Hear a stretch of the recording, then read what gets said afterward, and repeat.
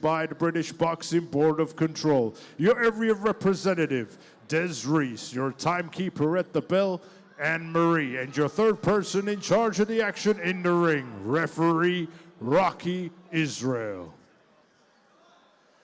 And now, ladies and gentlemen, introducing to you first, fighting out of the red corner. He is wearing the black trunks. His official weight of 11 stones, 1 pound. He is a veteran of 148 fights. Hailing from Hyde, Lancashire, England, United Kingdom. Introducing Dale Aerosmith. And his opponent across the ring, fighting out of the blue corner. He is wearing the black with orange trim. His official weight of 11 stones, 5 pounds. He is currently undefeated with 4 wins. Hailing from Clapton, London, England, United Kingdom. Introducing Tyler Marriott.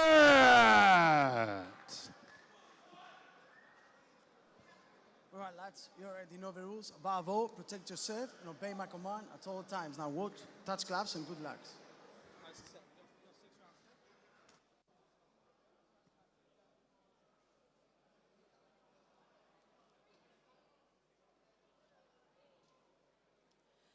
Seconds out, round 1.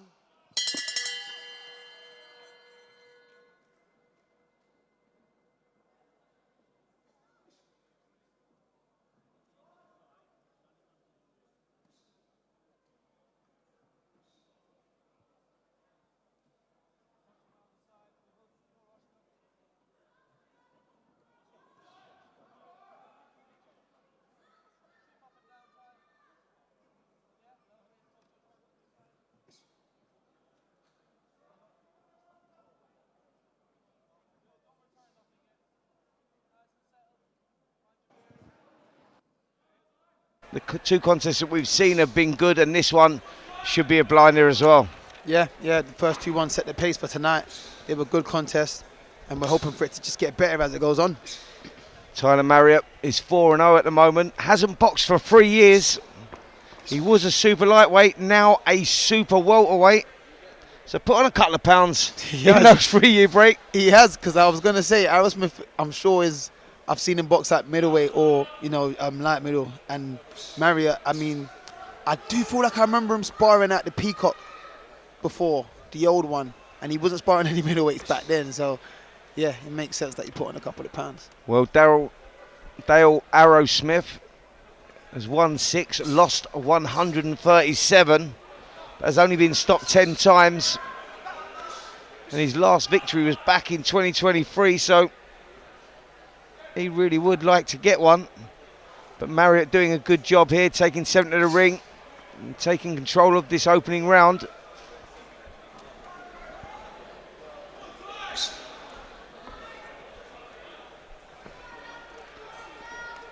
Nice confident start here, Radio.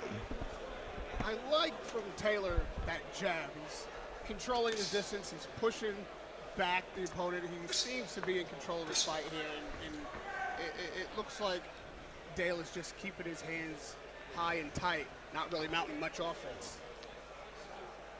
Well, we was talking about this earlier, Denzel, weren't we? The couple of opponents that were in the first couple of contests where they more often than not turn up and lose, but they do a great job defensively. Yep. We saw that in the last contest with Luke Thomas, who could give good prospect.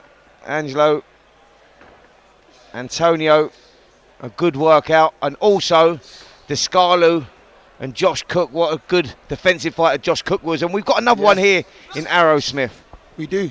And although these opponents don't give, the prospects trouble offensively, they give them a lot of trouble defensively, trying to break that guard and find openings and having to use their brain and use their skill set to work their way to a victory. I think it does them more good than anything, to be honest. Well, that's the first round in over 3 years under his belt now, Tyler Marriott, and he'll be pleased to get that one out of the way. A little bit of ring rust, but seemed to slip into it quite nicely, working well behind the jab, taking centre of the ring. But he's going to have to be creative here, Denzel, isn't he? Because Arrowsmith, you know, knows how to survive this guy. He's in his total comfort zone. He's there in the corner above us, just standing up, nice and relaxed. And that round, he'll be pleased with the way that went. Yeah, he will be. He will be pleased with the way it went. He wasn't in any trouble offensively. He didn't take any damage, anything. Didn't really even feel the full power of Marriott. His covers were nice and, you know, nice and tucked in, though nice and tight. Threw a shot every now and then when he needed to keep Marriott off him, and yeah, I mean, he's cruising here. Radio, what would you like to see Marriott do in this second round? What does he need to do? You know, Spencer, I'm a faith-based commentator. I'm always looking for the underdog to do something surprising. Every one of these nights, there's an upset. Somebody you're not expecting to come through does so. And with Arrowsmith just tucking up and holding tight with no offense even on his mind, it's a bit disappointing. I think Marriott is just going to be able to use him as a punching bag. But I hope with 5 rounds left to go that maybe Arrowsmith gets inspired and creates a peekaboo instead of just the peak. Yep, Radio Raheem that loves the underdog, as you've just heard. He likes the upsets and wants to see a little bit more from Arrowsmith, as we would as well. But this is going the way that Marriott would like it to go, taking the centre of the ring and just looking for those openings. Just moving the head, trying to set those traps. But at the moment, Dens, Arrowsmith doing a great job defensively. He is. But what I do like about Marriott, what we were talking about the last opponent, is he is targeting the body more. He's throwing nice jabs, but he is going to the body a lot more than, you know, we've seen in the last fight. Anyway, just like he is there, he's trying to find an opening, shoves him off a bit, but he's just throwing in too much singles. He's got to put more shots together, more combinations together. I don't think single shots are going to break the defense of Arrowsmith. Yep. What's he waiting for on the combination punching? There's nothing coming back. There's no danger really in doubling up, tripling even the jab. Unless Arrowsmith is willing to make Tyler hesitate, then I think Tyler should just let the kitchen sink go. Yep, well, Tyler just trying to work his way into this one, round number 2. And he's just looking for those openings to stab the jab to the body there as well. He's got the right idea here, Dens, to be fair. Like you say, he was a little bit more creative than we've seen already tonight. You know, he's looking for those openings. He's trying to draw the leads. He's trying to pull the arms down. He's doing everything well. But Arrowsmith defensively very solid. Yeah, no, it is. The only thing I can critique here is he continued doing all of that, but just with more combinations, and one would get through at least, you know what I mean? Even if he just changes the tempo of the punches, tap, tap, tap, boom, slipping the heavy one, you know what I mean? So I think he's got to, also, he is being crafty, but he's got to be a little bit more creative, I should say. Yep, just doubling up on the jab there and letting the right hand go to the body. Just there you go, just work the angles there. That was good. That was good. That was good. Because for the first time there, Radio, we just saw that he lost Arrowsmith momentarily, and that's what he needs to do to create those traps. Yeah, set these traps and close the show. I mean, there's, again, nothing coming back. And there is a bit of opportunity here for Arrowsmith who's just not taking advantage of. The elbows are a bit high at times for Marriott, and the more comfortable he gets in there, the easier it is, the more switched off he'll be defensively. So why can't Arrowsmith just maybe take advantage once Tyler just gets so creative and comfortable that he doesn't think anything's ever coming back? That's now his only chance. We're going now into only 4 rounds after this one. There's not much left of this fight for Arrowsmith to turn it up. Yeah, well, you just feel that Arrowsmith, having his 144th fight, and he's only won 6 of those, sometimes you lose ambition and the will to want to win, and the moral victory for these guys is staying on their feet and being able to turn up here again next week on whatever show it is, or we've actually got one tomorrow night. Here we go. How about this then, Denzel? You'd like this one tomorrow night? talkSPORT Boxing YouTube channel. We're back, same time, same place. there might be a place for Arrowsmith on there. There might be if he keeps that defense tight enough. What are you doing tomorrow, mate? Can you still make super well? Yeah. He'll step up to middle. He'll step up, yeah. He'll step up. After he fights that, he's going to weigh in again, so he can box more. Stars get made on nights like this. I'd say, for Tyler's sake, you know, I'd start showing off. We're in the 3rd round of 6. Like, I want to win some fans. Fair enough. You may as well do a little bit of showboating. Yeah, that doesn't hurt anyone. Do you know what? I just think, but Tyler Marriott, who's been out the ring for 3 years, he'll be just glad to be back in there, and he's feeling his way in. And to be fair, his timing's been good tonight. Like, you know, when you have a long layoff like that, it can take rounds to get into it, to grow into it, build the confidence. But he's gone in there with a game plan and he's stuck to it, and he's working well. He's starting to pick the pace up a little bit. You saw him trying to pull the hands there, trying to be a bit creative. Yep. I like what I'm seeing here from Marriott. Yeah, no, I do, because he's got someone in him that's very defensive responsible, but he's throwing the loads of different. His punch selection's good. Like he said, he's trying to move the guard down of Aerosmith. He's pushing him off, shoving him off, going to the body, going to there, trying to throw uppercut, sneaking it into the midsection of the body, and that. He's throwing a different variation of shots, which is really good to see from him, especially from someone that's been out there for 3 years. Yeah, totally agree. Unfortunately, Radio, your man Aerosmith, he's not really doing too much at the moment. He's not. I don't think he's heard you, mate. You may have to speak up here, because Well, I heard that Aerosmith don't want to miss a thing. He's missing every opportunity here tonight. And for Tyler's sake, to your point, if you're coming back off a long layoff, I should say, this is the kind of fight you want. Yeah. He's able to work into the fight, get his timing back. He's really not counter-punching, so timing's not going to be an issue. Yeah. It's really just him landing punches where he wants to, and his punch selection, which is getting more creative as the fight goes on. I mean, this is maybe just a tick up from a gym workout, if even that. I've seen some wars and the sparring that can eclipse the action here. But you're right. I think he'll be happy to go back to the locker room and feel like he's back on his game. Yeah, I mean, like you said, he's definitely been in tougher spars than he has in this fight, but he hasn't also been presented with these problems where the person he's sparring is so defensively responsible. So this is another problem he has to solve tonight. And I think he's doing really good solving it. Like I said, the punch selection is good. But I also say, I know he's been out for 3 years, but I also say ring rust is for people that don't stay in the gym. Yeah, I totally agree with that. Like he looks in great shape, Marriott. Forget that we said he was a super lightweight coming back as a super welter. Yeah. He's definitely filled out, that's for sure. He's not carrying any weight at all. But I like what I'm seeing here, you know, from Marriott, because he's getting inside, and you look at those where he's pulling the gloves down and letting the shots go, and he's trying to be creative against a guy who don't get stopped a lot, who's been in with a lot of good fighters, and defensively is very sound. We were talking about this earlier in the night, actually, Denz, weren't we, when we were saying, when you get a guy in there that just wants to survive and don't have any ambition, and the moral victory for him is just losing on points, that's a difficult guy to get rid of. That's a difficult guy to be creative with, you know, just to steal his soul, to break his heart. Yeah, no, it's true. And then in that instance, you just got to hit him everywhere. You know, you have to do something else to make people look and think this guy's a good fighter. And even though the guy that doesn't want to get stopped is very crafty and responsible, this guy's a whole nother level. In this round, we saw the 2s and 3s coming behind the 100%. single shots from Marriott. Yep. Now we're getting what we want to see, and I think get comfortable enough in the next round, he might start showing off, which is what I've asked for. Maybe taking some chances and going for big money shots. I don't see why not. You know, and here's the thing, Spence, maybe lucky number 7. Lucky number 7 is what Dale Aerosmith is chasing. If I were in the corner, I'd be trying to motivate him any kind of way.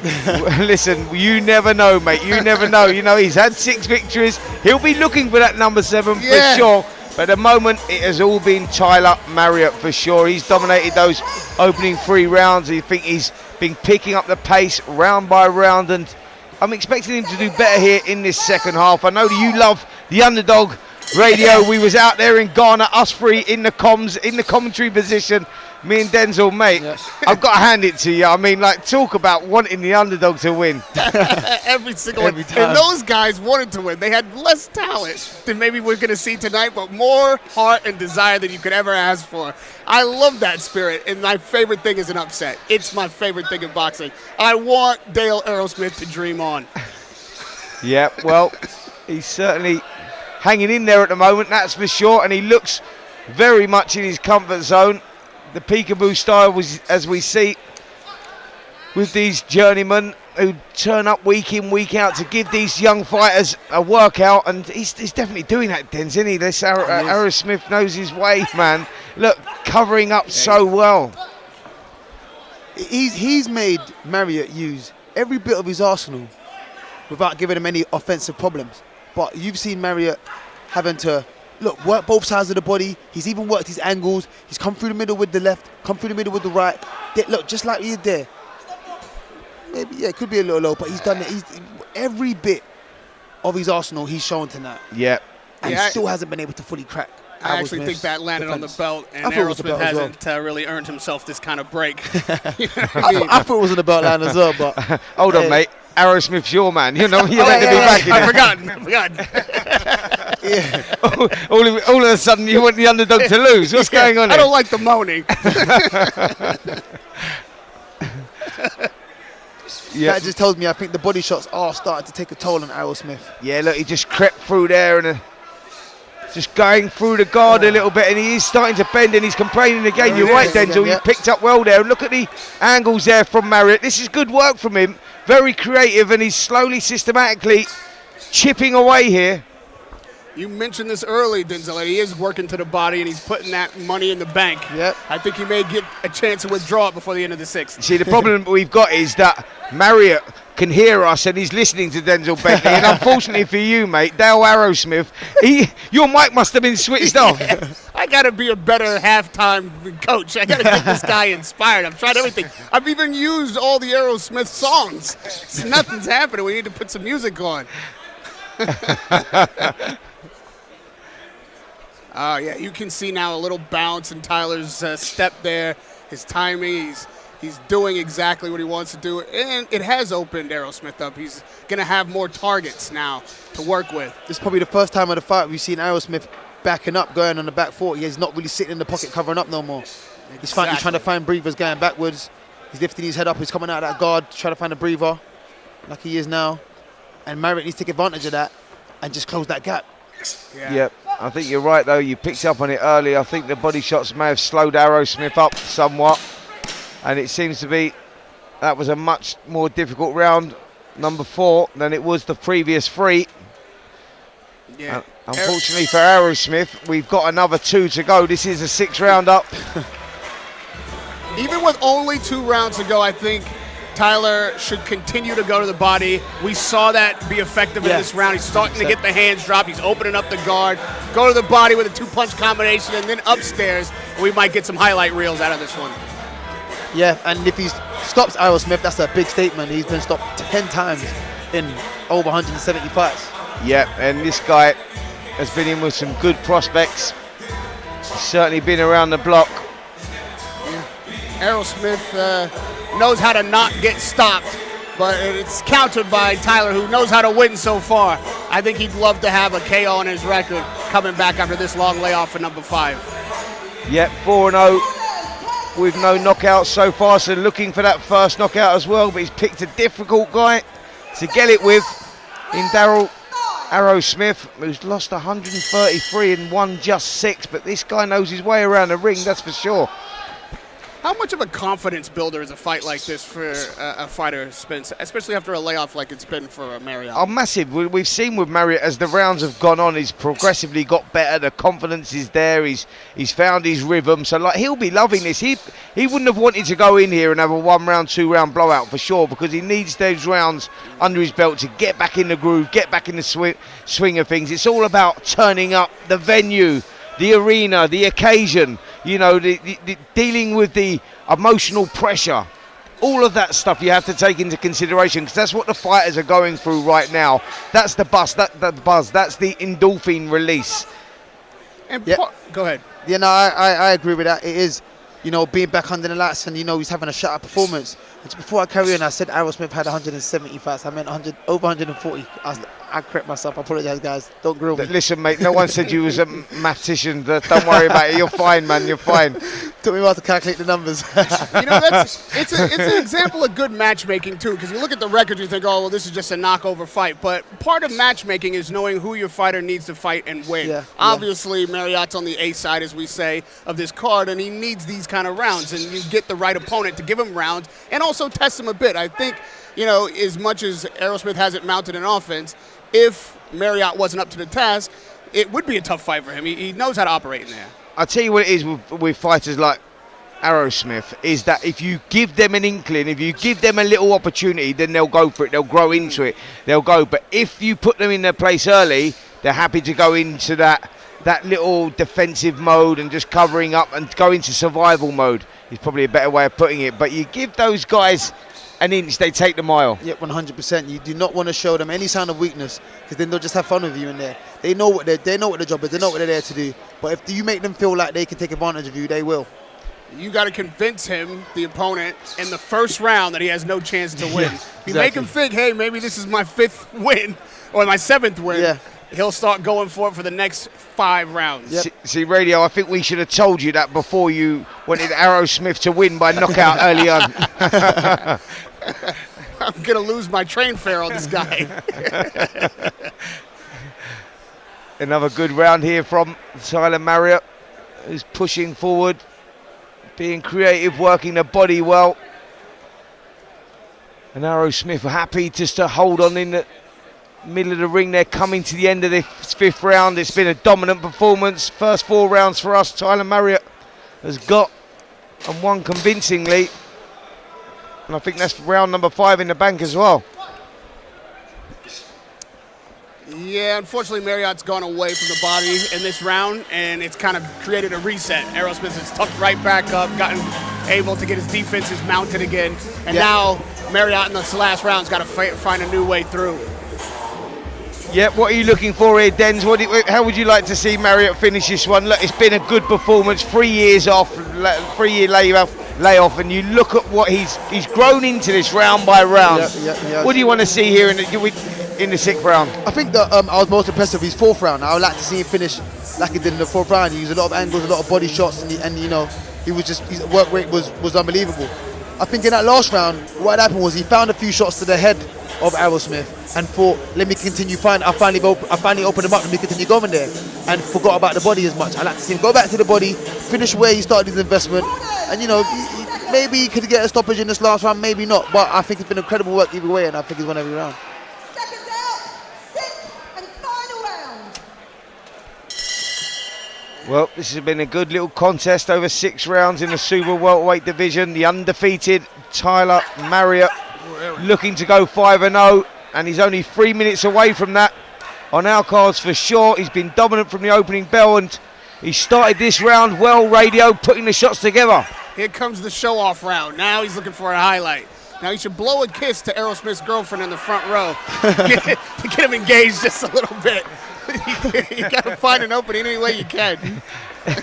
You just want your man to throw some punches. We know what's going on here. Wants to find a haymaker.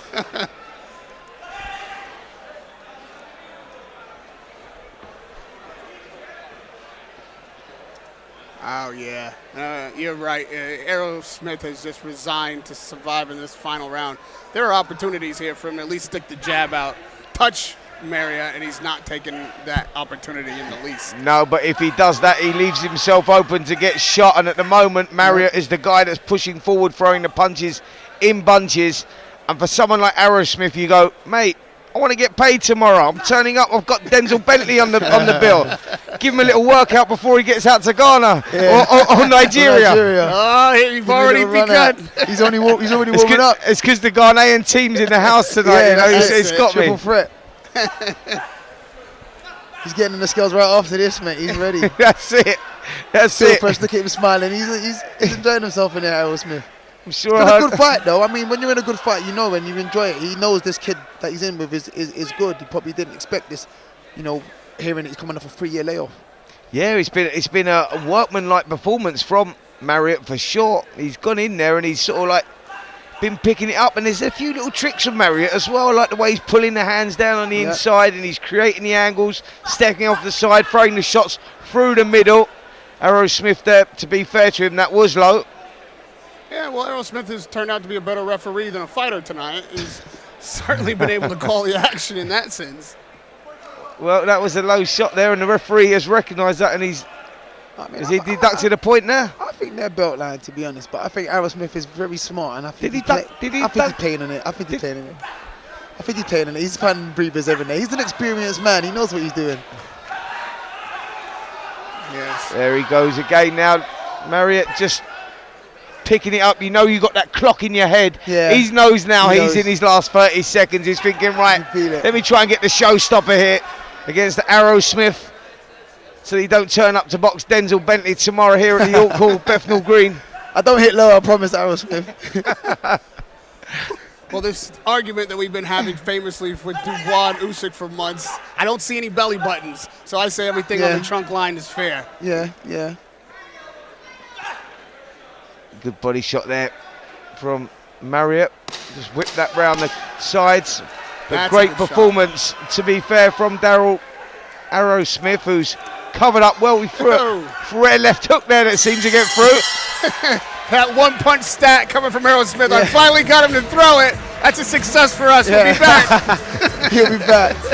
There you go, Radio Raheem knew he had it in him. He knew he had the shot there, but too little, too late. It's probably the way that we see it. Great performance there from Tyler Marriott. Yeah, I've got a draw.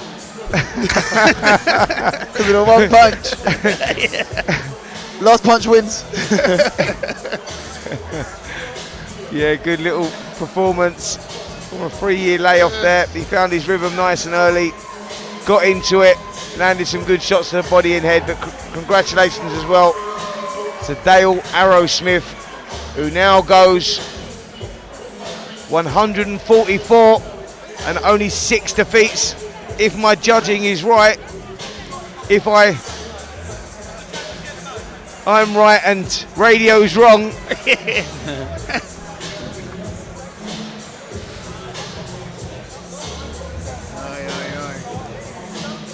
Did they in fact take a point in that round for what was called a low blow? So, all right. It'll be like 59-64 maybe, because I don't think Arrowsmith won a run around. I still don't think he won the round, so they might have drawn it off 9-9. Yeah, 59-54. Yeah, I think so. Yeah. Ladies and gentlemen, after 6 rounds of boxing, we go to the referee scorecard. The ringside referee scores the bout 59-54, and your winner, still undefeated, Tyler Marriott.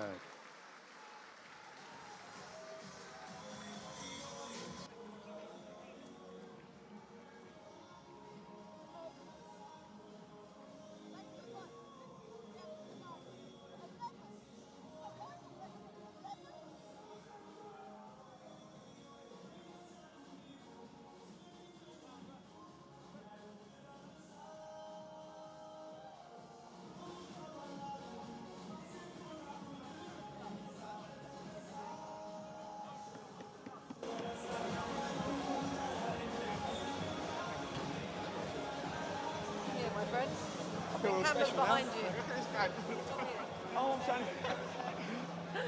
Tyler, congratulations on your win. You moved to 5-0 tonight. Few years out of the ring. How does it feel to be back in there? Fantastic. I was really excited. Nervous, obviously, but that's good. It means I care. I do. Yeah, just really happy I'm back and looking to push on. Yeah, absolutely. I mean, you faced a really durable opponent in Dale Arrowsmith. You know, he's close to 150 fights on his record. What were some of the things that you were trying to do to get him to open up? A couple of times I tried putting his guard down. He was very tight, very quick on his feet. You can see maybe I could have been a bit sharper and stood back when he fell in. But apart from that, I just do what the coaches asked, and I thought I'd done a right performance. What I noticed and I loved was that ring presence, keeping that pressure without even throwing. And when you did throw, it's cruel intentions. Now, some of the stuff I saw you doing, like the angles of your feet and both hands, it's more reminiscent of somebody that's had more bouts than you have. Now, it's going to be a bit cheeky, but is there any boxer that you've got your sights set on? To box myself? No one in mind. I'm just, whoever's put in front of me, that's who I box. Great stuff. Listen, 5-0, few years out, you've made your appearance back in the ring, got that ring rust off. What is next for Tyler Marriott? That's all down to my team and manager, but I believe we've got a show in November, end of November. That's what I'll finish the year strong on that. But I'm not announcing anything just yet. I'm going to enjoy my night and announce that soon. Well, listen, congratulations. Great to see you back, and we look forward to seeing what you do next. Thank you. Just shout out to my team. Thank you very much. To everyone who spent their money and come support me tonight, that means a lot. 3 years out, and I've done really good tickets. And all my sponsors and everything, it means the world. Thank you very much. Well done. Congratulations. Thank you. Wicked, bro. Thank you. That was wicked. That was a fantastic fight from Tyler Marriott. Great to see him back in action. Moves to 5-0 tonight. It sounds like he's trying to build that momentum and get his feet wet again, which is wonderful. I was trying to force something out of him because some of the stuff I saw tonight, that was advanced boxing. It was good to see. Yeah, absolutely. It was really good. Next up, we have an exciting prospect by the name of Gabriel Paselle. He's had his debut back in May on Dean White's Black Box show.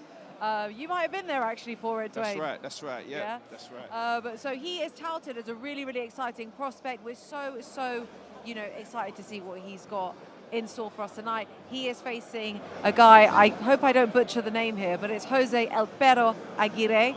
I've been practicing that one. You're better than me because I'll leave it alone. Go on. But his opponent he's going to be a tough, durable opponent. Hopefully it's not going to be a tactical spoiler because we're really looking forward to seeing what Gabriel Paselle has in store. Do you have any insights into his debut and what you remember from it?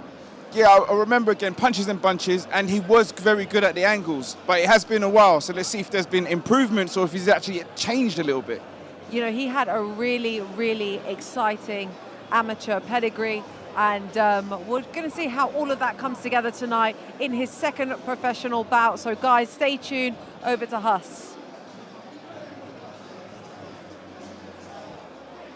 Ladies and gentlemen, now it's time for our next bout of the evening, scheduled for 3-minute rounds in the super middleweight division. And now please welcome to the ring, Jose Aguirre.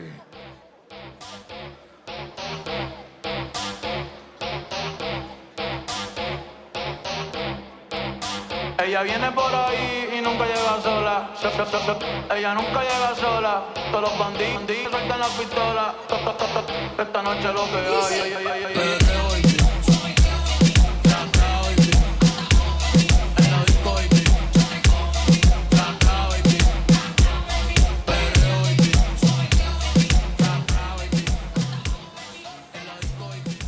And now, ladies and gentlemen, please welcome his opponent to the ring, Gabriel Paselle.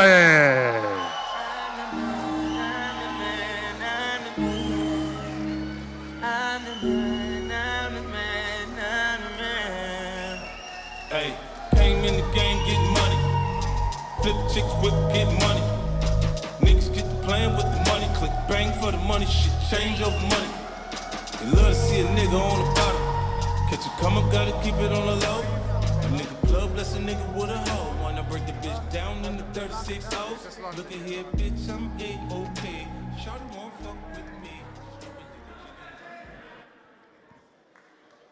Ladies and gentlemen, this bout scheduled for 4 3-minute rounds in the super middleweight division. This bout is brought to you by Mark Neilson of Neilson Boxing in association with John Trethui of TM14 Promotions.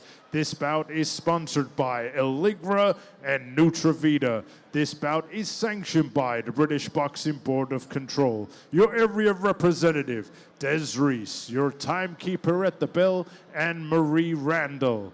And your third person in charge of the action in the ring, referee Amy Pooh. And now, ladies and gentlemen, introducing to you first, fighting out of the red corner. He's wearing the blue with white trim. His official weight of 11 stones, 11 pounds. He has a record of 17 fights, 13 losses, 2 draws, and 2 wins. Hailing from Panama, Jose Aguirre.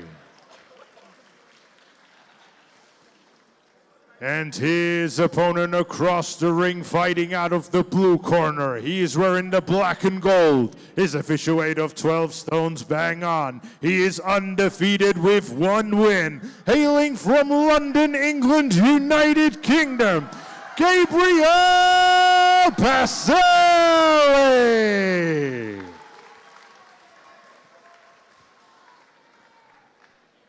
Boxers, listen to me at all times. Watch your head, no low blows. When I say break, step back. Protect yourselves at all times. Touch gloves.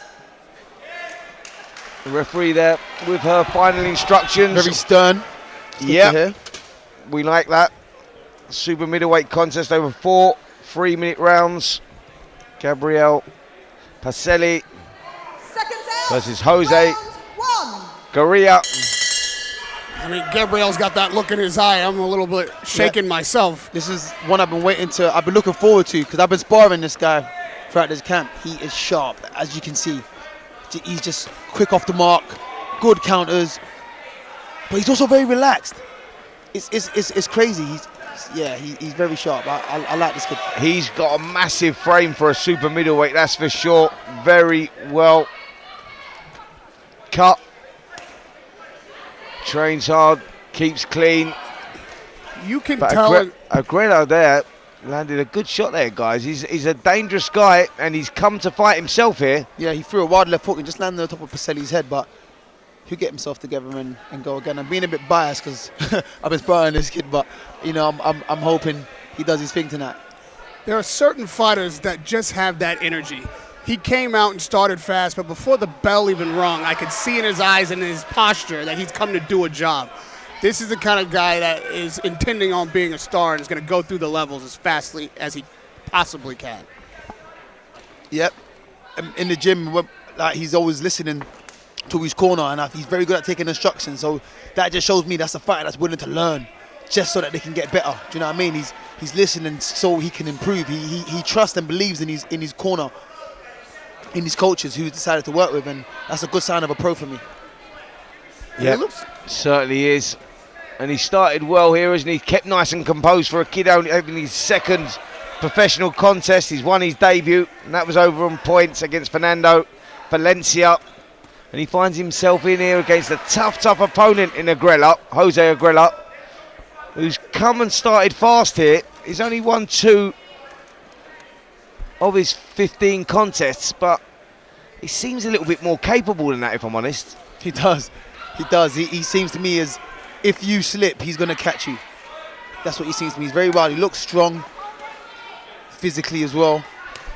But I think he's come out like this because the beating Paselle's putting on him right now, he has to fight back or he will get stopped. It's exactly that. Paselle is forcing him to fight. A lot of this is defensive punching. There's different ways to survive. Big right hands going in there from Paselle as well. You could feel them thudding in from down here at ringside. There's some real snapping nose shots. And while I believe Paselle probably has better defense than he's displaying, he's willing to take chances because he's not afraid of what's coming back. He wants the knockout, and he'll take a punch to get it. He does. Yep. He is fighting like that. But I know when he gets back to his corner, his coach will be telling him to get back on his defense and not to be taking unnecessary punishment. Not like he is, but just punches like that, walking into a jab like that. That is not what they've been working on from what I've seen. And I know he can evade that, but like you said, he wants to push forward and hurt this guy in front of him, and he's willing to take a shot to do that. And to both of you as fighters, if a guy can't get your respect, if you think he can't hurt you, you're not bothered about taking that shot. That's even true. 1 or 2 of those shots, if true. it means maybe I get closer to a knockout inside this very short distance fight. Well, I agree with that. I've got to say, guys, that Gabriel Paselle, he went out there and he put it on Jose Aguela, but Aguela dealt with it, man. He met him head on, and yeah, he was losing the round and he was taking some punishment, but did you see towards the end there? He had a little bit of success. Paselle won the round clearly, but he had a little bit of success, and that was enough just to pull him back in the fight and say, come on, let's go. I like that from a guy that's only won 2 from 15. And it's also good, as you say, like the last 2 fights we just watched, the opponent was presenting defensive problems for the prospect. This guy, Aguera, is presenting offensive problems for this opponent. He's fighting back, he's catching him in between his punches, and he's making him have to think about what he's throwing. He might not be the best defensively, but his attack, him throwing back, is making Paselle have to answer questions that he didn't know he had to in this fight.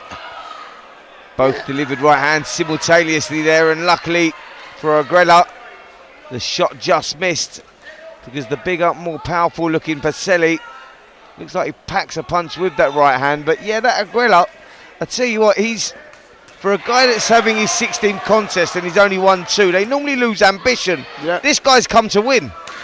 I tell you what, I love this underdog courage from you, Spence.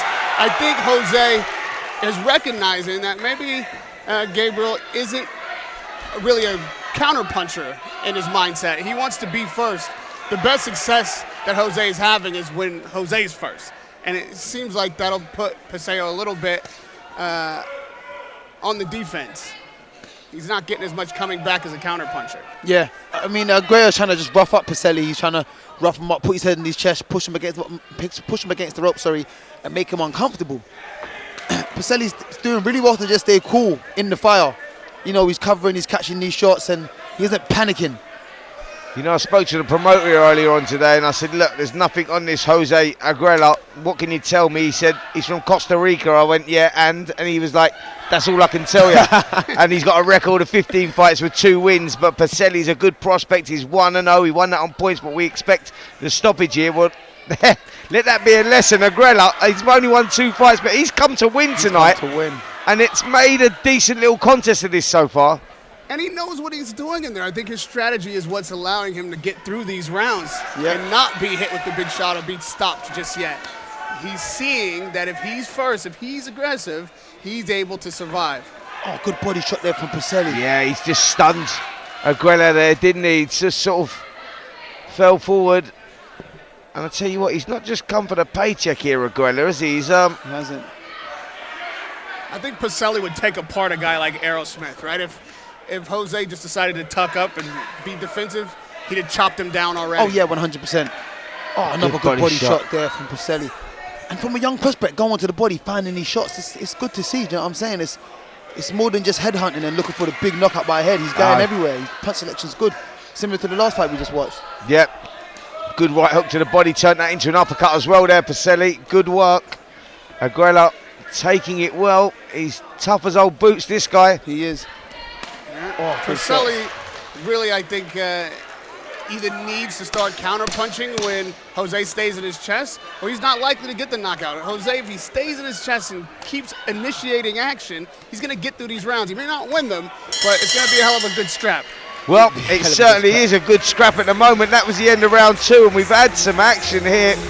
Gabriel Paselle may be a little bit surprised that Aguero is still in there, but he is still in there, Denzel. And I tell you what, he's happy to be here right now. He is. And just like Radio said earlier, Aguero's defense is his punch output, is his offense. He doesn't have that slick defense that we saw in the last 2 fights. He has to fight back in order to keep you off him. And that's what he's doing. And he's presenting different problems for Paselle. Paselle probably thought he was getting a man that was just going to tuck up and be hard to stop. But in return, he's got a man that's fighting back and he's fighting fire with fire. Radio, I love that though, don't you? That his form of defense is offense. That's right. Putting it out there, like you love that sort of stuff where you go, like this guy's tough. You know what I mean? He's one of those rare breed that, like, when he gets hit, he sort of half likes it. You know what I mean? And it spurs him on to deliver something himself, and that makes for a good contest because Paselle does recognise that he's in a fight here. And while I'm not expecting it to happen tonight, that's also what makes for a good upset. It's that kind of mentality on a fighter that'll get you one of those wins you don't see coming on a night like this.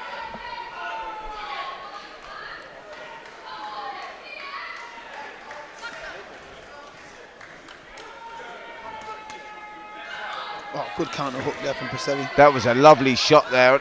I'm impressed as well, Denzel. You're right there, you know, for a young fighter, only having his second fight, his shot selection's been good. He knows when to turn the pace up. You know, there's a couple of times there when he's put those shots together.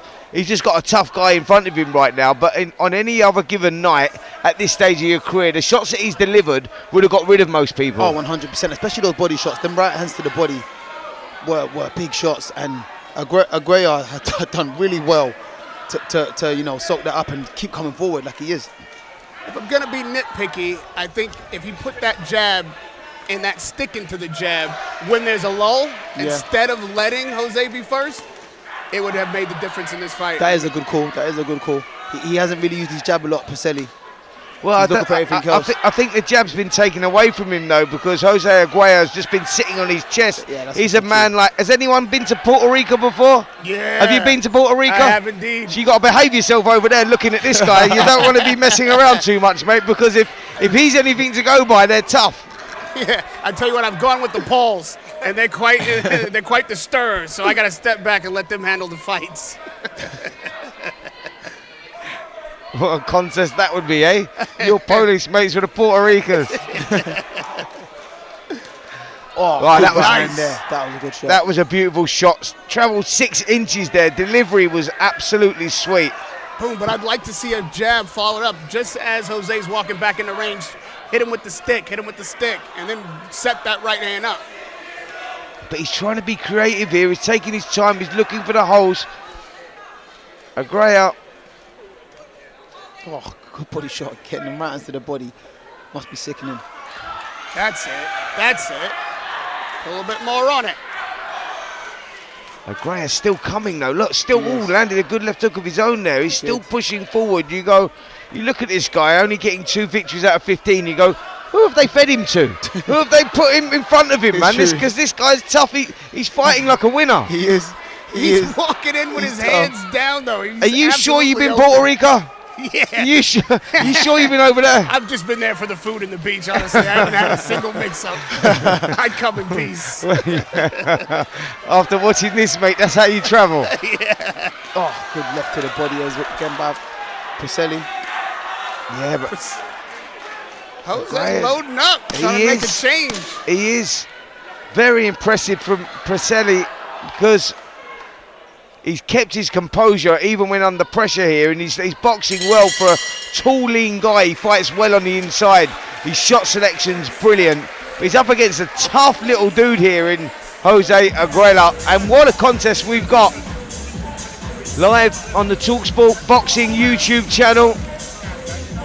We're also on Seconds Out, boxingnews.com. So we're over spread across a few channels here, and what a great night of boxing we've had so far at the York Hall Bethnal Green. We're in fight number 4. We've still got another 6 to go after this. Some great little contests coming up. Myself, Spencer Oliver, in the commentary position with Denzel Bentley, world middleweight title contender, and Radio Raheem. Denzel, let's talk a little bit about you, mate. When are we getting this opportunity? I mean, I've been waiting for ages, man. I mean, I've been running down Janabek. He's blocked me online. He doesn't want to give me my shot, but I've been ordered to fight an eliminator, and when I get through that, hopefully I get my shot at the world title. Well, do you know what? It's an interesting one, isn't it? Because you're looking at the landscape now, and you look at Terence Crawford and the performance he's just put in against Canelo Alvarez. Now there's talk of Crawford dropping back down to middleweight. Janabek was mentioned. You go all of a sudden, like in the mad, wacky world of boxing that we live in now, it could be like 12 months down the road, you know, you have your results, something opens up, an opportunity arises, you find yourself in with Terence Crawford. But what I'm saying is you're not too far away from that, because you're both picking like the same guy, and you just don't know what happens in this crazy world. That is very true. It is true. In 12 months' time, I could be looking at a whole different landscape of the way things are going right now. And if he gets in there and fights Janabek and beats him, and I'm now mandatory for the derby, I mean, listen, mate, you heard it here first on the talkSPORT Boxing YouTube channel. Spencer Oliver made the fight. Denzel Bentley versus Terence Crawford for the undisputed middleweight titles. Beautiful. I ain't mad at that. I ain't mad at that at all. I'll be cheering you on like no underdog I've ever cheered on before. I appreciate that, Radio.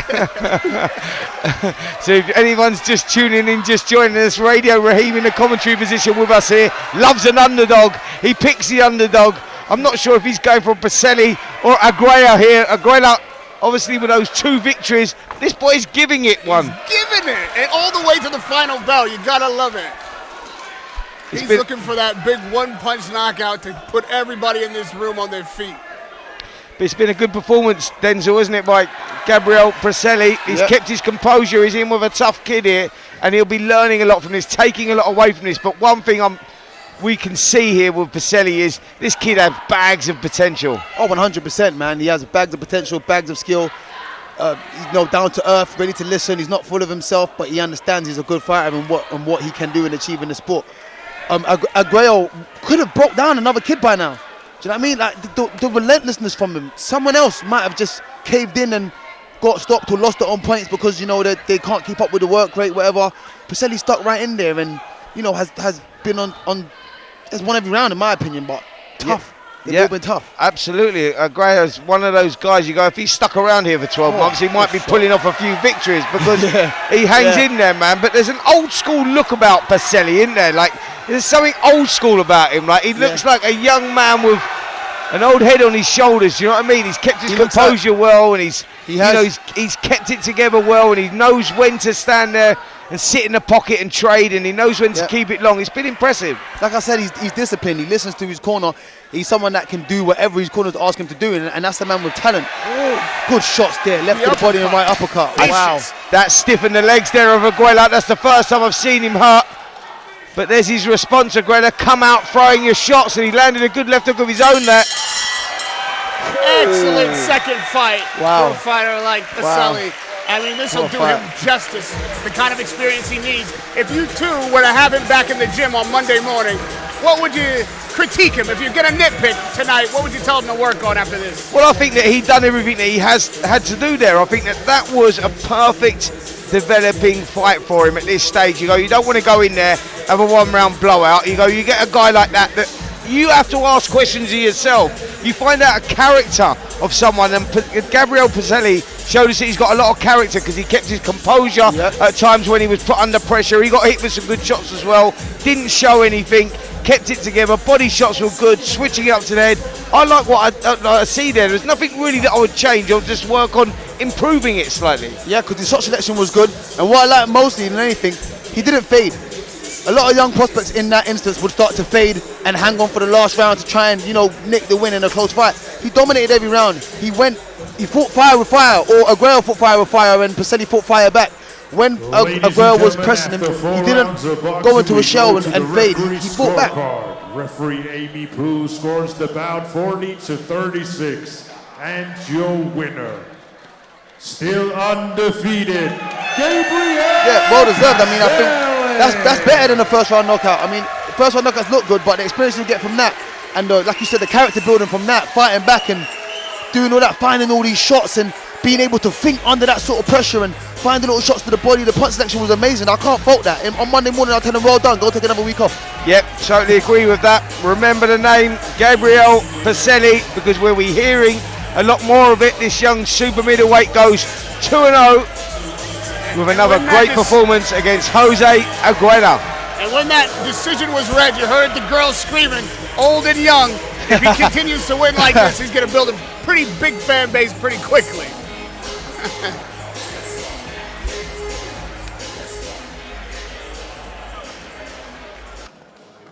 Gabriel, congratulations. You moved to 2-0 tonight. How are you feeling? I feel great, yeah. I feel over the moon.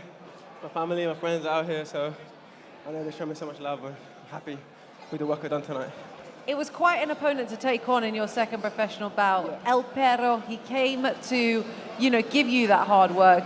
The shots you were landing to the body were absolutely beautiful. You were really putting that work on him. What was some of the thinking going into those rounds? I've been doing a lot of work with Rod and Steve in the gym, and I wanted to just be able to go in there and do what they asked me to. I got a little bit excited when I come out, but it's a good learning for me, staying composed, and I just keep listening to those two and my team and follow their lead. I want to thank God for another great win. You've often said that boxing gives you a feeling that you can't get anywhere else. Tonight was your first night boxing at the York Hall.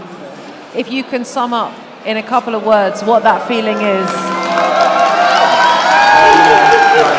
what would you say? Family here, you can see them here. I can see TJ and my family and everyone. So, see Bruno over there. Yeah, man, it's unbelievable. I'm so happy. Yeah. There's a couple of times in a fight you had him unsteady on his feet, even kicking Bambi legs, but you stepped off. I heard you mention doing as your corners asked. Was that part of it, just to not finish him early and get the rounds in? Yeah, I could hear them saying, stay composed, stay relaxed. So I was also thinking, okay, I also got to listen to them, that's the main thing. So is that as well. You've been touted as a really exciting prospect, one to look out for. You moved to 2-0. What's next for Gabriel Paselle? Just keep working hard in the gym, listen to Steve, listen to Rod, my team, and I just trust that we're moving the right way. That's it. Congratulations again on your win. We look forward to seeing you back in action. Hey, thank you so much. Thank you everyone who come out. Thank you so much, guys.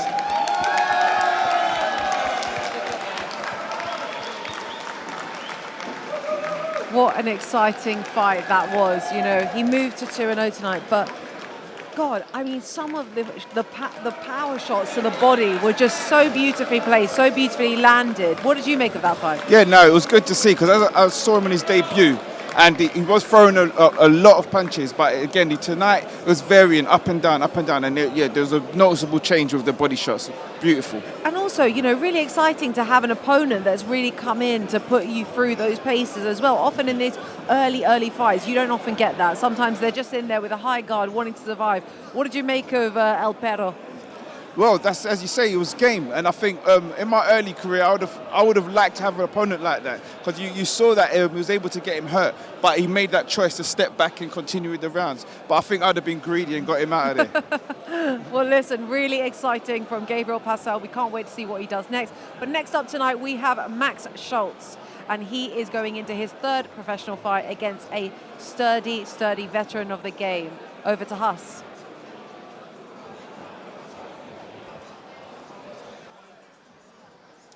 Ladies and gentlemen, now it's time for our fifth bout of the evening, scheduled 6 3-minute rounds in the lightweight division. And now please welcome to the ring, Carl Sampson.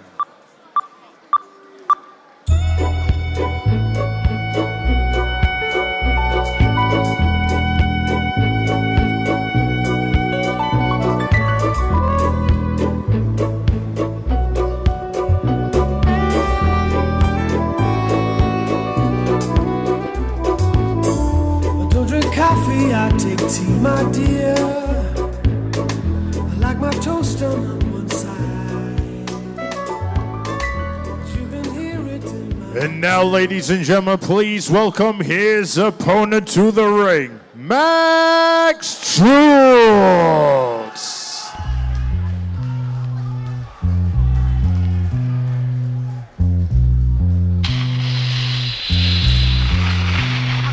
Ready for war, Joe? How you wanna blow they spot? I know these dirty cops that'll get us in if we murder some wop. Hop in your Hummer, the punish is ready. Meet me and Beatles with noodles, we do this do while he's slurping spaghetti. Everybody kiss the fucking floor, Joe, we crack, fuck them all. If they move, noodle, shoot that fucking whore. Dead in the middle of little did we know that we riddle to middleman who didn't do diddly. It'll be a cold day and how the day I take it. Ladies and gentlemen, this bout scheduled for 6 3-minute rounds in the lightweight division. This bout is brought to you by Mark Neilson of Neilson Boxing in association with John Trethui of TM14 Promotions and their proud sponsors Allegra and Nutravita. This bout is sanctioned by the British Boxing Board of Control. Your area representative, Des Reese, your timekeeper at the bell, Anne Marie Randall, and the third man in charge of the action in the ring, referee Rocky Israel. And now, ladies and gentlemen, introducing to you first, fighting out of the red corner. He's wearing the black with gray trim. His official weight of 10 stones bang on. He is a veteran of 67 fights. Hailing from Sheffield, England, United Kingdom. Introducing Carl Sampson. And his opponent across the ring, fighting out of the blue corner. He is wearing the black and red. His official weight of 9 stones, 12 pounds. He is currently undefeated with 2 wins. Hailing from Billericay, Essex, England, United Kingdom. Introducing Max Schultz.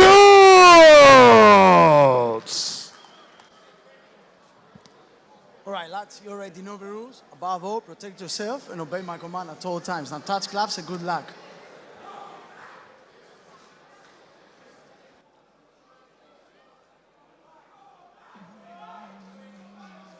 You know, against the seasoned veteran, Carl Sampson.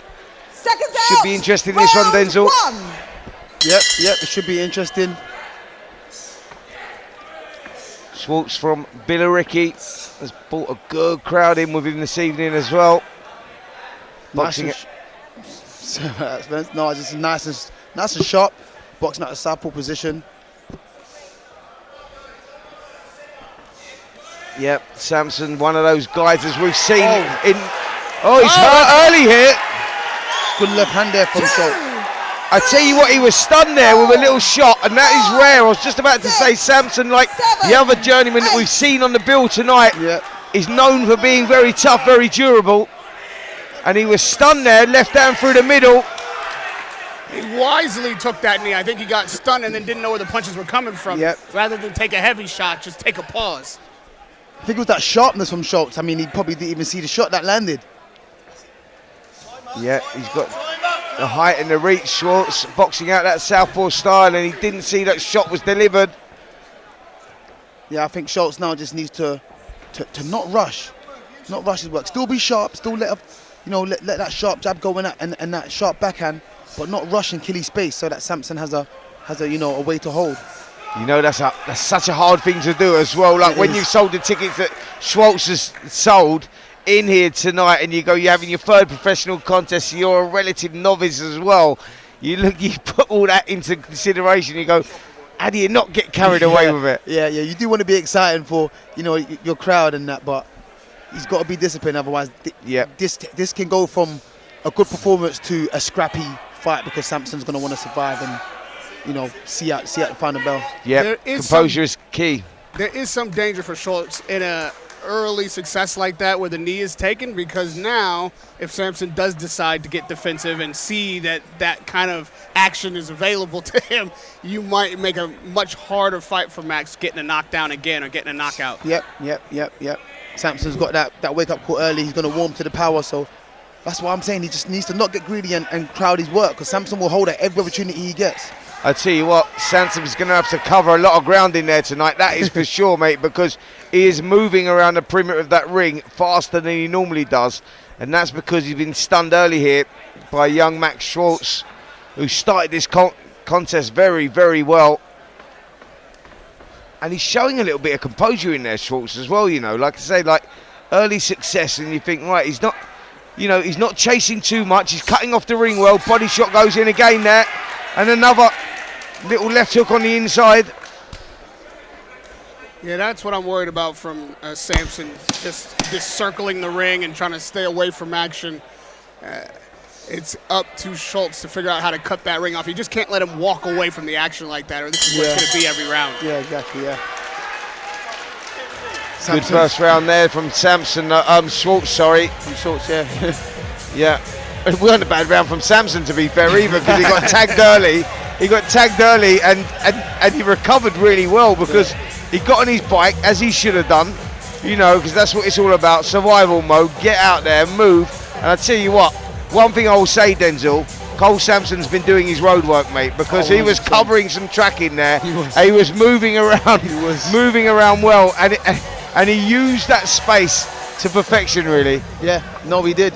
He did, and he managed to make Schultz chase him instead of cut the ring off. So that's what made it easy for him also to cover that ground and move out the way. And Schultz is so worried about that lead foot being on the outside. He's giving all that room on the inside for Sampson to move around, which is why he's moving to his right so heavily.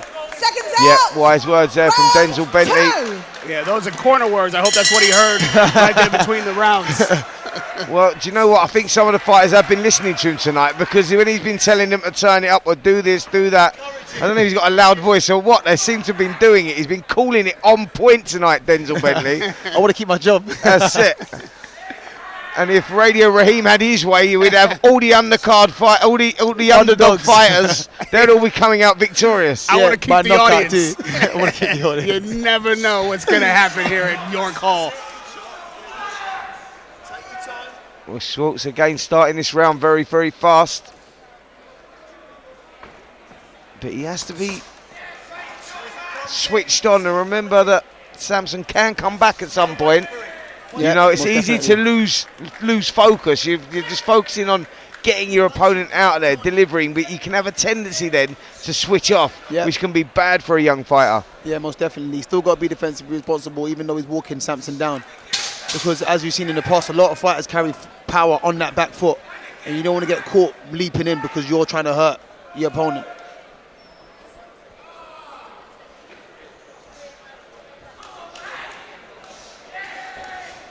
Good lead left hands again there from Schultz. One to the body, one to the head. Looks like Schultz, instead of cutting the ring off with his feet, is trying to measure the distance with his hands. Yeah. That will open up some opportunities for Sampson to counterpunch if he has the mind to do so.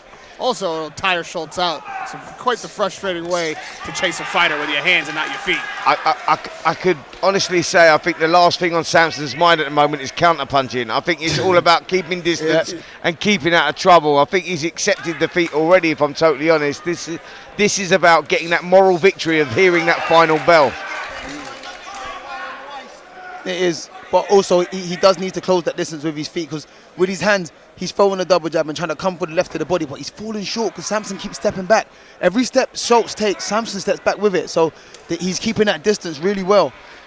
So how do you close the gap when you're chasing a fight like that? You move your feet before you throw your hands. Don't close the gap with your hands. Close the gap with your feet. Move the feet into range, then let the shots go. Yep.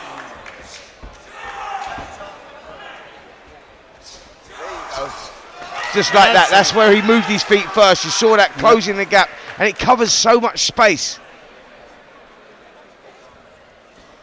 And Sampson has no answer for Schultz's offense once he's in range. You're exactly right, Spencer. Like on cue, I think they're listening to you now, finally. Well, I'm fed up with them listening to Denzel, so I thought I've got to make myself be heard here as well. You know, that little man syndrome. Yeah. I need just one of these underdogs to start listening to me. You mean start letting their hands go? That's it. That's it. Believe. I just need you to believe. Well, another good round there from Max Schultz, who's put that round in the bag again. He's cutting off the ring well. He's doing pretty much what we've asked him, really, about closing the gap, moving the feet into range first, throwing the shots. But he's in against a tough, durable guy in Cole Sampson, who found himself on the seat of his pants early in the first round, recovered well, and has now got on his bike. And what we were saying earlier on, Dens, about that, like when your opponent comes to survive effectively, and that's what Sampson's doing now, and doing a good job doing that. You go, that's very difficult to get them out of there or to even look good against. Yeah, no, it is. I mean, I don't think originally he came to survive, but after that first knockdown, he turned his ambitions to surviving. Now I'm not getting stopped, and now it's hard to, like you said, shut down that gap, close that gap, and do all these things as an inexperienced fighter to try and, you know, slow down the experienced fighter, regardless of their record or, you know, the fights they've had. Yep. So Paul Radio Raheem hasn't got a chance of pulling off the underdog one here either, has he? Not quite yet. I will say, though, these are good matchups for the fighters that are on the track to win. And that's fair to say. Like, we've seen some underdogs here that have quite a few losses, but they're giving the opponent the kind of work they need. We're finding things out about these A-side fighters. Yep. It's all part of the apprenticeship, all part of the development, and this is where it happens here at the York Hall Bethnal Green. We've seen so many good fighters, you know, boxing here in the past, and a lot of good fighters at the beginning of their careers developing here week in, week out. One of them sitting next to me, actually, Denzel Bentley, who's had many a nights here. And Denz, you love coming back to the York Hall. There's something magical about this place, right? The energy's crazy, man. The crowd, it's an intimate venue. I mean, the crowd's on top of you. If you're performing well and your crowd are in the house, you're gonna hear them. Do you know what I mean? So it's a nice venue to be at, man. It's legendary. But a lot of people, like, you know, like on their days off or their weekends off, they like to go cinema or go to a restaurant or even go down to the pub or whatever. Not Denzel Bentley, you find him at the York Hall Bethnal Green, mate. Whether he's working or not working, this is his home. You catch me here, slip through the back door and you just see him in the house. That's it. That's it. How do you get in, mate? I'm not gonna tell you. I see Schultz stalking now.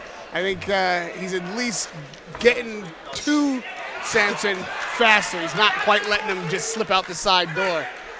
No, but this is good work here from Schultz. Like you say, he's stalking now. He's trying to cut the ring off, but he's showing patience as well. He's not getting reckless, and it's easy to lose your head, you know, when you're early in your career like this against someone like Cole Sampson, because the kid don't stop running. It gets you get frustrated, 100%. And it's easy to lose your head, and then you overtry, and then you fall. You know, you're overreaching or falling short, and it's not a good space to be in, because when the fight's over, you're like questioning yourself. Why didn't I do this? Why didn't I do that? Schultz is doing the right thing here. Yeah, no, he is. That was a good body shot from him. Body, yeah. That was, but that's exactly what Samson wants him to do. Samson wants him to overreach and fall in so he can hold. Just like that. He wants to he's going to hold at every opportunity he gets. Now, the craftier fighters, when a guy hugs you like that, you start hitting him in the kidneys. No, just tapping those kidneys. Just keep letting him know, I'm going to throw even though you're holding. Yeah, but you know what, though? He puts himself in a position, Samson. You look when he's holding, he puts himself in a position where Schultz can't let any shots go. He can't even tap him in the ribs because of the way that he ties him up. As bad as it sounds, the worst thing Schultz could have done was put him over in that first round. Yeah, absolutely, because he's got more defensive than he would normally have been. Like any bit of ambition that he may have had, has gone. From that moment there, it was like, right, you've messed it up for yourself now. So I'm going to make life difficult for you. Yeah, 100%. You're going to have to catch me now.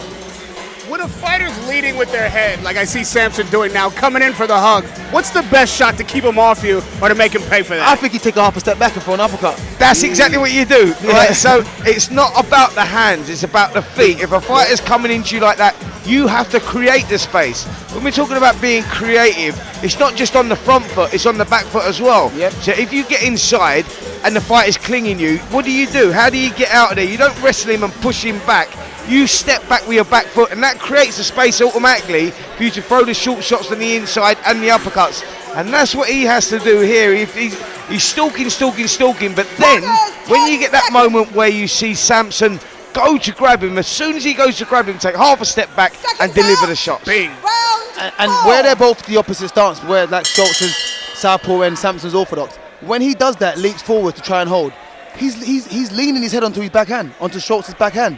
So their shot's there, however he wants to throw it, it's there.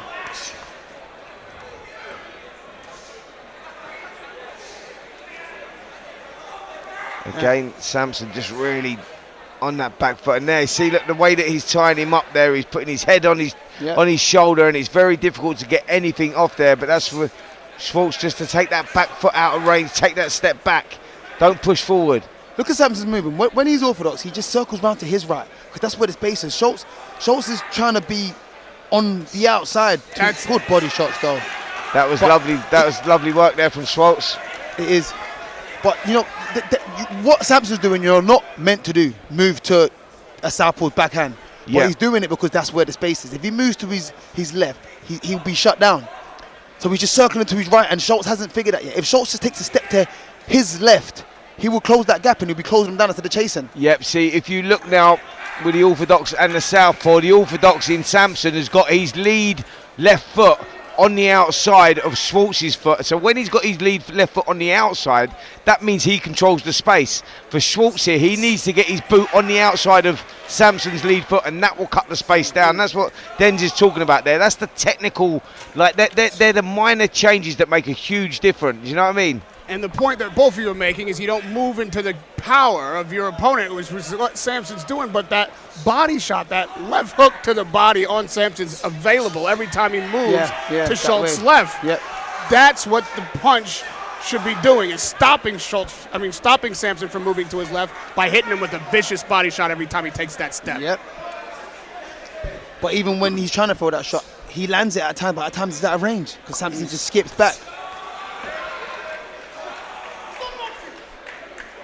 See right there, like Spencer said, he doesn't need to wrestle in the clinch. That's just wasting energy. Yep, just take that step back. Let him use the energy. Take your back foot out of range, and everything falls into place. Right, if he just feints him and makes, if Schultz throws a feint and lets Samson's lead in, he can take that step back and land a shot to the body or to the head. Look when. Tell you what, Schultz has got to be careful not to switch off completely. At some points, his hands are below his own belt line. I don't care who you're in there with. That's a dangerous position to be in. It is, but he's just showing how comfortable he is because nothing's coming back from Samson. Yeah, I think Samson's resigned to throwing punches now. He just wants to hear the bell. Just wants to hear the bell. bell. I mean, look, he's clocking up some. You could imagine if he had one of those watches on. He's clocking up some kilometres there, mate. You know, he would have closed a few rings there for sure. Yep, 100%. He's getting his steps in for the day. He's getting them steps in. them left hands to the body from Schultz are exactly what he needs to do whenever he finds Samson moving to his right. Just throw that left hand to the body, but he's got to close the distance with his feet. Yep. This is pretty as simple as that, really.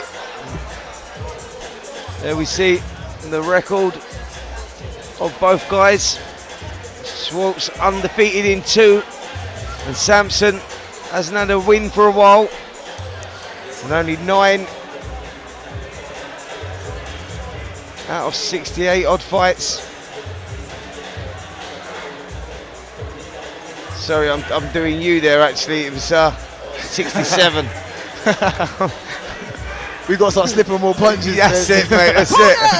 That's the trouble with us boxers and ex-boxers, that school life was never the forefront of our focus. You know what I mean? It was like 5. I used to walk to school across a field, not actually go into the school and walk back home. That was pretty much where I was at, and that's because I'd been running in the morning before. It's just mad. It's mad. So any kids that are listening out there, make sure you walk through those school gates. Yeah, 100%. Go to boxing after. Because otherwise you end up like me and Denzel Bentley, not being able to tell the records and the victories of each fighter and the number of fights they've had. We got count of our fingers. See right there, where Samson leaped in. If Schultz just took that step back, he would have fell him to a shot there. That's exactly what it is, and I think that's like you look at the foundations. You go, the kid's got it all there. He's tall, 100%. He's a southpaw. He's got all the attributes. Now let's build on that. Take the constructive criticism home. You know, work on that. Look back on this fight and go, yeah, you're right. Let me create that space. Let me try stepping back. Let me try coming off the line a little bit and being a little bit more creative, because it's not just about chasing these guys. It's about forcing them into making mistakes as well. 100%. That's where the opportunity comes. I guarantee you he'll be doing footwork drills and cutting off the ring for the next 2 months in camp. Absolutely. You never know, Radio. He might give you the call as well, mate, because you're the man that loves the underdog. Yeah, and I'm a good runner.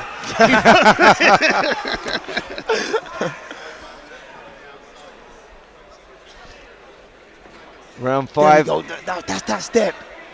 Yeah, that's exactly what it is. Round 5. Sharp, though. The 6th round up. And yep, nice sharp work again there from Schultz.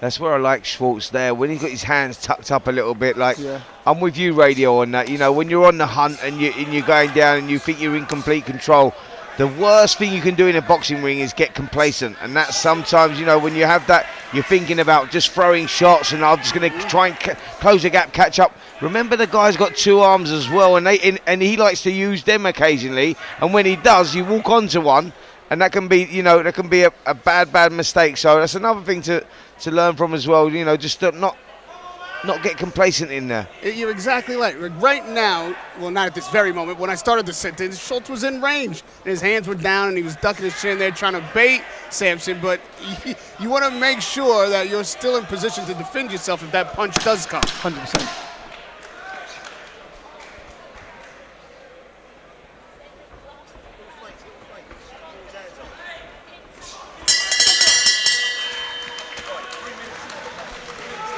Yep.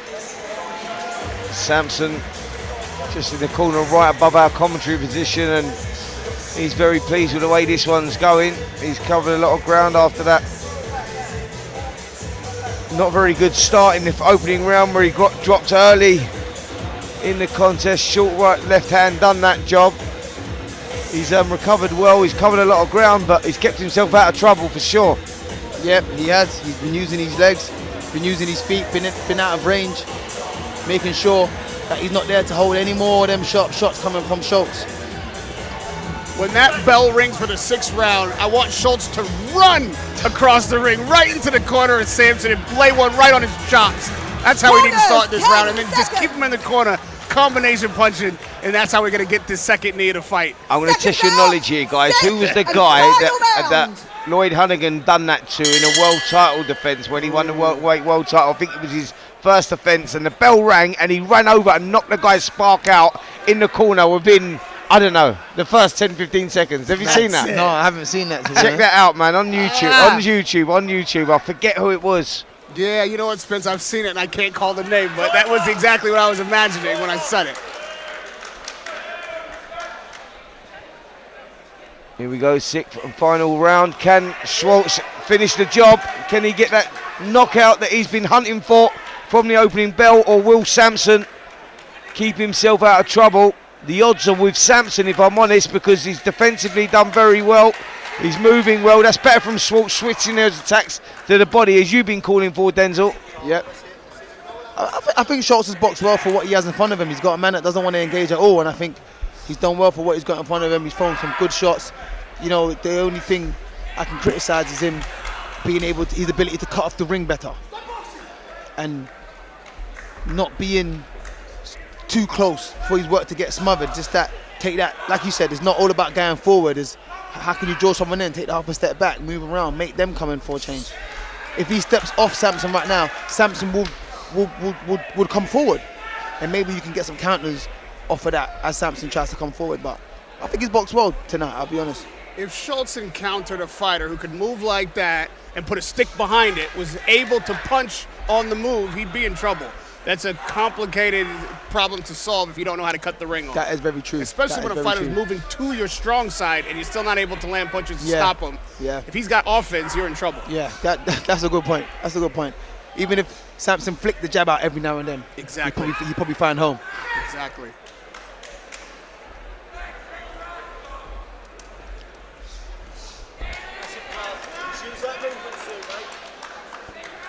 I think both fighters at this point are just ready to finish the sixth, put this one in the books. Schultz doesn't really have an answer that's going to bring him another knockdown, much less a knockout. Well, it's a good show and a good lesson for him tonight, and exactly what he needs to work on when he gets back to the drawing board. Yeah, it absolutely is. I mean, it's been a good showing here from Schultz. I think only his third contest. It's been a little bit frustrating at times, but he's putting a good performance against a very tough, durable guy in Cole Sampson. But he hasn't stopped trying, has he? He hasn't. Oh, good body shots. He found some good body shots there, Schultz. That's it. That's the fight we needed him to fight for the last 5 rounds. Yeah.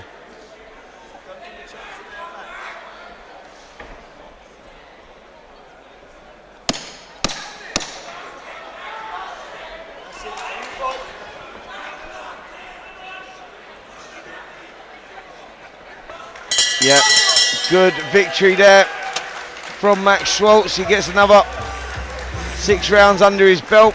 And for us, I think moves to 3-0. And Cole Sampson, it's a victory for him as well, because he gets to fight again next week. I've got an opponent for him. I think Aerosmith is available.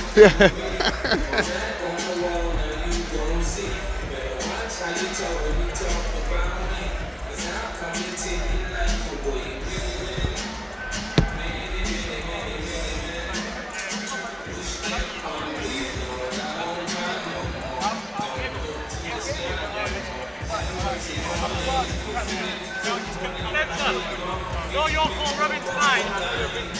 Go York Robin tonight. Go York Robin tonight.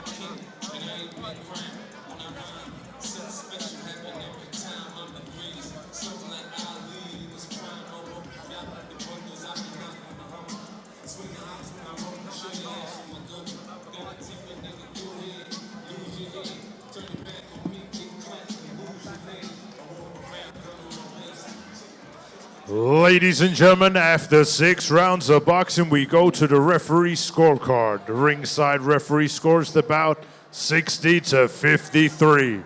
And your winner, still undefeated, Max Schultz.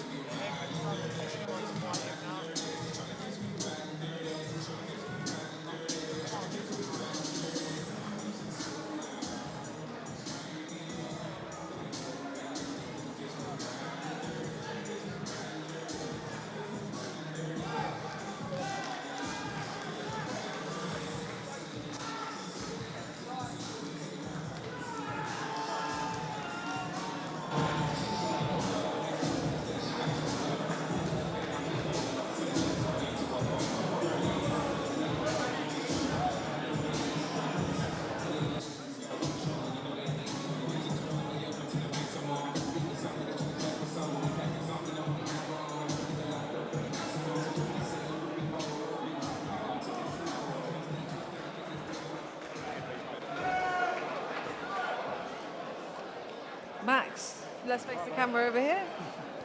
Your third professional fight, your first knockdown. How are you feeling? I feel good. Didn't go to plan. I was trying to rush it too much, but it was a hard opponent to nail down and keep constantly moving.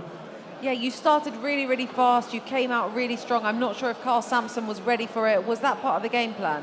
My game plan was to break him down slowly, get to the body, and then hopefully get the knockout, but can't complain. Yeah, I mean, third professional fight, you're obviously really excited. You've done a great job of staying in front of him, cutting the ring off. Now, for any boxer coming out, what advice would you give them? Because it is quite a risky tactic to take throughout the bout.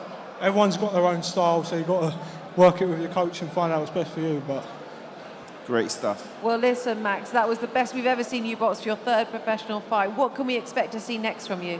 Hopefully step up an opponent and finish the job inside the distance. Congratulations again for your win. I just want to thank Neuro Energy for sponsoring me, everyone who came here and bought a ticket. Appreciate it a lot. Awesome, congratulations.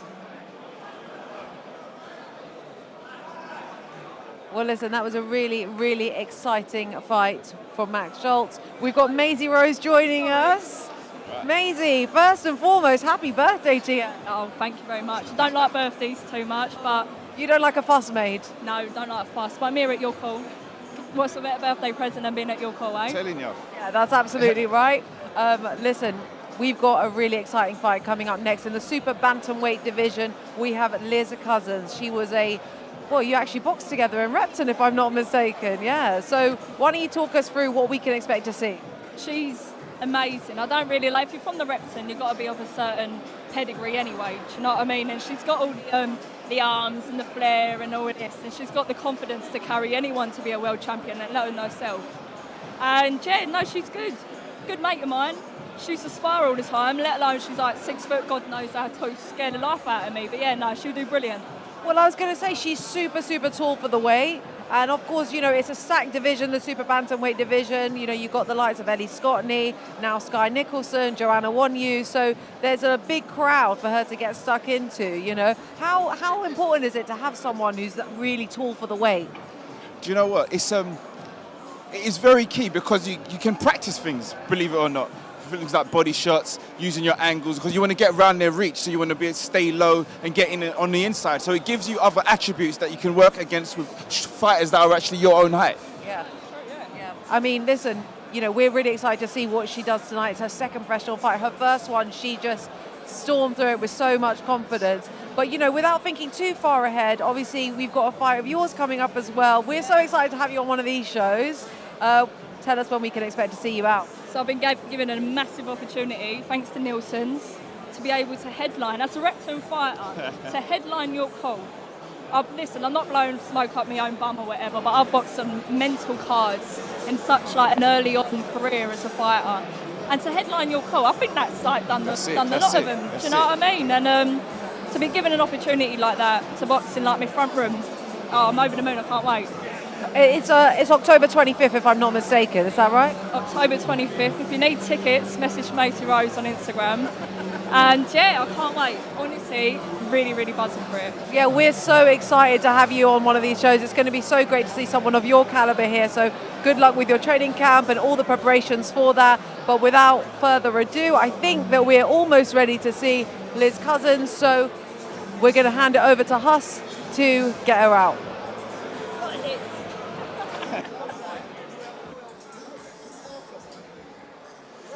Ladies and gentlemen, and now it's time for our sixth bout of the evening, schedule 6 2-minute rounds in the women's super bantamweight division. And now please welcome to the ring, Fanny Vilicic.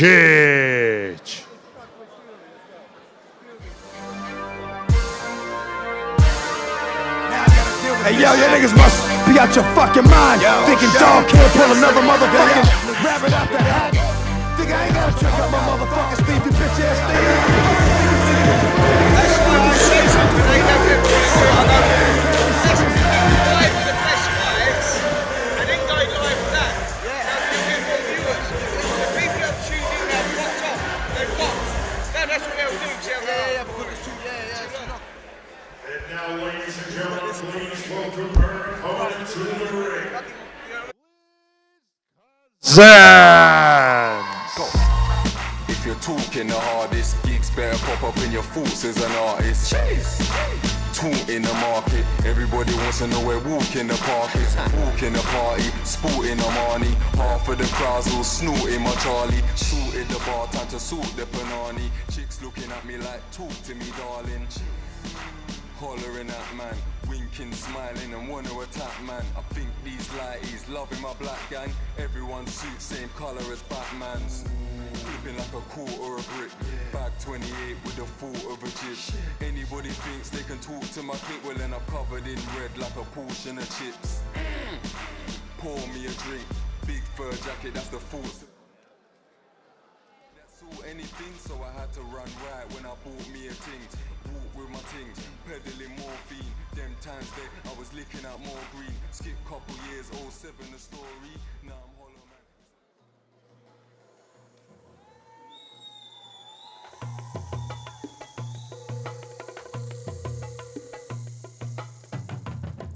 I move like water, I go with the flow. I go back to old school, I go back to Rome. But this is not history, it's the start of the show. Never worry, that is the way that I roll. I'm a bad man. What is it? Let me say again. You can try copy like a slave to a trend. Nothing they can say and nothing they can do. It's no problem for me, but it's a problem for you.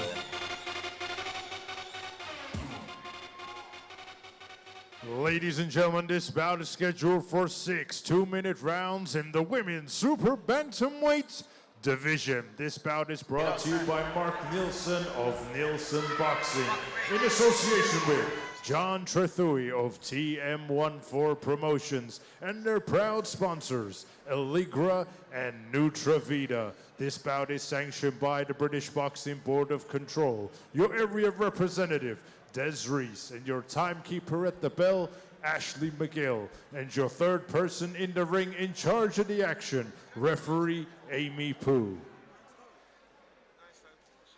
And now, ladies and gentlemen, introducing to you first, fighting out of the red corner, she's wearing the black and green, her official weight of 8 stones, 12 pounds, hailing from Bosnia, introducing Fanny Viličić.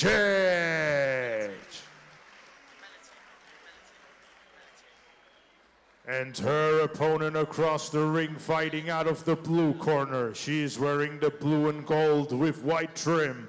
Her official weight of 8 stones, 11 pounds. She is currently undefeated with 1 win. Hailing from West Ham, London, England, United Kingdom. Introducing Les Cousins.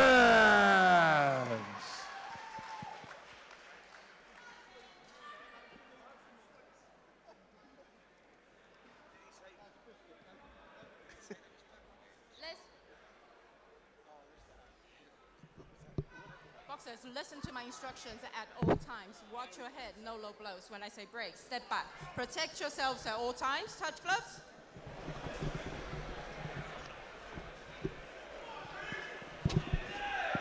Referee's final instructions. The girls are ready. 6 2-minute rounds. Lizzie Cousins, 1-0, currently going in against Fanny Viličić. Viličić from Bosnia. Ooh, and a good start here from Cousins. Well, I like that long right hand. That's a good way to punctuate the first round right out the gate. Yeah, then you just suspect that Viličić's going to have a tough night here. All the attributes seem to be with Lizzie Cousins. Yep. Cousins. The reach, the power, the pace. Cousins should control this fairly easy, to be honest. Oh, good right hand there from Viličić. Cheers.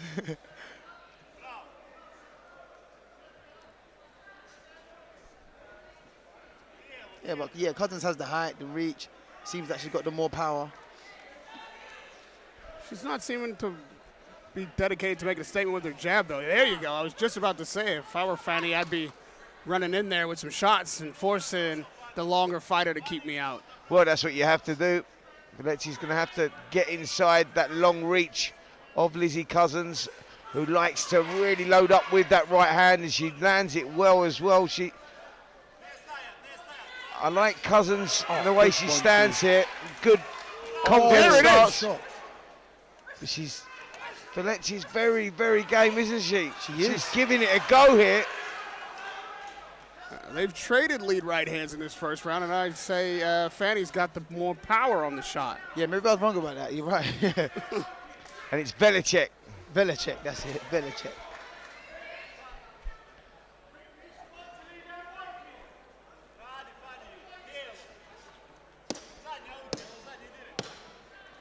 Well, it's been a good start here from Lizzie Cousins, who's found that range with that right hand, but Velicek. Whoa. Let shots like that go. It's one of my kind of underdogs here. Yeah, you know what? Velicek, you know, she let that right hand go, that left hip go there, just to say, listen, that's what you got coming. That's what you got coming here. Watch yourself. Yeah, Lizzie Cousins has the height, has the reach, has that good straight right hand, but she has to be careful because this girl from Bosnia, she ain't come to make up the numbers here. She's come for the victory. She's trying to get her first one. She's got the height and the reach, but she's also only got 2 minutes, just like Fanny. And if you get a big shot, like when the shorter fighter lands the big overhand right, it looks better. It's the kind of thing that it can sway the round for a judge. Yeah, you are right. And I know this wasn't the fight that Cousins expected because of seconds out, round Velice's 2 record, 0-3. But she is a better fighter than her record suggests. And please forgive me if I'm saying her name wrong. Velicek. Velicek. You're both braver than me. It's Fanny for me. Yeah, we can go with first names as well. Yeah, I might have said to Velicek. I don't really want to be called someone. Velicek, yeah, I get it. I get it, mate. I'm not even going there. I'm not going there. I'm just being professional here, guys.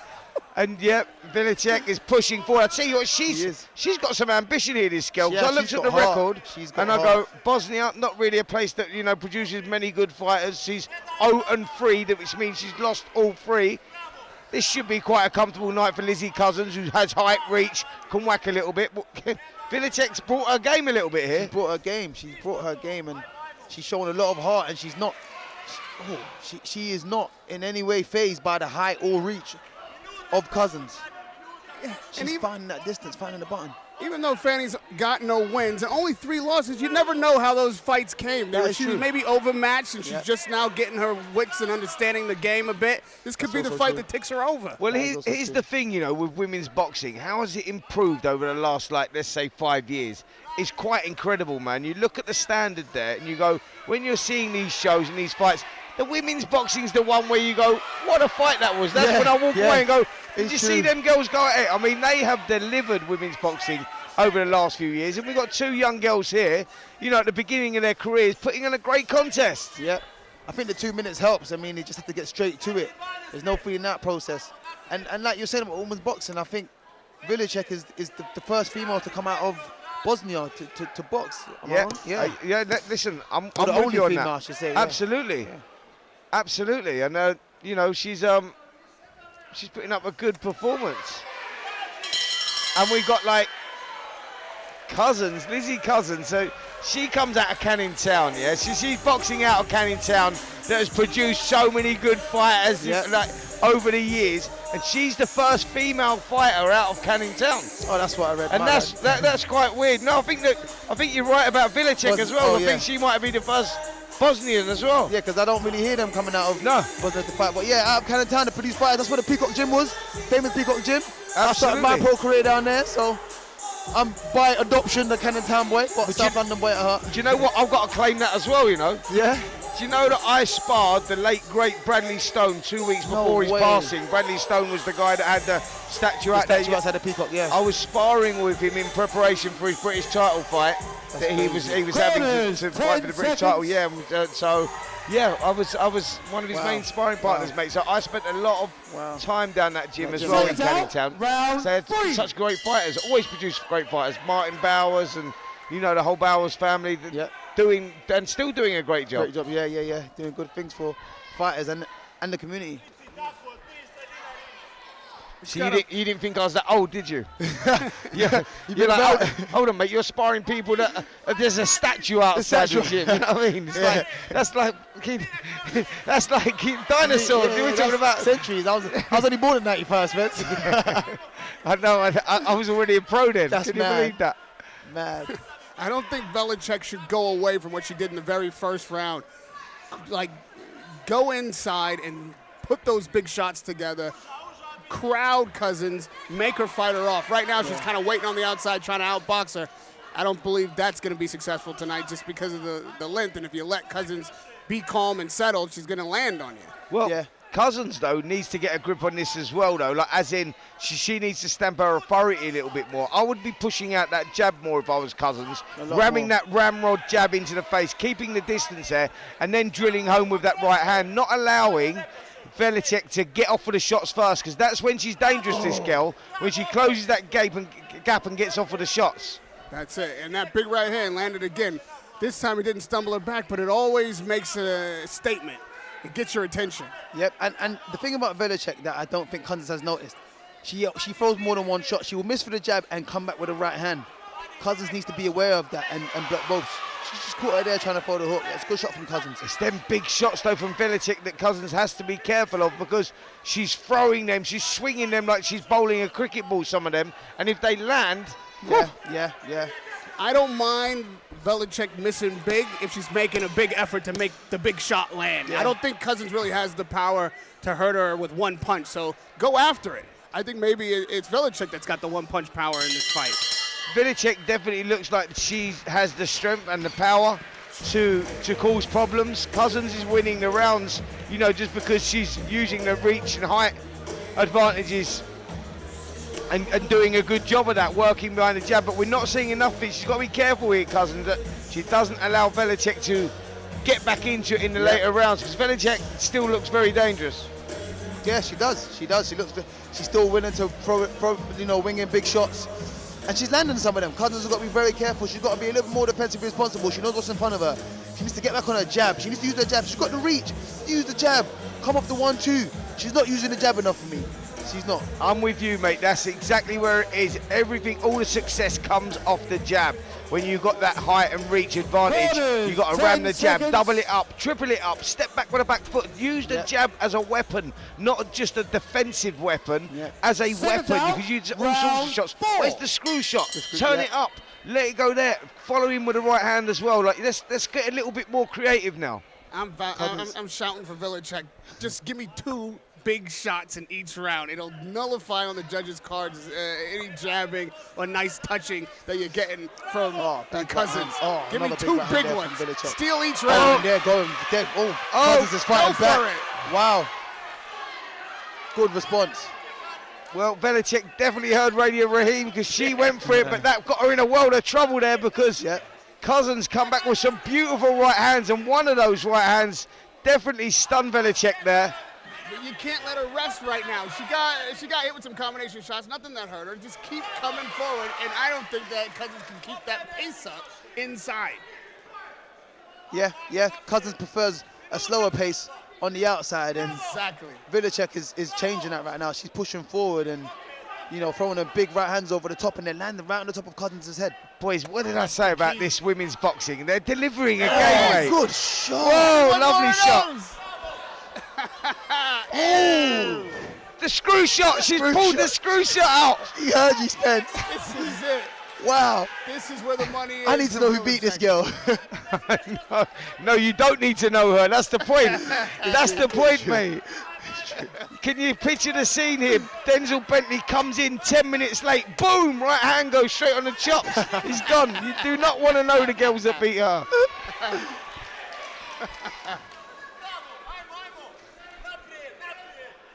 Great little contest here. We're in the 4th of 6 rounds, just coming to the end of it, and Belichick has been giving it her all here. Good work again from Cousins, who's landed some good shots, but I tell you what, these 2 girls have got character, man. They are driving on. Look at this here from Cousins. And what I like about Cousins is Belichick is forcing her to fight out of her comfort zone, but she's going with her. She isn't just, you know, curling up or just keeping her hands up and waiting for the storm to pass. She's going with her. The last time I saw Cousins fight, she was very relaxed, very slow, and didn't need to push the pace because she had it all under control. She's pushing the pace tonight and she's fighting back. She's doing enough to win the rounds, Cousins, but there's definitely a fight on her hands for 100%, sure. there's question marks. I think the rounds could go either way from what I'm seeing. Some of the cleaner shots are coming from Cousins, so you could score it to her. But Vilicek is throwing some good shots of her own, and if she wins any of these rounds in between that they've already had, I won't be surprised. I've not seen Radio Rahima's this excited all night, man, because the underdog, she's delivering tonight. I found an underdog that's listening to me. She almost stole that round. I might say in the final seconds, probably Cousins did enough to nick it, but I like what I'm seeing from Vilicek. And in this next round, if she stays on that game, she may get herself a clean win in at least the 5th round and start to move into the 6th round with some momentum. Yeah, well, I tell you what, though, I think that Vilicek may have done enough in the last round to win that one. I think that she was landing the cleanest shots. Yeah, Cousins had her good moments as well. It was a very close round, as you boys said. Cousins is winning this fight, but Vilicek is making this one interesting, man. And both girls delivered screw shots in that last round as well. Come on, what more do you want? Yeah, that is true. I mean, you could have Cousins just ahead, but you could. There's an argument for the first round going to Vilicek, to be honest. Well, then we've got a fight. We've got a 2-round fight on our hands. Yeah. You know, that's pretty much where we're at here. You're going to get subjective scoring here, whatever you're looking for. But Vilicek is game. Wow, she's a dog. She's really game for it. She's just going for it, man. She's biting down on that gum shield, and she's using all her strengths to her advantage. You know, what she lacks in skill, she makes up for in heart, grit, determination, all of that. There it is. Big swings, big bites. Yeah, I think you give her that last round just in that screw shot. That was lovely. That was beautiful, man. She's just done it again. She's just done it again. But she's getting in there. She's making this tough, man. This is like, Lizzie Cousins has brought a lot of fans down here tonight, and she is being tested here, for sure. Vilicek just sort of half silenced that crowd. And I'd say when Vilicek gets inside, gets some success, tie up. Don't stand around on the outside again and have to work your way back in through a jab or two. You could really make this a difficult fight for Cousins with a little bit of technique. She is making it difficult for her anyway. She is. Cousins big right hand. Cousins knows she's in the fight. But Cousins just got to get on that jab. She's got to throw a better jab. She's got to throw a good jab. She's looking for power shots. And I get it because that's the type of fight, but she's got to be able to change the pace and control it. Yeah. Right now, Vilicek is controlling the pace of this fight. Yeah, it was another close round there, guys. It's like, I think I scored that round to Vilicek. Yeah, I'm with you. I think that Vilicek had done enough. She's hey, we're turning it around here. So it could be 3-2 either way. Absolutely. 3-2 either way.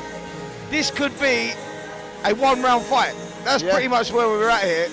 And we're looking at the records of these girls, and you're looking at it going, I'm not putting money on Vilicek going into this one if I'm looking at that, and I'm looking at, you know, at the stats. Yeah. And you go there, and then you see both girls climbing the ring, and you go, you know what, Cousins has got a great reputation. She's coming from Canning Town. You know she's going to be tough. Yeah. You know, because it's in the DNA. 100%. She's got the reach, she's got all that, but she's had to ask herself questions here, and Vilicek, whatever way this goes, you've got to take your hat off to her because she's put in a great performance. Seconds out. I mean, they are tough in Canning Town, but they're definitely tough in Bosnia too. They are, sir. Yes, they are. Yeah, Cousins has come out like the fight is dependent on this last round, and Vilicek is fighting straight back. Yeah, I think both girls know that this is razor tight. Right on top of us here, and Vilicek needs to stay right on top of Cousins this entire round. Don't give her no room to breathe, and tie her up inside when the action slows. Yep. Oh, that was a big left hook again there from Vilicek. Ah, nice. Got to rush in after that. That's good work there from Cousins as well, whose face is looking marked up now, but both girls are giving it everything. They are. And Vilicek only young, 20 years old. Yeah, she's Vilicek looking for that big right hand over the top a couple of times there. That's the punch to be looking for. After you land it, though, followed up with that screw shot, and then tie her up. Yeah. That's the shots again, though. She's looping that right hand over, and she's finding the target here, Vilicek, and body shots went in as well. Another close round here, guys. I like this fight, fellas. Oh, good right hand.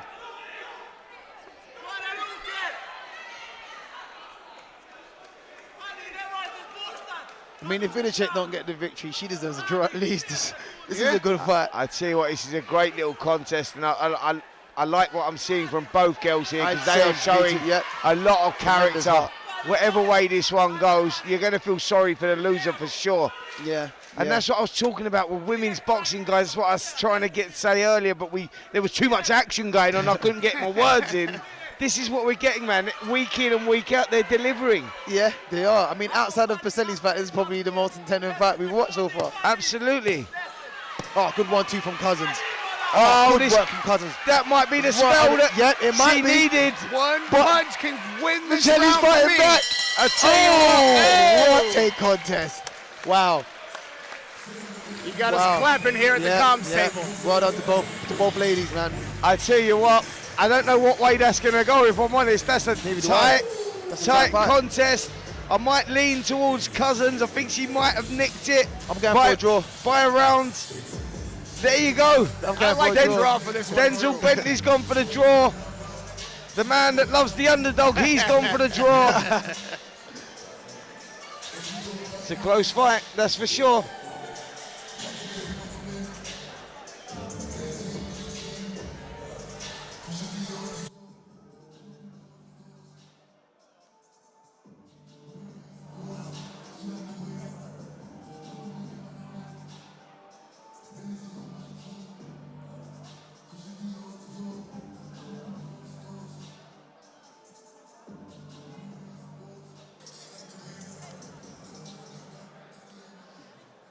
Ladies and gentlemen, after 6 rounds of boxing, we go to the referee scorecard. Referee Amy Poo scores the bout 58-57. And your winner, still undefeated, Liz Cousins.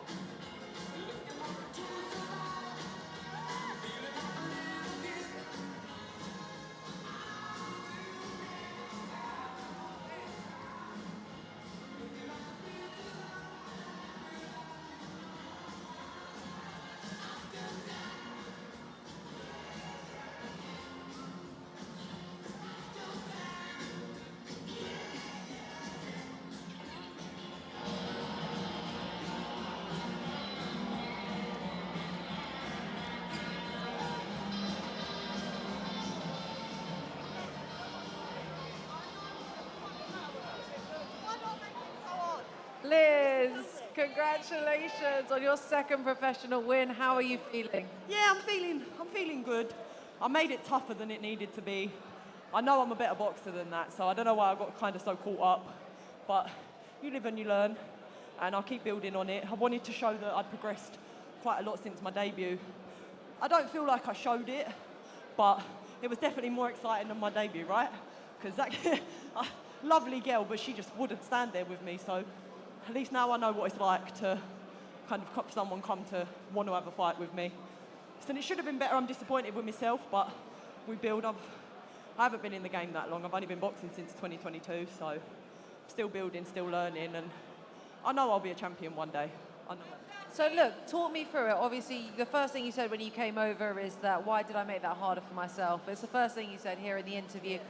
Talk us, more novice boxing analysts about through what that experience is and how you could have made it an easier fight for yourself? I could have just made it better by kind of picking my shots more and keeping more at the... My arms, look at the length of my arms.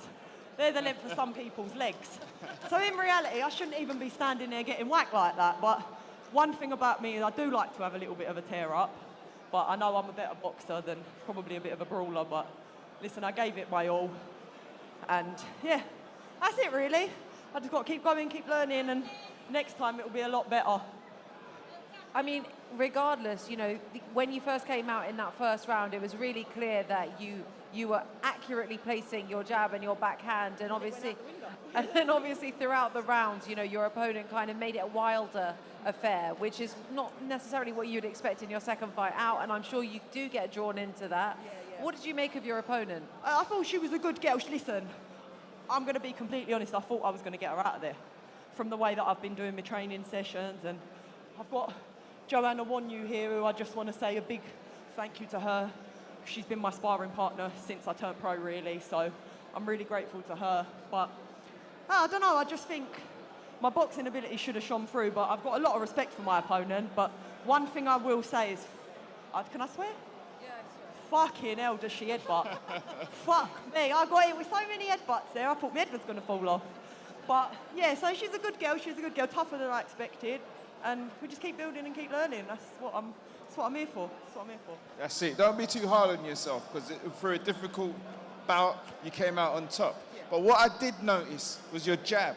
Now, a lot of boxers, 9 times out of 10, they use it for range finders and to control the pace. But at times, it served you as a power punch. Is that something that you've been working on? To be honest with you, I'm very heavy-handed with both hands. I'll be completely honest, in the second round, I caught her with a shot and my hand weren't closed properly. So it's kind of made my backhand a little bit. So I think one of the rounds, I went out there as a southpaw. But I'm heavy-handed with both hands. That's why sometimes you'll think, oh, it's a little light hook that I'm throwing. And their head pings off. And you're like, oh, 1 minute, that's a bit heavier. But I don't think people expect me to be able to throw because I'm like a skeleton. You're using them right, though. You're using them right. Like you say, keeping them on the end of the punch, so it's good. I've done it more in there, but we'll do it next time. Well, listen, you've spoken about the length of your arms. Let's talk about your height. You're obviously very, very tall for the height. Super bantamweight. It's a stacked division in the UK and internationally. You've got the likes of Joanna Wanyu, Ellie Scottney, Sky Nicholson's obviously just gone there as well. Yeah, so where do you kind of see yourself? I know you're very early on in your career, but where do you see yourself ranked amongst those girls? Honestly, I see myself winning a world title. I believe in myself enough. My team believe in me. I know what work I put into it, and I know how hard I'm willing to work to get there. I think at the moment, I'm still in early stages of my pro career, so I'm still learning, I'm still building, but I think in the next 5 years, will I be a world champion up there with the likes of Joanna Wanyu, who I've got a lot of respect for over there. She's taught me so much, and I'm so grateful to her. Sky Nicholson, I've learned a lot off of her. So I think I'll be up there one day with them names. Not right yet. I'll give myself a year or two. But I think I'll be up there. Just got to keep building, keep learning, and keep winning. That's it. And you won tonight, and that's the main thing. It was great to see you back out, and we look forward to seeing you back in action again. When can we expect that to be? Hopefully before Christmas. So hopefully before the end of the year, I'll be 3-0, and we'll start moving on to titles maybe this time next year. That's what I aim to do. Just got to keep working and not stand there and have a tear up like I did. But it was fun. That's all I can say. That's it. Have fun. That's it. Have fun. Well, listen, congratulations so much on your win. We look forward to seeing you back. Thank you very much. Thank you. And I just want to say again, thank you to every single person who has come out and spent their hard-earned cash on me again. And another one, Kerry, I know you're still with me. I know you're in there with me, and I know you spurred me on in that last round, so I thank you, and I love you all. Thank you, everyone. Thank you. Well, listen, really, really good to see Liz Cousins back in action, Second professional outing. It must be difficult. Dwayne, you're a seasoned pro. Oh, come on. You're a seasoned pro. Talk us through what it was like. If you can cast your mind back, I'm sure it wasn't that many years ago. If you can cast your mind back, tell us what it felt like, coming out, stepping out into, you're probably here at the York Hall for your second professional fight. Well, the thing is, as you say, she's from Repton, so this is like her backyard, so there's going to be added pressure with that. But I think there's just different, everyone's slightly different. There's different points of the lead up to where you might get that nerves. But as I say, because it's her backyard, I think that may have added to the pressure, with it only being her second bout. Yeah, I mean, it's an interesting one because she mentioned there in the interview that for her first professional fight, when she was here as well, she came out and the girl was, doing the very classic thing of just like really high guard, very much like wanting to stay defensively minded, didn't want to trade. And I think that, her opponent tonight, I think Fanny Vilicic is her name, well, in the first round, I kind of thought it wasn't going to go the distance because of the way that Liz was accurately landing the 1-2. That's right, yeah. But then as the fight, dragged on a little bit, not dragged on, went through the rounds, her opponent really sort of went for it. And I'm not sure when that switch happened, but it did happen. And then she was landing quite a lot of overhand rights and, body shots. What do you think was behind that? You see, as you said, where she was landing those accurate and powerful shots. Now, the problem with that is if you do not get your opponent out of there, they become accustomed to the power and accustomed to the speed. So where she recovered from when she was hurt, now you've got another puzzle in front of you where maybe you're going to have to find angles, you're going to have to change your tactics. But what she done was kept everything the same. And by then, her opponent now got used to it and feels like, do you know what, I can last. I've got a good chance here. It's really interesting, isn't it? I also wonder, if there's something behind, like, as you say, like, as they get accustomed to that type of power and they become more unpredictable. I've always thought that, when you're facing an unpredictable fighter, if you were Liz Cousins, for example, and someone is quite wild and quite unpredictable, that is quite a tricky thing to figure out, especially when you're such a well-pedigreed amateur boxer and someone who kind of is used to throwing those straight punches and being very orthodox in style. Yeah, this is where having a good pro coach comes into it, because you need to learn how to adapt and do some things that are uncomfortable to keep your opponent thinking and then revert back to what you know successful. Yeah, what do you think some of the advice coming out of Liz's corner would have been? Well, I could hear them saying, keep flicking the jab. I could see that they probably could see that she's a little uncomfortable. So they're telling her to keep it simple and just keep popping that jab out, because it was very successful. Ladies and gentlemen, now it's time for our next bout of the evening, scheduled 6 3-minute rounds in the cruiserweight division. And now please welcome to the ring, Dylan Courtney.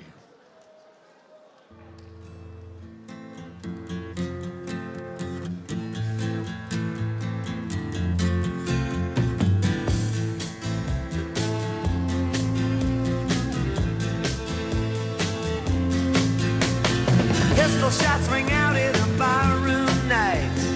Enter Betty Valentine from the upper hall.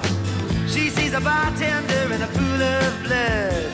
Cries out, my God, they've killed them all. Here comes the story of the hurricane. The man the authorities came to blame for something that he never done. Put in a prison cell, but one time he could have been the champion of the world. And now, ladies and gentlemen, please welcome his opponent to the ring, Lerrone Richards. I'm Mike Chipos, man. I got this, yeah.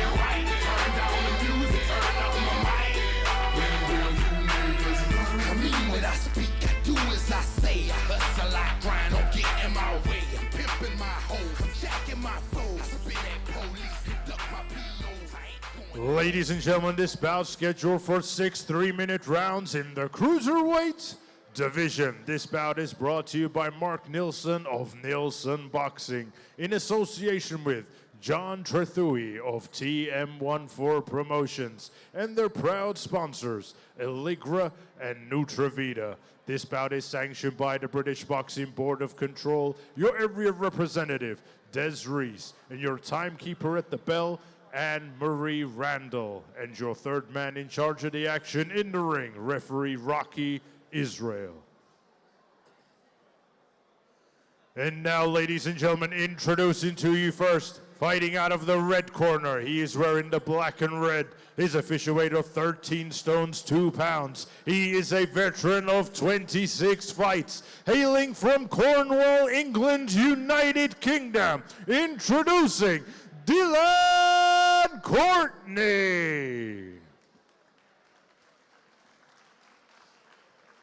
And his opponent across the ring, fighting out of the blue corner. He is wearing the black and yellow. His official weight of 12 stones, 13 pounds. He has a record of 19 fights, 1 loss, 18 wins, and 4 of those wins coming by way of knockout.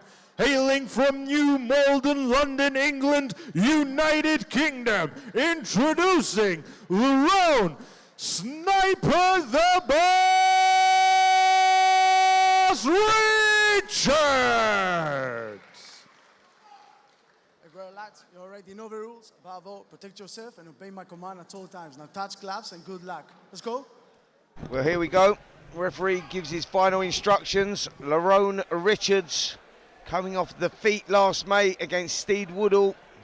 Stopped in 6 rounds there, looking to get back to winning ways. This is the former British, Commonwealth, European, IBO world champion who just seems to have lost his way in recent times.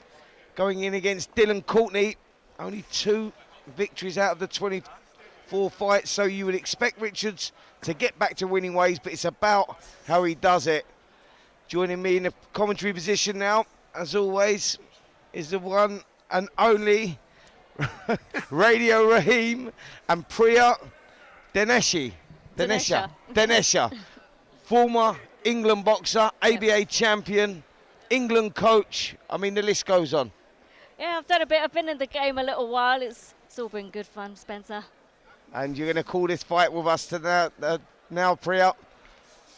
Absolutely. I mean, you know, like you said, Richards is coming off of a loss and he needs to sort of avenge that and, you know, get back to his winning ways and build his confidence again in the ring after that loss. But, you know, Dylan Courtney's a durable guy. You know, he's had a few losses on his record, but he's tough and he's durable and he's not really been stopped early on, so he can take a shot.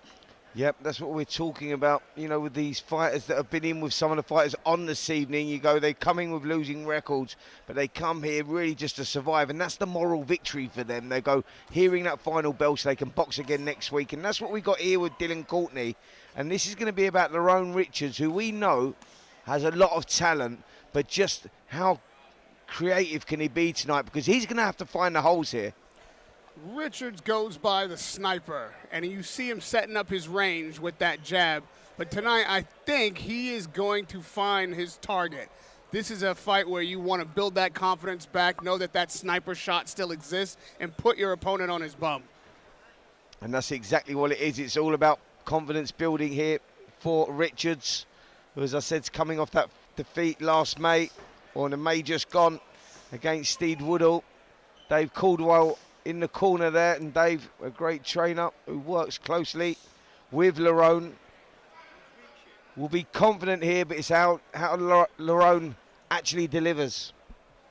I think Lerrone's looking for more than a win, though. I think he's looking to actually win in style and show his class and show his skills. So, you know, getting the win is one thing, but I think he's going out there looking to do it in style.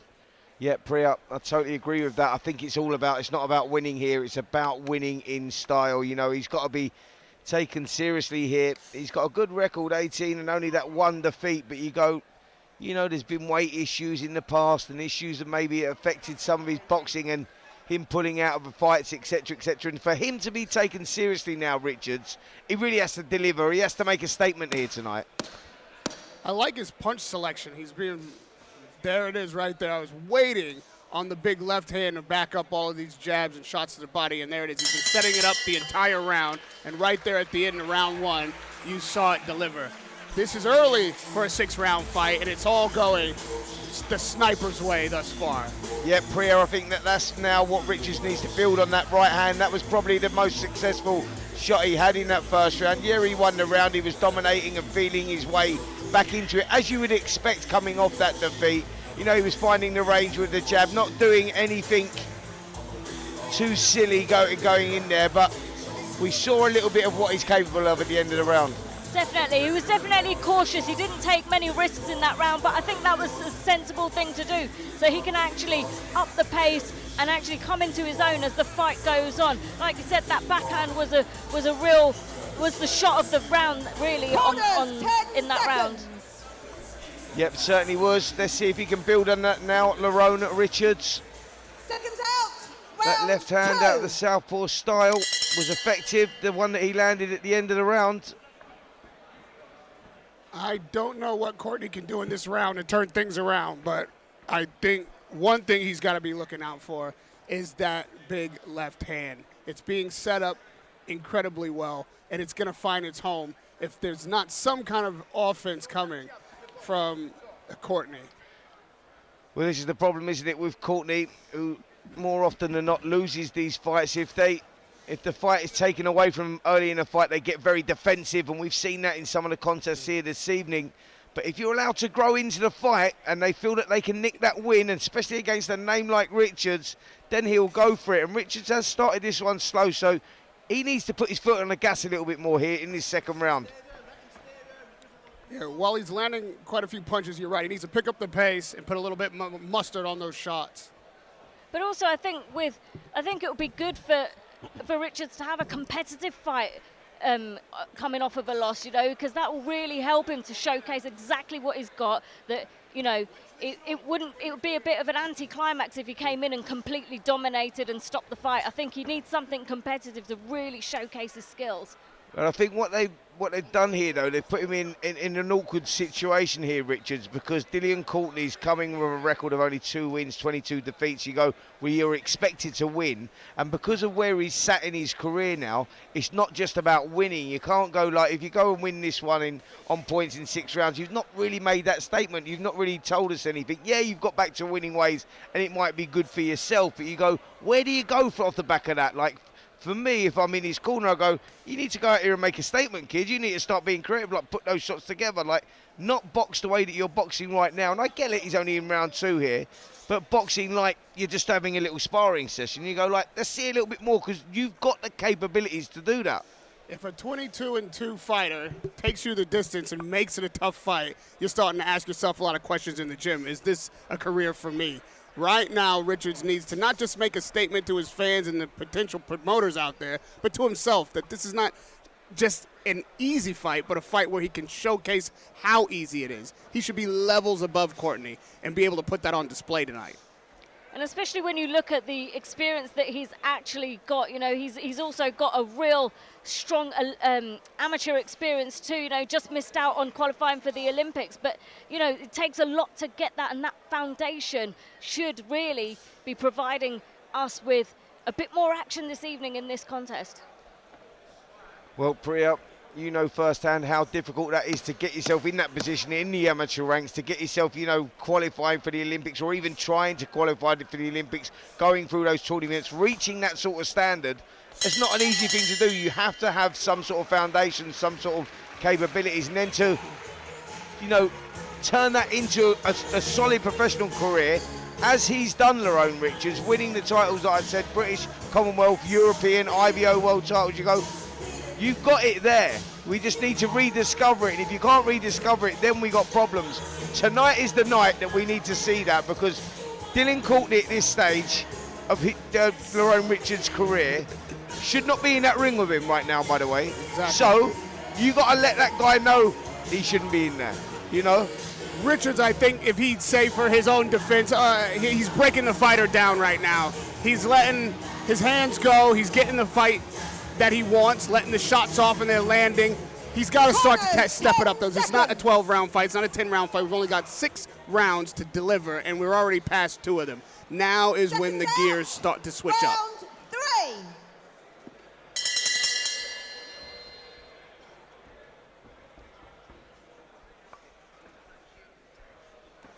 Well, the first 2 rounds on our scorecard have gone Lerrone Richards' way, but we've not really seen too much. Richards in the black and yellow shorts, boxing out the southpaw stance, the stylistic fighter that he is, the shot selection that he's got, the capabilities that he's got. I need to see something against, no disrespect, but Dylan Courtney, is levels below him. I think we all know that. I think that Dylan Courtney knows that as well.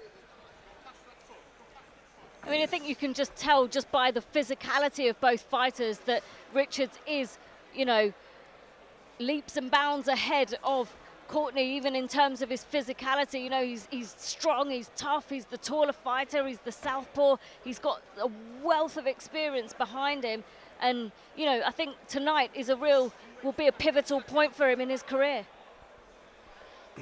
Yep, I think tonight we'll find out exactly what future Richards has, where he's going to go, because this is not just a routine 6-round workout for him here. For me, I think this determines, you know, what sort of road he's going down. We need the sniper to start pulling the trigger. I need that left hand to start coming out of its tucked position. The jab is working, but it's not hurting the opponent. It's not even really breaking him down to the point where he's opening up. So that left hand will do the job. And Courtney's there for it. I'm not sure what we're waiting on. Yep, I'm going to be honest, guys, that Richards, for me at the moment, is doing no more than sparring. That's pretty much what he's doing in there. He's flicking away the jab. There's no sense of urgency, Priya, and I need to see that right now. Definitely, and I think Raheem was right earlier on when he said he's only got 6 rounds to make that statement, and right now he should have made that already. Yep, there we see the southpaw jab to the body there. That's when you whip the left hand over the top, because the shot is there for him, that shot that I'm talking about there. And then I want to see you build on that, some more from that as well. Nice little counter punch there from Courtney.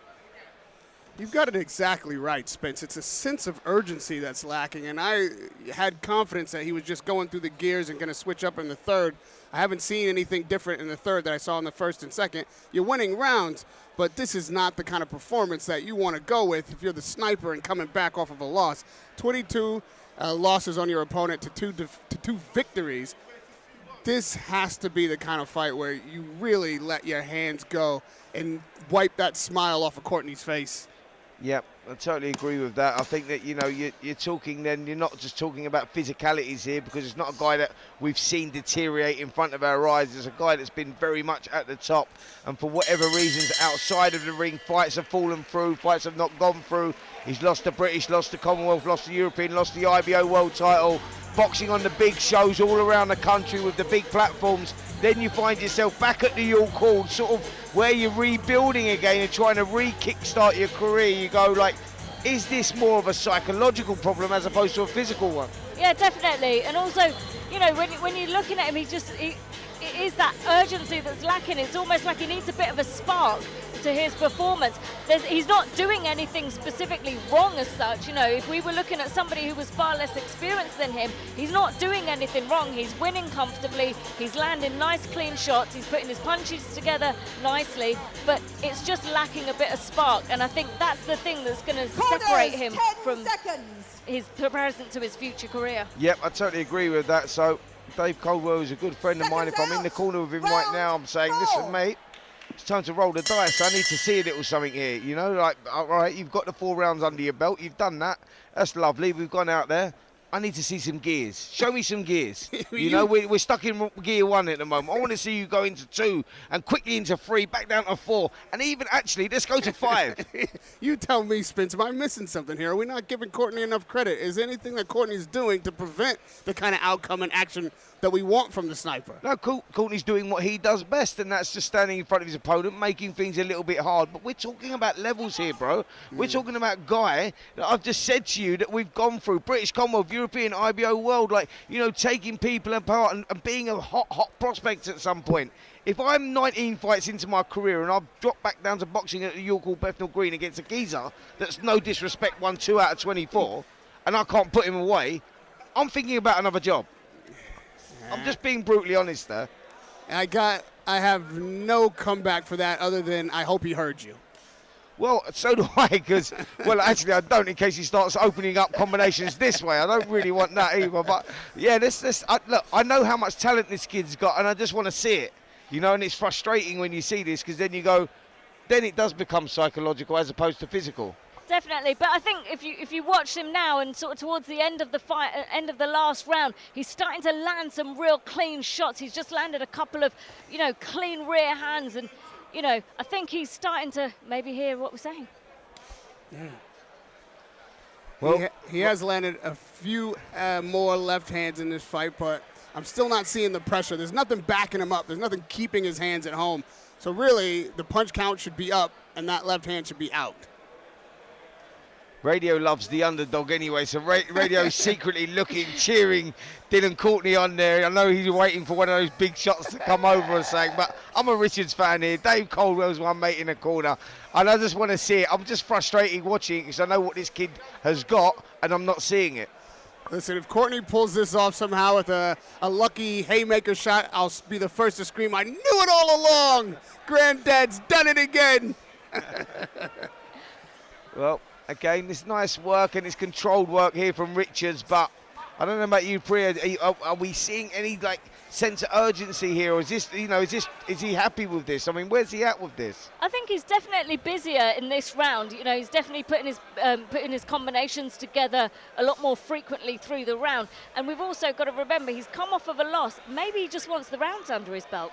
It's a great point. Spence, do you think that there's a possibility that Caldwell was like, you know what, let's go in there and get these rounds. Don't have a sense of urgency. I want you to work through 6. Work on this, work on that. We're at your call on a Friday. No need to impress. Just do the things that we've been working on in the gym and go home with a victory. Absolutely not. No, absolutely. You couldn't have been further from the truth. I'm sorry, my friend. As great as that sounds, it's not true. That's not what's going on right now, trust me.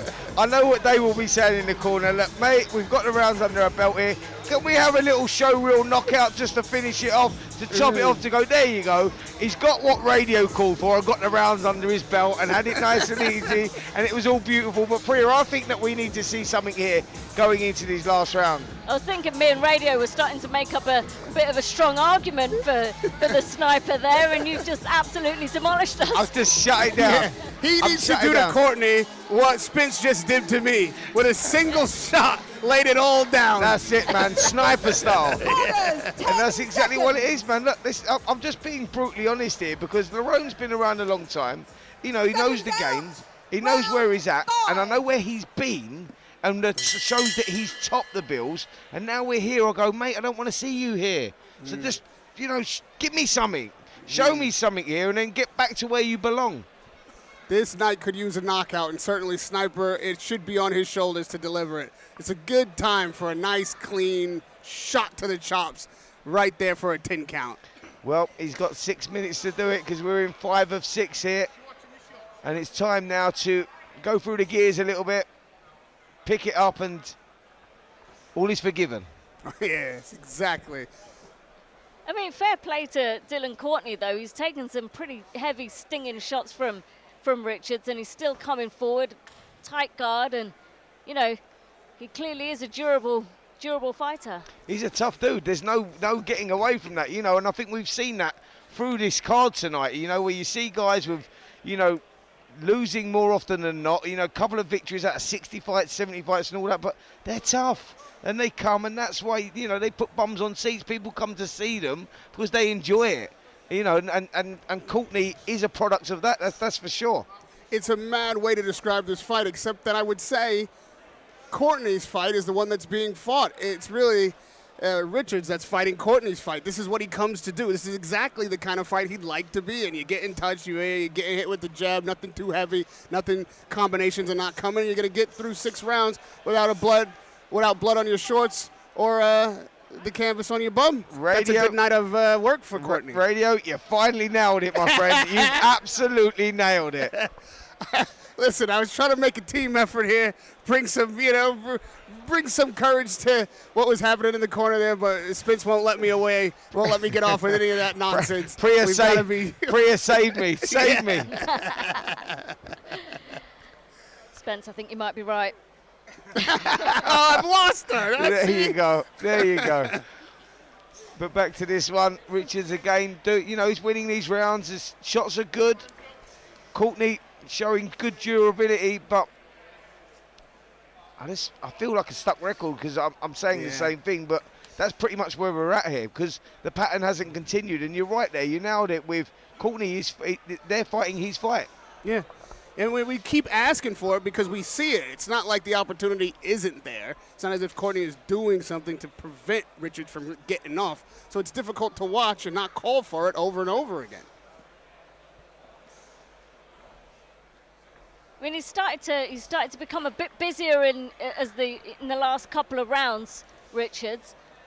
He's definitely sort of the variety in his punches has always been there, and he's sort of picking up the pace. But again, we're looking for an absolute stinging knockout, aren't we?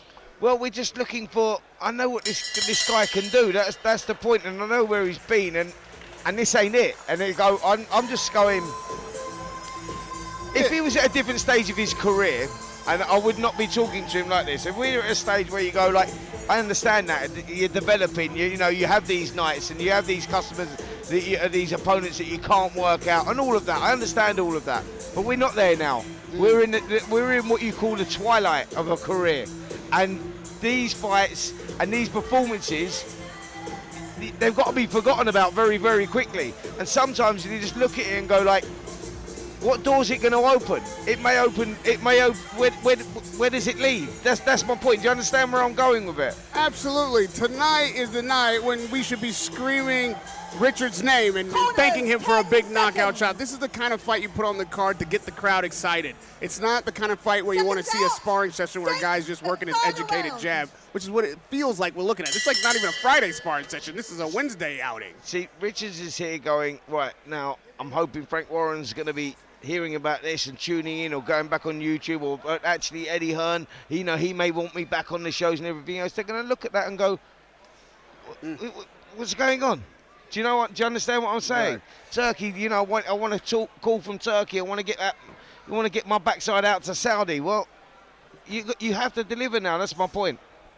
Yeah, he's looking more like the guy you get called as an opponent instead of the guy you get called as the A side.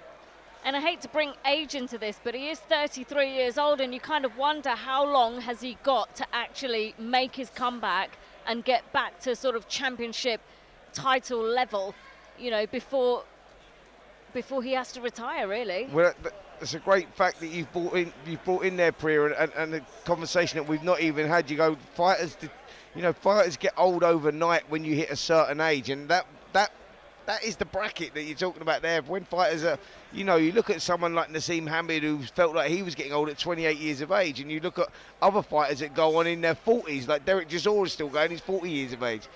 Fighters do deteriorate differently at different times, and you just look at it and go, at 33, you've fallen into that category. Well, it's about, where's the tipping point into, I need to retire now. And I think, when you look at the up-and-coming fighters who are turning professional, they're turning professional younger and younger as well. So it almost, the gap between the young up-and-coming fighters and the older veterans is getting wider and wider. So I feel like, the more experienced older fighters reach that tipping point sooner. Yeah, I totally agree with that. I mean, look, you can see the movement that Richards has got. The kid's got it all. He boxes as good out of orthodox as he does southpaw. He has the moves. He's got that, the shot selection and all that. But there's something just not there that was there before, and I'm just not seeing it. And that's probably why I'm underwhelmed with the performance, because I know what this guy's capable of. Jokes aside, I really would like to learn in the post-fight interview what was the mindset going into this fight, because he looks like he's enjoying himself. He's having fun. He's not really being posed with any challenges or being asked any questions. He also doesn't have that killer instinct. He doesn't have the finisher's mentality. I don't see any even spite on the punches, and that I don't understand. I could see maybe a guy being awkward and not giving you the opening that you're hoping for, or not being on the night, but that's not what we're seeing. I just don't see the finishing that you would expect from a guy named Sniper. Well, another dominant round again from Lerrone Richards. One thing's for certain, he's won 6 out of the 6 rounds that they've competed. And yet we have given him a pretty hard time tonight, but that's because we know what he's capable of.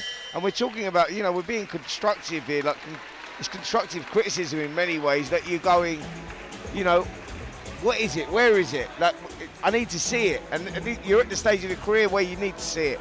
And we didn't. You don't you don't talk this way about a guy who doesn't have potential, who isn't impressive, who doesn't have talent. The reason we're being a bit harder with him tonight is because we expect more based on what we've already seen. The next fight out, he can do and deliver on what we're asking for tonight. But tonight, it was disappointing because we know what he can deliver, and we should see it out on the next outing for sure. Sure. And I think that, you know, if you spoke to any coach in a gym, whether it's boxing or football or anything, the coaches are always hardest on their best players. And I think to end this, I think we were hardest on the best player of the night. Yeah, well said.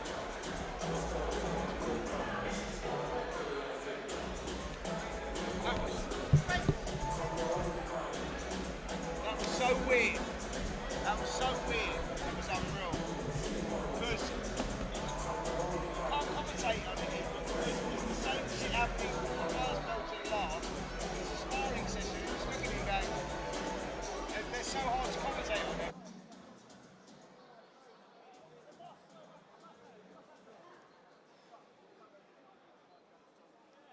Ladies and gentlemen, after 6 rounds of boxing, we go to the referee's scorecard. The ringside referee scores the bout 60-54.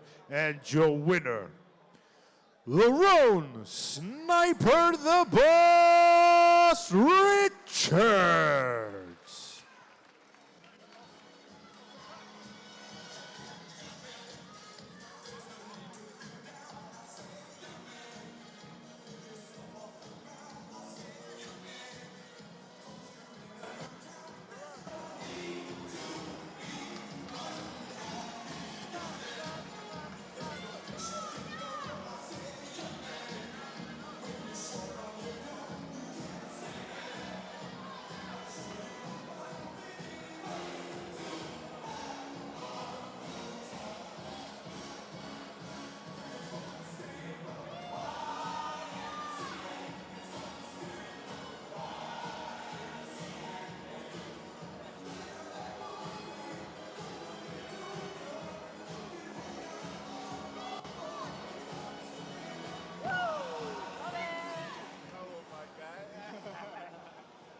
Lerrone, congratulations on your win. How are you feeling? I feel back, and it's good to get my Just get that gum chilled out. back under the lights, and yeah, I'm ready. I'm back. I'm happy. You were last out mid-2024. Obviously, it's been a little while. Yeah. You got Dave Colwell in your corner. How's it all going? It's going well. You know, I'm happy. I'm learning, and that's the main thing. You never stop learning in boxing or in life. But yeah, me and Dave Caldwell, we gel, and I can't wait for the future. We could see in the ring you still have that sharpness and that elusiveness that you're really, really well known for. What was the kind of plan going into tonight's fight, kind of getting your feet wet again? You know, it's been a while, and I've been doing a lot of round sparring, but everyone knows it's different under the lights. It's good to get myself out there, get myself back active, and now it's time for big fights, so I can showcase my skills on a higher level. So being at a new weight, now obviously I've known you for years, and I know you could comfortably make light heavy, but this fight billed at cruiserweight. How did that feel, boxing at cruiserweight? Because as Melissa said, you still look very sharp. Yeah, do you know what? I'll be campaigning at light heavyweight from now on. It's been a struggle to make super middleweight for years, and I'm stubborn. And I decided to make that weight for my the previous contest before this one, and I suffered the price. But now, when people fight me at light heavyweight, you're getting the 100% Sniper the Boss. Come on. And that's what we want to see. Obviously, as you said, you're back now. What's next for Lerrone, the Sniper Richards? You know what? I've been saying time and time again, no one wants to mention my name. Yeah, but now I'm back, and let's get these big fights.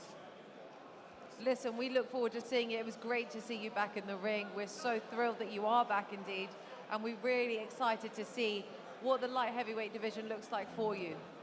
Thank you very much, and I'd like to thank TM14 for the opportunity to fight on their show, and I'm sure we'll be doing business in the near future.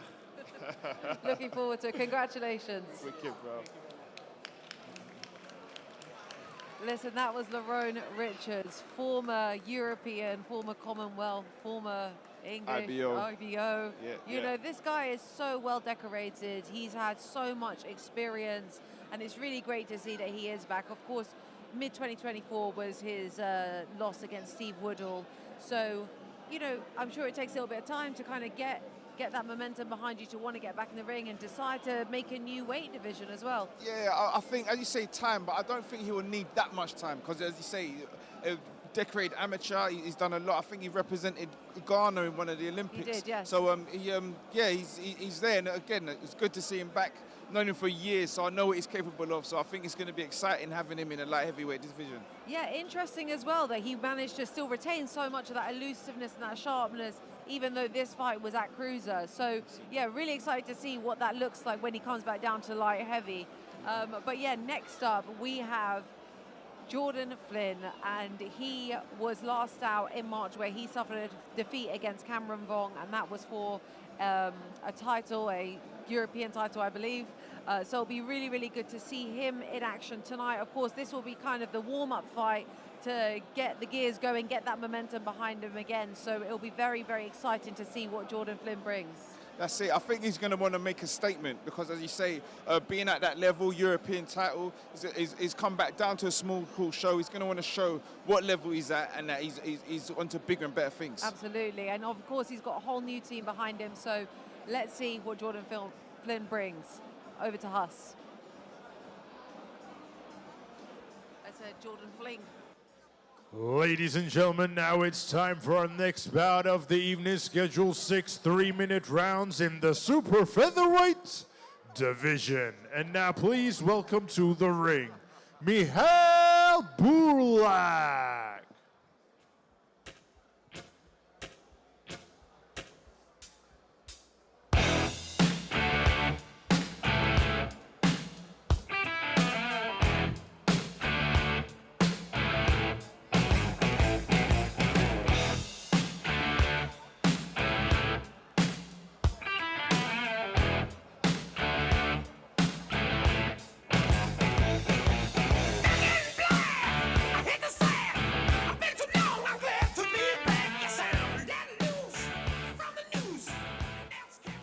And now, ladies and gentlemen, please welcome his opponent to the ring, Jordan Flynn. On this bout scheduled for 6 3-minute rounds in the super featherweight division. This bout is brought to you by Mark Neilson of Neilson Boxing in association with John Trethui of TM14 Promotions and their proud sponsors, Allegra and Nutravita. This bout is sanctioned by the British Boxing Board of Control, your area representative, Des Reese, your timekeeper at the bell, Ashley McGill, and your third person in the ring in charge of the action, referee Amy Pooh. And now, ladies and gentlemen, introducing to you first, fighting out of the red corner. He is wearing the black and gold. His official weight of 9 stone 7 pounds. He is a veteran of 17 fights, hailing out of Moldova, fighting out of Toara Veneto, Italy. Introducing Michal Burlak.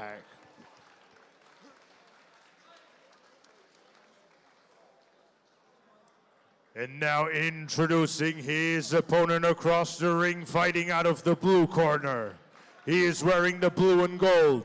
His official weight of 9 stone 6 pounds. He has a record of 13 fights, 1 loss, 1 draw, 11 wins, and 1 of those wins come in by way of knockout. Hailing from Oxford, England, United Kingdom, introducing Jordan Flynn!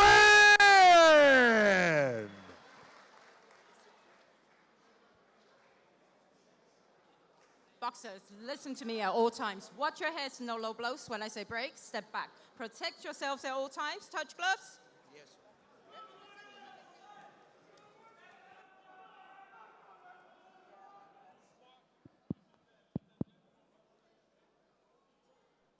versus Mihail Bortak. Jordan Flynn looking Seconds in out, tremendous round one. condition. Great legendary trainer, legendary fighter actually. In the corner, Buddy McGirt, good friend of mine, Buddy. And I know that Jordan Flynn has been out in training camp actually with Dillian White out in Portugal, hence the tan, and he's been out there training with Buddy McGirt. And he'll be looking to make a statement here against Bortak, who's only got the 3 victories out of his 17 contests, but all 3 of those, Denzel Bentley, have come by KO. So the guy can whack a bit. He can whack. He's a dangerous puncher, and Flynn needs to be careful with that.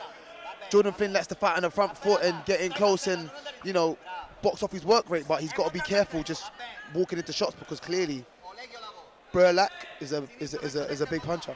You know what a record like that says to me? That he probably isn't the most skilled fighter in there, but he'll take an opportunity if you give it to him and give you all the business 100%. that you want if your chin's open.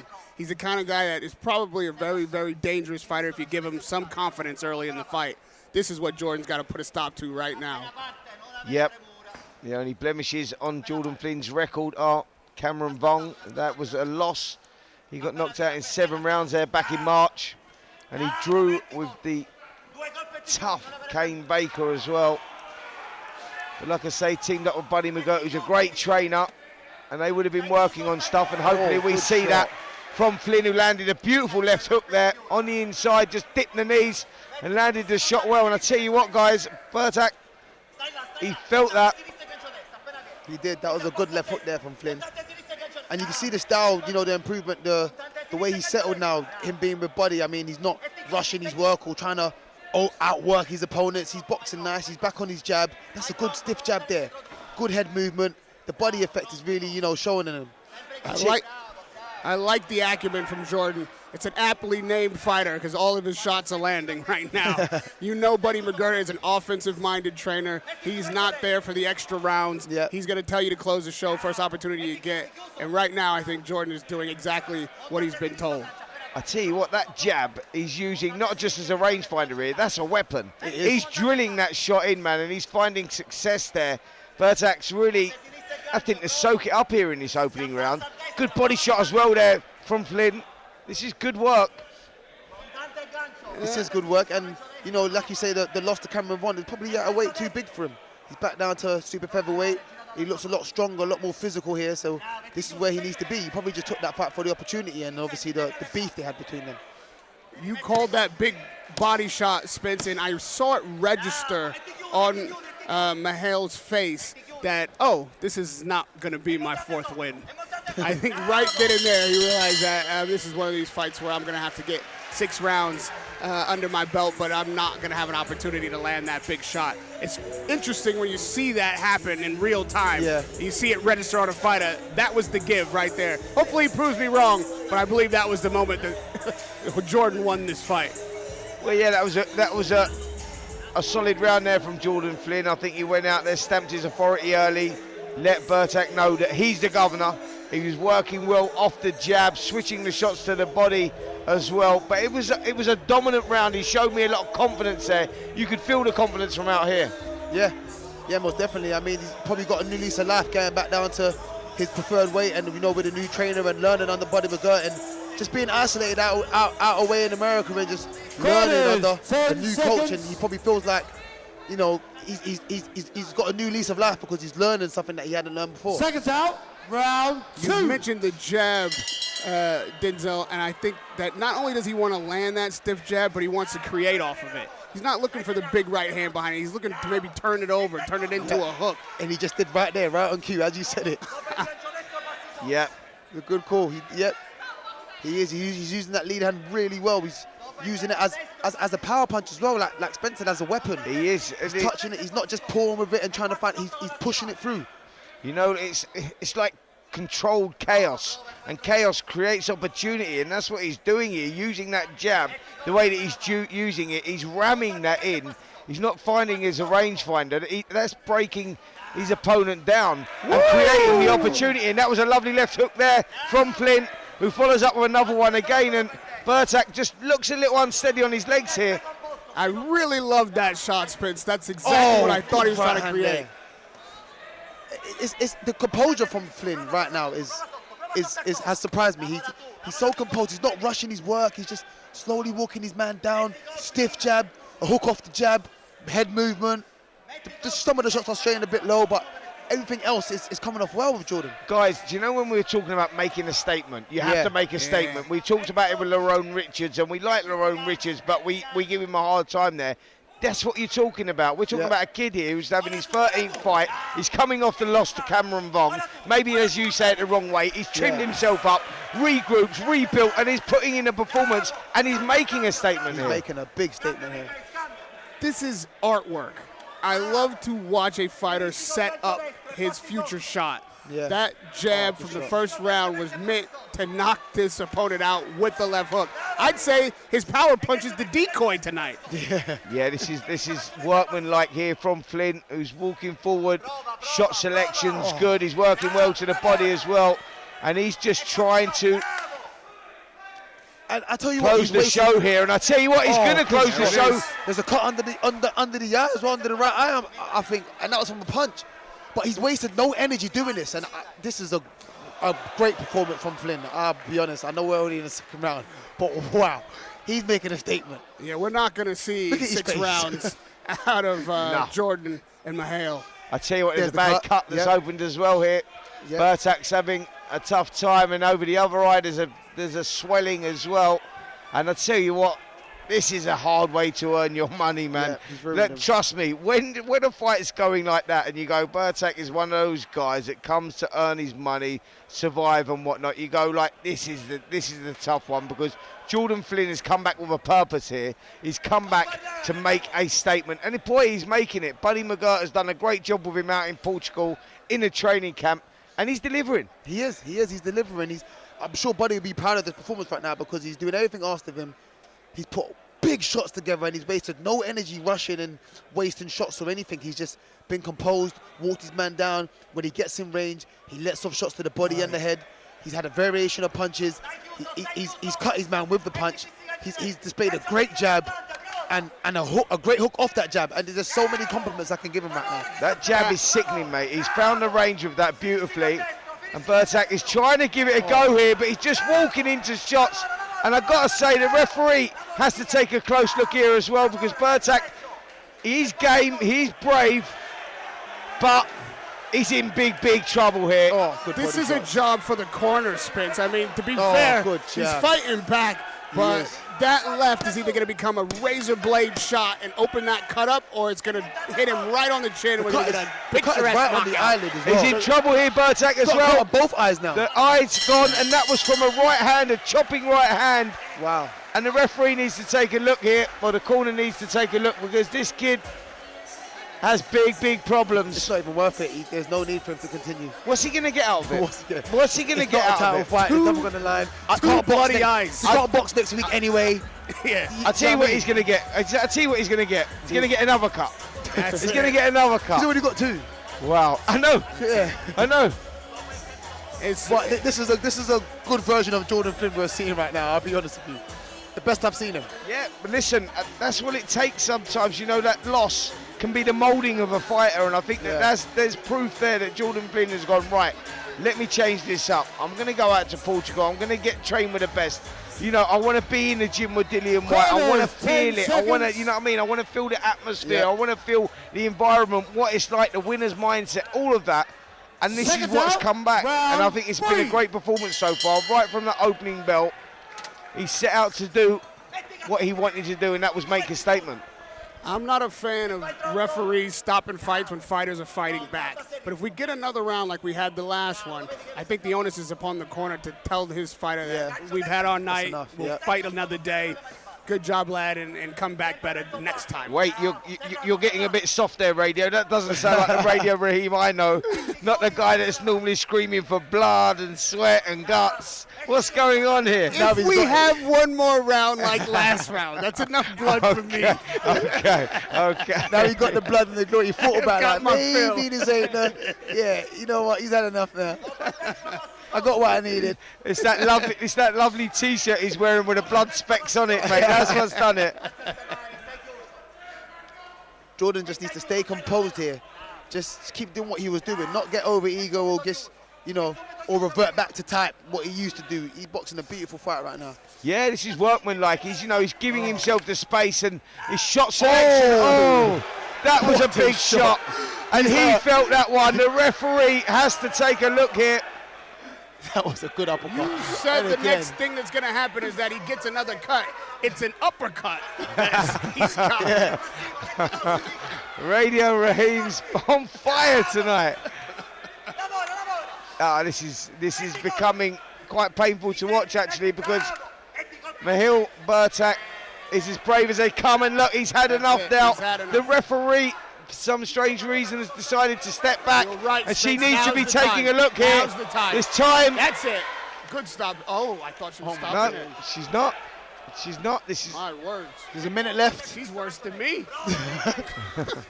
Oh, big shot again, and really get the towel out, fellas. If the referee won't do it for you, there it is. Enough, there it bro. is. Whoa. You know what? She kind of deserved that shot at the end there.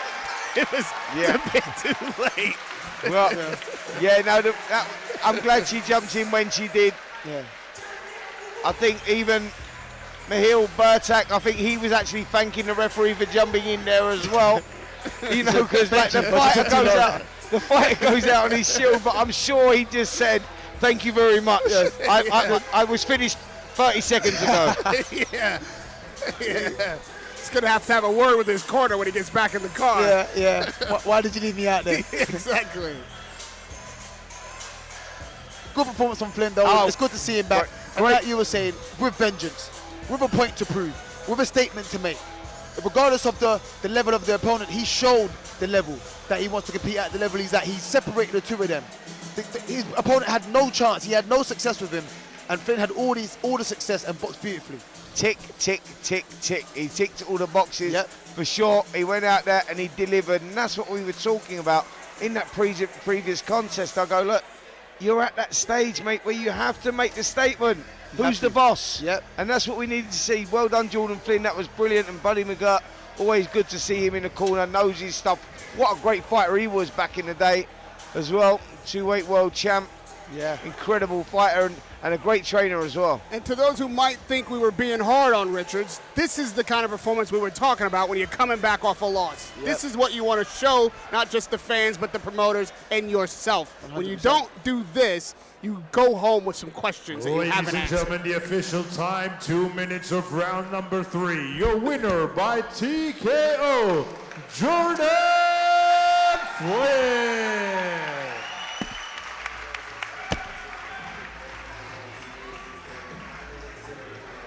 Yeah, big credit to Mihail Bertak for giving us everything he had and having to be stopped. He didn't take the knee, he didn't lay down, he didn't quit himself. They had to stop him.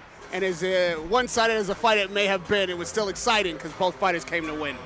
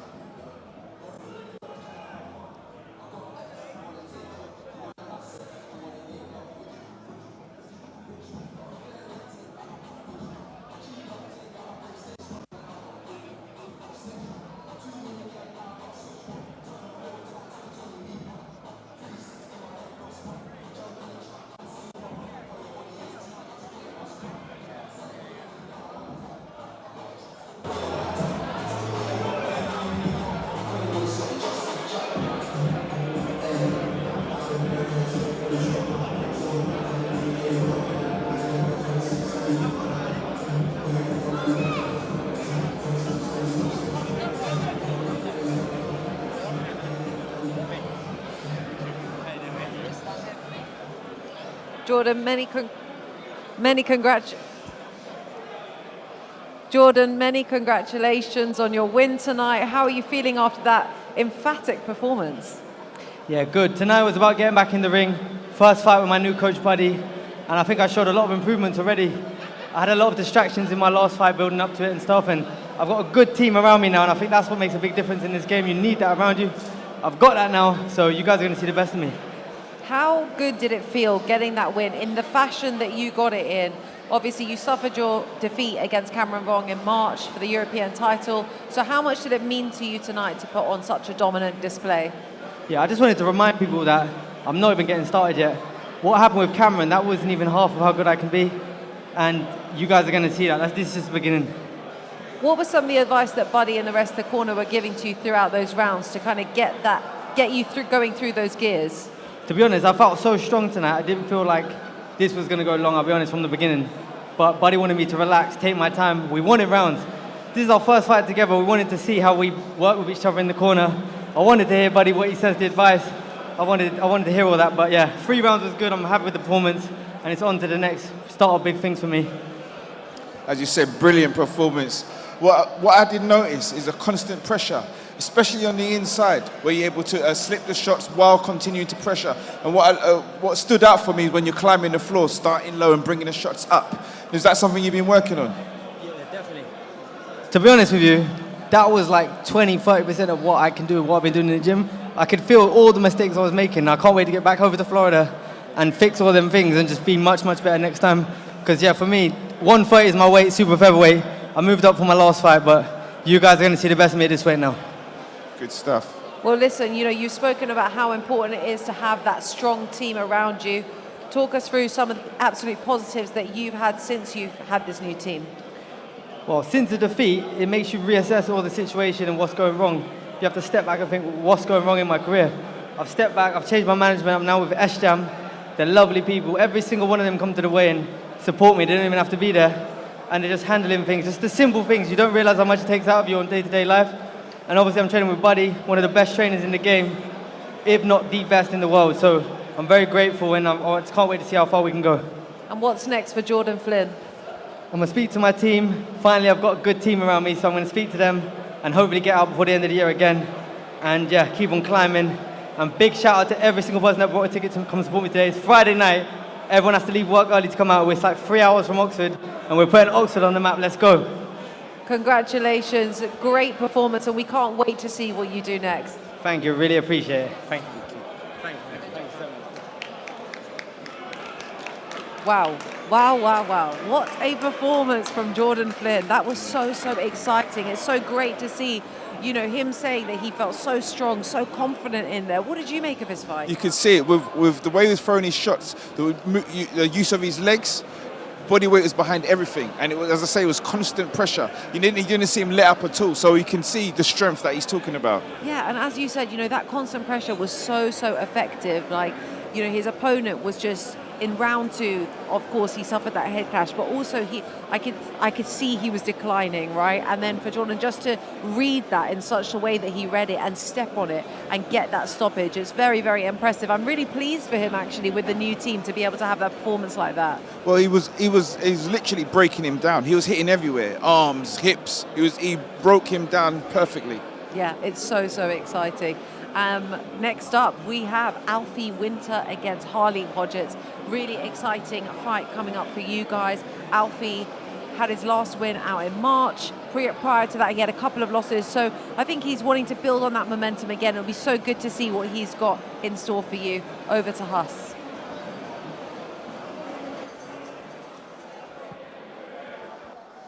Ladies and gentlemen, now it's time for our next bout of the evening, scheduled 6 3-minute rounds in the super welterweight division. And now please welcome to the ring, Harley Hodgetts.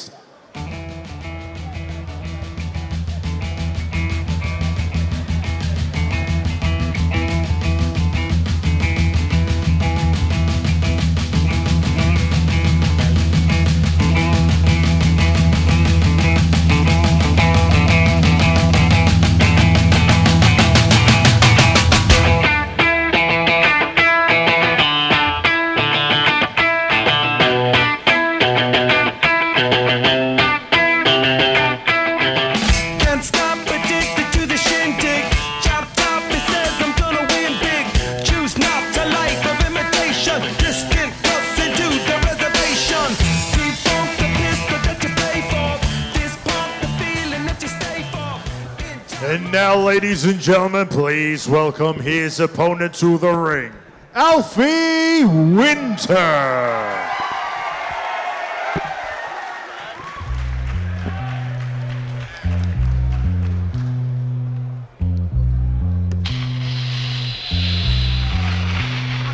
Ready for war, Joe? How you wanna blow they spot? I know these dirty cops that'll get us in if we murder some wop. Hop in your Hummer, the punish is ready. Meet me and Beatles with noodles, we do this do while he's slurping spaghetti.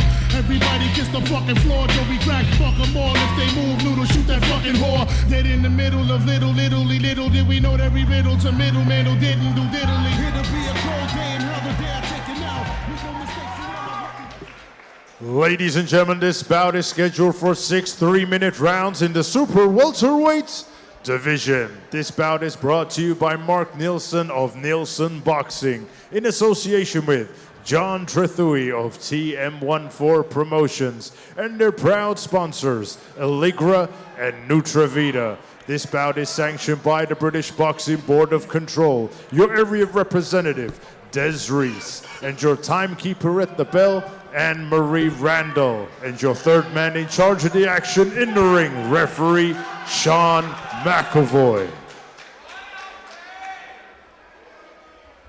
And now, ladies and gentlemen, introducing to you first, fighting out of the red corner. He's wearing the blue with white trim. His official weight of 11 stones, 13 pounds. He has a record of 8 fights, 4 losses, and 4 wins. Hailing from Portsmouth, England, United Kingdom, introducing Harley Hodges.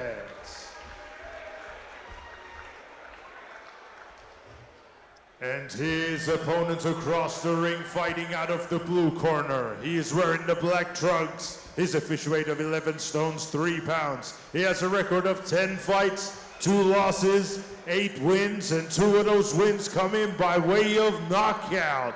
Hailing from West Molesley, Surrey, England, United Kingdom, introducing Alfie Ice Cold Winter.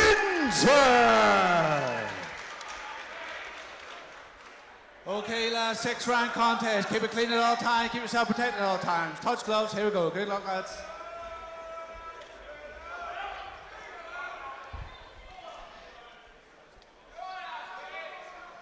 Here we go. Super welterweight contest.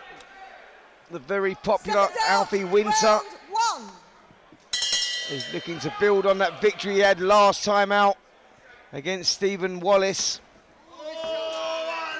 He's brought a good crowd down with him here this evening, and Harley Hodges is going to be up against it. Lost his last 4 after winning his first 4. Had a 3-year break and come back and hasn't had a victory since. He's got a tough night tonight against Alfie Winter for sure. Well, Hodges started the round. He'd landed a couple of quite clean shots, but, you know, Winter took them well and came back quite clean again, but he's the busier of the fighter, and yeah, I think Hodges might have his work cut out.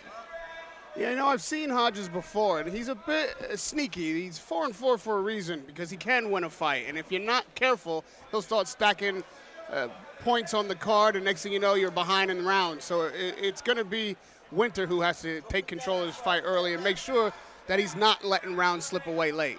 Yeah, absolutely. I think that Hodges, you know, when turning professional back in 2021, you looked at him and he racked up 4 victories, one after the other, and you think this kid might have some sort of future. Then he had a 3-year layoff, come back and hasn't quite been the same. But you're right, Radio, I think that the kid's definitely got potential. There is quality there, but it's just not had a good run of fortune since his comeback. Yeah, he's good enough to take advantage if you give him openings. He's not quite there where he's creating his own openings and overcoming an opponent that's better than him. That's the margin there, right there. And I think that's where Winter will have the advantage in being able to use his experience to be able to take control of the contest, like you were saying. Yep, Winter did lose a first-round KO for the Southern Area title against Indabasi. That was back in July 2023. But seems to be over that one now, and he will be looking to get himself back into title contention. But he's got to come through this one first against Hodgetts. I think it'll be good for him, though, because it's already turning out to be quite a competitive contest. And I think, you know, Hodgetts seeing this as winnable. But, you know, it'll be competitive for him. If he can get the rounds under his belt, it'll stand him in good stead to come back. Yep, I think we're in a situation here where Winter, he really does need this victory to get himself back to where he wants to be. And for Hodgetts, this is the sort of crossroads fight. Do you become a journeyman, or can you get your career back on track? That's pretty where you're at. So a lot at stake for both of these guys, and they're both having their successes here, Radio, in this opening round. You hear the crowd also behind Winter. That's because they still see a future for him. They want good things, and he can deliver tonight on that crowd's excitement. I see the corner there. You see a Warren there in the corner with him. There's a golden path ahead if on a night like tonight he can show that he's ready for it. Yeah, I think that he nicked that first round as well. Hodgetts, though, Priya, did have successes there. You know, he did look dangerous at times himself, and Winter has to be careful of that. I think he needs to apply intelligent pressure, Winter. You know, he can't, like you said, he needs to stay composed, he needs to stay clean, and he needs to be smart about how he puts his work together, because I think Hodgetts has got some real sting in his punches. We can hear them at ringside, and if one of those lands, you know, at the wrong time, wrong place, then that could be, Winter could be in real trouble. Yeah, Radio, you look at it and you say, like, look, Alfie Winter, you know, is 8-2 with 2 KOs, and you go, he's 28 years of age, and he's in a situation, probably finds himself in a situation where these sort of opponents really, if you're looking at title contention, getting yourself in the mix, you have to win these. You have to win them, and I'd say you have to win them a bit impressively, because Hodgetts is going to keep Winter honest. He's not just going to let Winter walk in and do whatever he wants. As you see there, he'll start offense if you let him sit too long. He's not going to wait on Winter to come to him.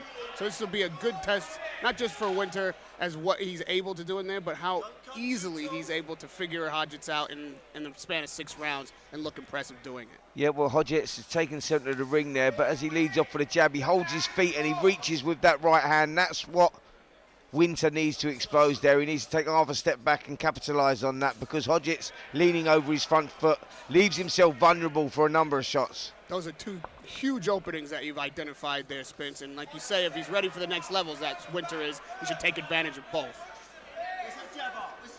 I think Winter's really using his jab well to create those openings as well. His jab's landing really crisp and clean, and that's only going to set him up nicely for a rear hand like he's just thrown.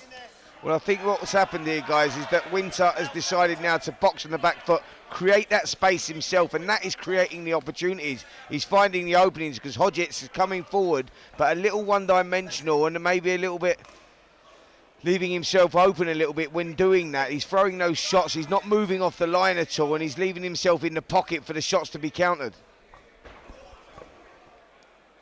But you can still see Hodgetts is still dangerous. He's just clipped Winter with a clean rear hand on the ropes, and, you know, Winter needs to be careful of those.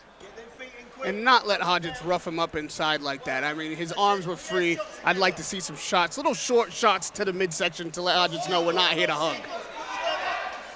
That's good work there, doubling up the left hook to the body there from Winter and trying to create the opening for the uppercuts as well. There's a lot to like about Winter. He does some nice little moves. We saw he's actually quite, just slightly earlier on in the round, he was looking quite relaxed and stylish, and he was moving off at his angles and putting punches together off the angle as well, which is, you know, probably credit to the experience that he's had as an amateur. You know, he's learnt his trade there, and I think he's putting it together quite well. I don't like that Hodgetts is putting Winter on the back foot so easily. He's just kind of, you know, easing forward, and Winter's is giving that ground. Winter should meet that with a jab. Make sure that Hodgetts knows that he is the one, the ring general in here, dictating the pace and dictating the distance. Well, you can control that pace on the back foot, actually, because you can control the space on the back foot, and that creates that opportunity. And what Winter's doing and maybe not doing right is, like, he's moving too much. He doesn't need to be moving as much as he is, because if he's controlling the space, he's just got to be just out of range. And then Hodgetts, as we've seen in the opening round, when he throws his shots, he leans over his front foot. That's why you control the space here, and you can make the fight quite easy by doing that. Just, you know, you don't have to move too far away, just out of range, you know, just half an arm out of range so that you can come back and counter quickly. But another round there maybe for Alfie Winter. I think he's doing the better work, even though he's on the back foot. I think he's being creative enough, he's working the angles enough, and for me, Hodgetts maybe just a little bit one-dimensional in that round, and for me, Winter doing enough. I think Winter's certainly got a lot more tools in the box. You know, he's able to move, he's able to punch from any angle. He's able to move in any direction. And like you said, I think Hodgetts is slightly one-dimensional, and that might be his downfall. There were times in the round where Hodgetts did put some pressure on Winter, and Winter didn't like it. But I do think that he's got the skill set to be able to get himself out of that trouble too. Yeah, I think for Hodgetts, if he wants to get himself in this one, he's got the physicalities because he seems to have the size here and the strength. And you've got to use that. Sometimes it's not about the skill set here because Winter is the better boxer. He has the better boxing IQ. You got to use the tools that you've got to your advantage, and Winter's doing that at the moment, and that's why he's being a little bit more creative, controlling that space a bit more. Whereas if I'm Hodgetts now, I'm going, right, it's time to roll the dice here, throw the kitchen sink, everything I've got, and take the gamble. And I think that's pretty much where he's at, like what he's doing there. Exactly, that was a really nice clipping left hook from Hodgetts. Don't think Winter can afford to take too many of those, and again he's thrown the rear hand and left hook, and they've landed nice and clean. To your point, Spence, it's not about the skill set, it's about the adjustments. And I hope in the corner he's been told at least half of what you've said here at ringside, because that's the instruction he needs.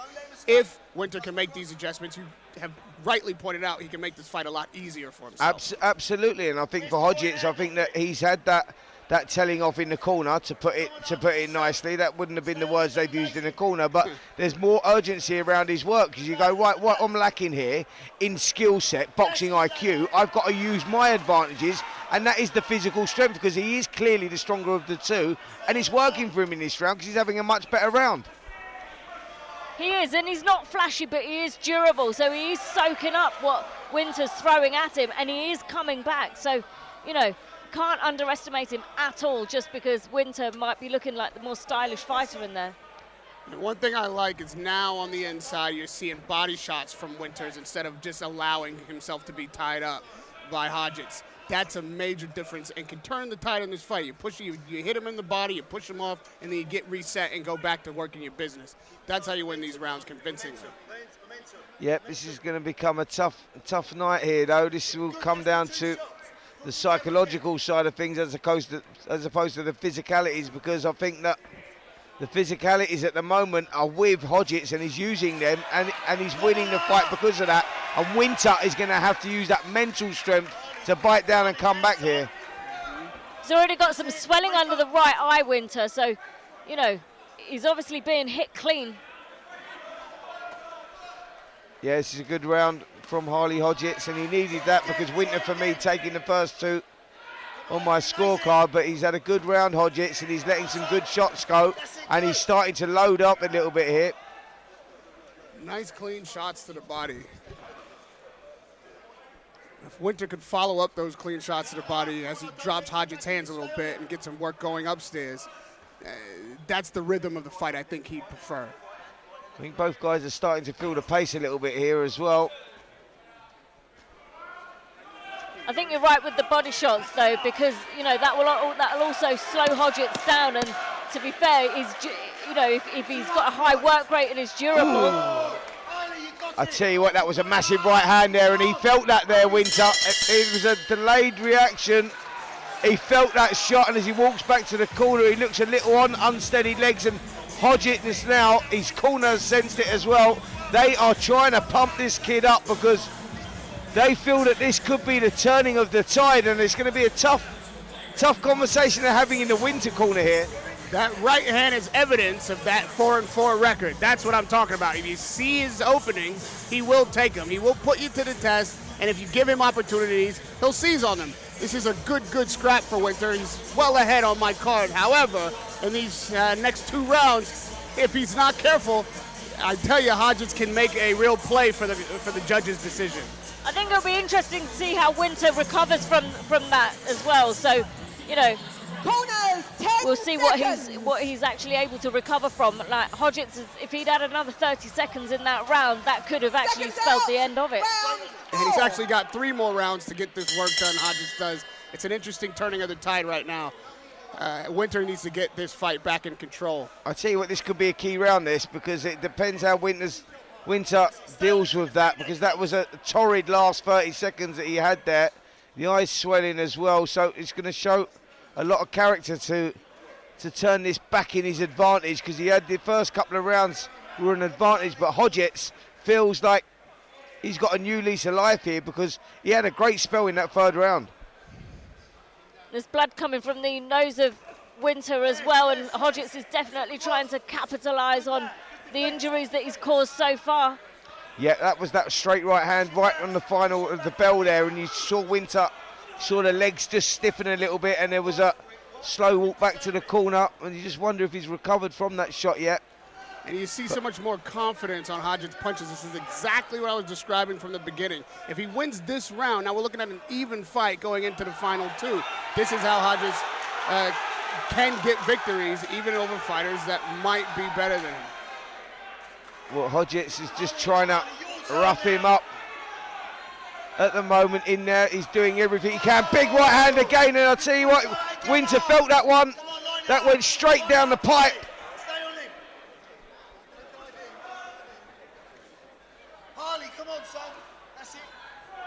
Winter has badly marked up the left eye and the right eye, both swelling down. There's a cut underneath the left eye there. There's bad swelling. That was from that right hand down the middle, and he's having a tough time in there at the moment, Winter. This is the kind of post-fight press conference you've been to, Spence, where the fighter says, look at the other guy. How could I possibly have lost? If this fight keeps going that way, it'll be difficult to see how Winter reconciles the markings on his face with the card that's gone his way. I mean, his left eye is almost closed up, so, you know, Harley Hodgetts is proving that he can be such a dangerous fighter, and he's still looking the more composed out of the two. Yeah, the right hand through the middle was the shot that done that for Alfie Winter. Bad swelling under the eye, and it's been another bad round for him as well.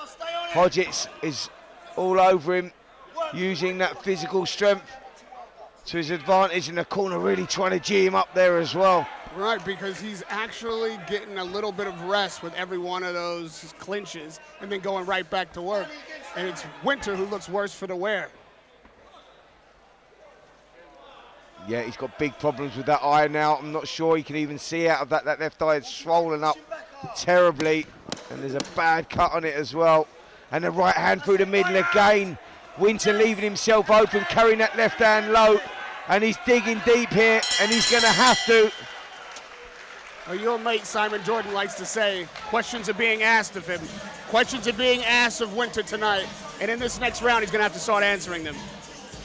Yep, totally agree with that. His face is a mess, and the corner are going to have to do a good job in there. His left eye pretty much looks closed up. I'd be surprised if he can even see out of that right now. I mean, Hodgetts really put his punches together nicely. He landed accurately, he was clean, he was strong, and, you know, I think he's turning the tide, if not on the scorecards, then definitely in the mindset of Alfie Winter. Yeah, totally agree with that. I think that Hodgetts has... Go ahead. And I'm saying Alfie Winter has to go soul searching now. You know, it's one of those fights where you go, right, it's not going one way and I've got to turn this around. He's literally can't see out that eye. The referee's going to have to take a look at that as well, you know, because the vision is a problem there, and he will not see those shots coming. There you go, referee. He's going to take a look at that eye, just as I thought, because it got terribly worse. The swelling under there is bad. If I'm Hodgetts and this fight continues, all I'm looking for is the right hand to that left eye. He can't see out of that eye. No, I think the doctor just asked him, can he see? He said, I can see, and the doctor put his finger up and he couldn't see it. And that was a bad result there for Alfie Winter, who was looking to get his career back on track. And he just goes and loses there to Harley Hodgetts, who hasn't won a fight since he come back after a 3-year layoff. He's had 4 losses on the bounce, but Priya gets the victory tonight against the capable Alfie Winter. As I said, Spence, and I just hate patting myself on the back, but every time we come here to your call on these TM14 Neilson Boxing shows, they're so evenly matched and well matched. You get questions asked of opponents who are on the A side. You'll get an upset every time. You never know who it's going to be, but that upset will come, and tonight it's come in the form of Harley Hodgetts. Absolutely, and you know, Alfie Winter, you know, he looked like the more skillful. He was the more skillful fighter at the beginning of that, but you know, it was a testament to Hodgetts' durability and his punch power that he was actually able to turn the tide on that. I think Alfie Winter probably, you know, wholly demoralised for losing in the way that he lost, but that's boxing. What do you tell Alfie Winter when you get back to the locker room, Spence? Well, it's what he tells himself, because I think that's the conversation he has to have with himself. You know, do I want this? Do I need this? You know, and if he does, you know, like, look, it's his third loss. It's his third loss. That means nothing. You look at someone like Derek Chisora, who's 41, who's had 13 losses, and look what he's doing with his career, and look where he's gone. He's gone back, he's reinventing himself, he's come back. So Alfie Winter can do the same, but he has to ask himself them questions, and he needs to give himself some truthful answers, you know, and the people around him as well, because I don't know what's going on, you know, with him, where he's at in his career or whatnot, but there's still a future there for sure, but he has to be honest with himself. Round number 5, your winner by TKO, Harley Hodgetts.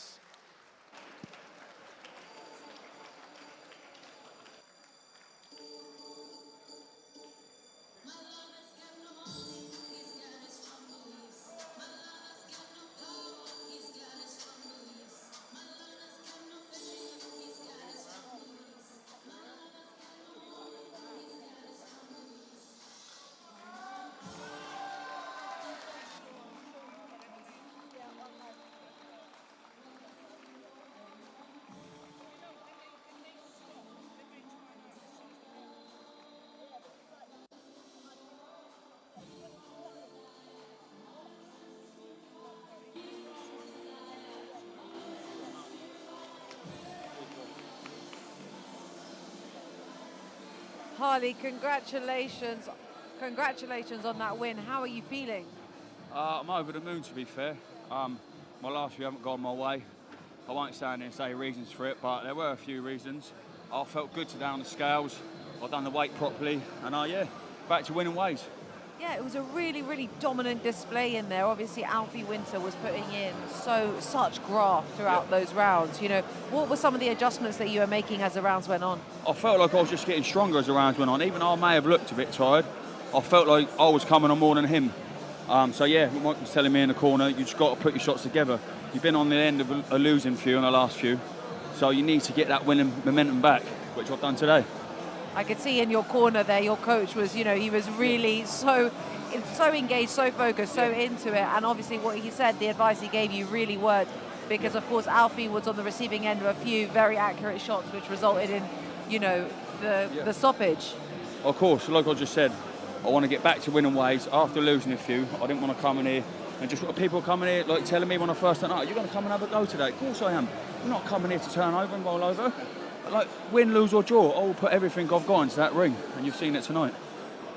With Alfie being so elusive, at the beginning of the fight, he's using his movement, head movement. But what was it that made you feel comfortable to lead with your right hand like that? You was getting success with it all night. It's something we've done in the gym quite a lot, actually, leading with the right hand, double right hands. I'm trying to lean over with the right hand, left hook to the body, which I didn't throw a lot tonight, which we'll go back to the gym and improve on that. But like I just said, I felt like I could walk through his power, and our tight guard walked through. I felt like he was getting weaker and I was getting stronger as the rounds were going on. And yeah, we got the stoppage. It was brilliant. The accuracy was telling. Brilliant. As you said, you know, back to winning ways. You've come off a few losses. The win tonight, sum up what it means to you. Like I said at the beginning, I'm over the moon.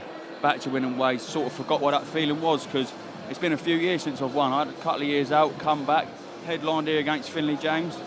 Then I've had a few on the road. Don't get me wrong, I was trying to win, but tonight makes it ever so more special. First one on the road as the away fighter, and getting a stoppage win. Beautiful. It really is. Listen, we're so happy for you. So happy to see you back in action, back to winning ways. As you say, can't wait to see what you do next. Lovely, I appreciate it. Thank you very much. Well done. Wow, what a win for Harley. That was insane. What did you make of that? Yeah, do you know what? I love a success story. The I know, underdog. I can see it in because your face. Yeah, nah, it was, and the way he won, it's commendable. So as I said, he kept his composure, and he was seeing the success in that right hand, and he just kept throwing it. And then Alfie didn't make the correct adjustments. We saw his face. His face did look, it looked painful. I mean, I think it was definitely a good call to call a stoppage to that contest, because he didn't look like he could see very much out of his left eye. That's it. What adjustments would you have made? That's a good one, because what it was, Alfie, he kind of got accustomed to what he was doing. Now, what was working against him is, sorry, I forgot the young man's name. Harley Hodgins. Of Harley's range. So what he needs to do is, even though Harley was stronger than him, he needs to tie him up, get a bit closer to him. Find a way to zap his energy rather than staying away, staying in. Yeah, he was on the end of that jab and that right hand. Yeah, absolutely. So he needs to close that distance a bit, because you did see when Alfie was throwing his combinations up close, he was getting the more success. So we needed to really capitalize on that a bit more. Yeah, it's really interesting, because I felt like in the earlier round, I mean, of course, the fight as it started, Alfie did walk onto a right hand straight down the pipe very, very early on. And I remember I turned to you and I said, oh, that's not a brilliant start. However, he really pulled it together. And some of those combination punches, as you said in the interview, he had a very elusive style. He was evading a lot of the attack from Harley. And he was getting a lot of success down to the body with that left to the body, the left over the top. And I'm not sure at what point there was that switch from Harley and he started really putting those shots together. Do you know what it could be? And it's most likely is that when Alfie's making him miss, he's not doing anything about it. So he's not doing anything to stop the momentum. He's making him miss, but he's getting confident. As he said, he felt stronger. So he's not giving him anything to think about. Now he's used to him being elusive, but what next? That's a very good point. I mean, look, you know, as much as that means, you know, it's so meaningful, that win for Harley, I do think a little bit about, you know, what's Alfie thinking and feeling at this time. He's got a couple of losses on his record. He was in an absolute barnstormer against Jake Henty last year at some point. And, you know, now he's taken another defeat. So it'll be interesting to see what his next steps are. And we wish him all the best. I really hope his eye recovers quickly as well. That's it. But we're on to the final fight of the night. It is Ali Cordy in his second fight. And it's going to be so exciting to see what display he puts on. He's got a lot of fans in the building. So over to Huss. One last one. Ladies and gentlemen, now it's time for our final bout of the evening, scheduled 6 3-minute rounds in the Cruiserweight division. And now please welcome to the ring, John Marvin.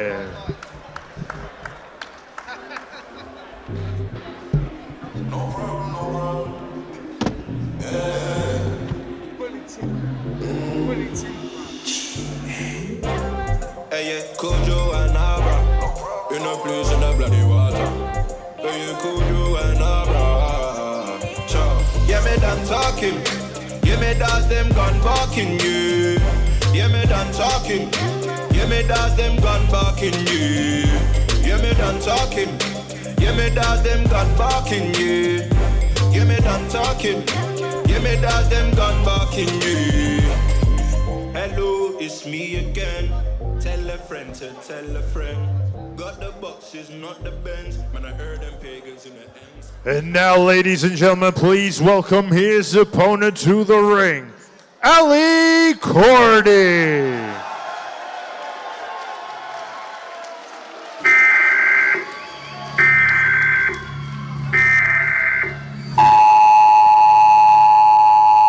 This is not a test. This is your emergency broadcast system announcing the commencement of the annual purge sanctioned by the U.S. government. Police, fire, and emergency medical services will be unavailable until tomorrow morning at 7 a.m. when the purge concludes.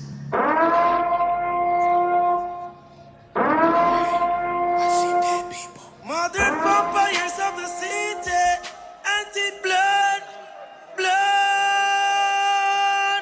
blood. Yo, Dre, thought I was dead. West Coast, I'm the doctor's advocate. Nigga, Dre shot you, brought me back from the dead. That's why they call him the doctor.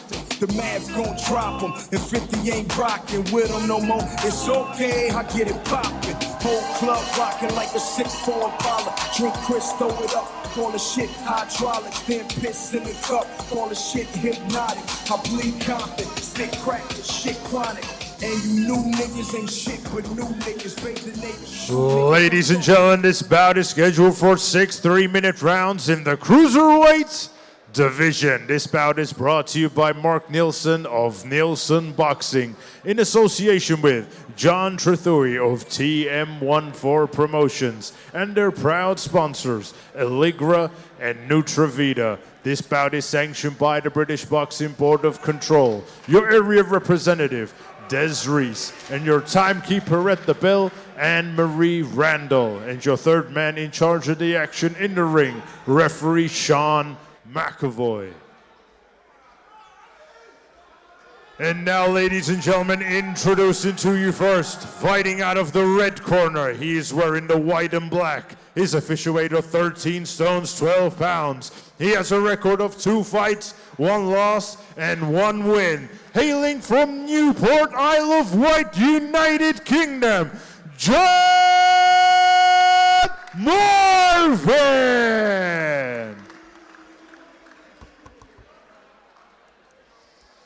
And his opponent across the ring, fighting out of the blue corner. He is wearing the black and gold. His official weight of 13 stones, 9 pounds. He is currently undefeated with 1 win, and that 1 win comes in by way of knockout. Hailing from Fulham, London, England, United Kingdom, introducing Ali the Punch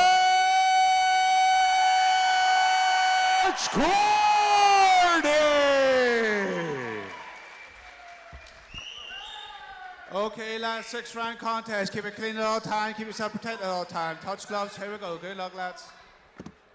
Final fight of the evening. 6-round cruiserweight contest between the very popular Ali Cordy going in against John Marvin. And you can see, Denzel, why they've kept this one to last. I think half the venue here have turned up to see Ali Cordy by the sounds of it. Yep. Seconds out, round 1. Done a lot of tickets, got a big crowd with him tonight. Oh, Marvin just rushes out to center of the ring. Oh, big Massive shot. right hand there from Marvin. These boys are wasting no time. Jeez. Yeah. Cordy took that as a violation and said, "You're getting it, mate." Wow, that was a huge right hand, and Marvin just lost his way a little bit there, and Cordy just tried to punish him. Punching his spine. The referee almost took one on the chin for his trouble. Wow. I tell you what. Well, there's a pen on the floor. Ref, pen! Ref! Ref, pen on the floor! Pen on the floor! Oh, good jab. That was a solid jab there, and Marvin felt that one. The knees definitely buckled there. And I think one thing we can guarantee, guys, is we're not here in round number 6. Yeah, I don't think we are. Because this is what is expected. Final fight of the night. A proper clash. Nobody is here to box or have any extra rounds tonight. I don't know if Marvin has made the statement that he wanted to make at the outset. I mean, it was a big shot to begin, but now he's getting broken down. Well, he needs to keep that intensity up, Marvin, I think, because what he lacks, maybe boxing IQ, he makes up for in strength. That's his main asset, and that's where he was successful Another before. big shot there from Marvin. The jab of Cordy is popped Marvin's nose. Just busted up his nose. Oh, now he's got a cut in the eye. Cut over the left eye. I'm not sure where that came from. Yeah, might have been a rub of the heads or something. But this changes the fight essentially. Yeah, it does. And that cut is quite bad as well. Blood flowing down the left side of his face there, Marvin. And he's gonna have to go for it and land one of those big right hands to try and turn this around. But it's not him doing it, it's Cordy that's landing the better work. And so many heavy shots coming back and forth, but I really think it's Cordy breaking Marvin down. I don't see it as an even fight. I see it as an exciting action fight. Yep, I agree with you. That Cordy is the one. That body shot really hurt Marvin as well. You saw him wincing there, and I tell you what, guys, he's starting to ask himself questions already here, Marvin, because big shots again there from Cordy. I like what I see with this guy, you know. He's got... Oh, good body shot again from Cordy. Oh, good right hands over the top from Marvin. Oh, good right hand there from Cordy. Yeah, Marvin big just needs to shot. hold. That was a big shot. Marvin's in a bit of trouble here. He is. Legs have stiffened up. Cordy banging away to the body as well. A tough man, Marvin. He's taking all that he can be given, but I gotta tell you, these shots are well placed and sharp. You can tell from the cuts on his face how razor sharp these shots are. Yeah, 100%, you can tell. Yeah, that was a tough round there for John Marvin, who started it so well and so promisingly. Big right hand that landed, and then quickly Ali Cordy turned it around, landed some good shots, dents to the body and the head. Shot selection was very good there, and I like what I see with him. Yeah, no, most definitely. His jab is very effective. The jab's really busted up his face. I think the cut came from a head clash, but other than that, the jab of Cordy busted up Marvin's face. There's been some good body work from both of them, to be honest. But I think the more effective sharp punches that come from Cordy, like you said, and the big shots are potentially coming from Marvin, where he's throwing in the big haymakers with the right hand. Bad intentions on all shots. Yeah, all shots. Well, Radio Raheem, I wouldn't like to be a betting man to say that this would see that we'd hear the sixth and final bell, that's for sure. Yeah. I mean, I don't know, if we get another round like that, I don't know where this fight's gonna go. 3 rounds, Spence, 3 rounds. We're not gonna see 4. It has been a bit scrappy too also. There's been a lot of holding and pulling and... Oh, big shot again there, Marvin. This is where he's dangerous at the opening. But he's got to be careful what's coming back. He has. And they're a bit wide. I mean, he's winging these shots. He's putting his body behind him, but his feet are picking up now. So I don't know how heavy these shots are anymore. Oh, that's a big uppercut. He's in trouble here. I think Marvin would have a lot more success if he just settled down a little bit. That's it. Settle down and set down on his shots. Yep. He's fighting at an amateur pace. Cordy, I'm loving the way Cordy's working the body here, though. He's picking the shots. Shot selection's very good. Oh, that was good again. That was good. Marvin got lucky that time that he didn't really have to pay with major dividends for those 2 misses.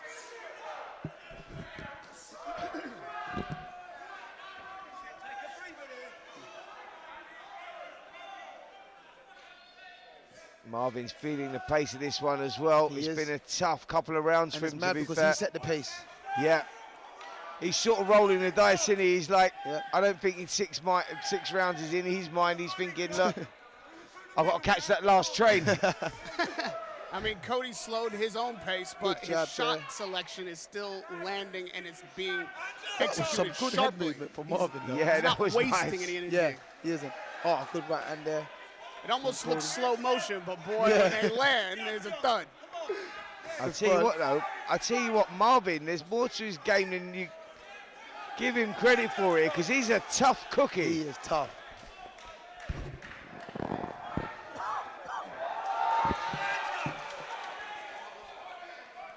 Great little matchmaking again here. Oh, big right hand there from Marvin. And I'll tell you what, Cordy felt that one. That's the first time I've seen him in trouble. The might have turned here. The legs have stiffened. I think there's a cut over Cordy's eye now. Yeah. The left eye. So they're both cut. Cordy's in. Both guys are feeling the pace here. I don't know what way this is going to go. Oh, massive uppercut. Wow.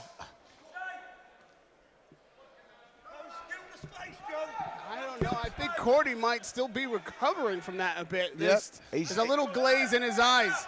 It's not quite back yet. He's just punching off instinct. They're both on unsteady legs.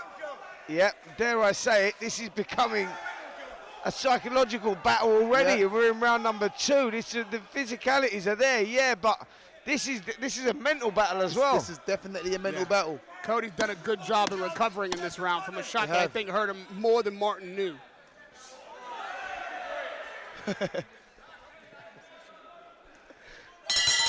Really, 2 big shots from Marvin in that round, yeah? Massive, massive round there. Marvin will gain a lot of hope from that round because Cordy, for me, in the opening round, dominated it, and he looked like he had Marvin on the brink of defeat. And out of nowhere, Marvin's come back there, and he's had a successful round. And he's made Cordy ask questions of himself for the first time in his professional career.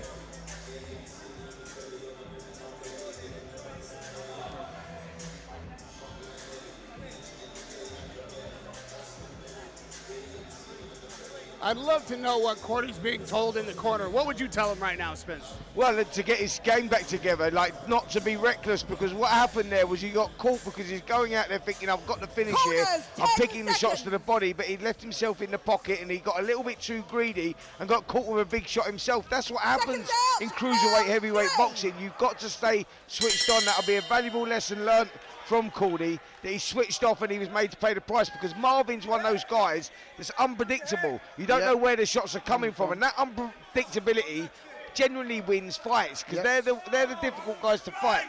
And I gotta tell you, when Marvin got up off his stool, he kicked the stool out from under him on the bottom rope and sludged forward as if he's a man on a mission. He's not gonna give up at all. He's old school, mate.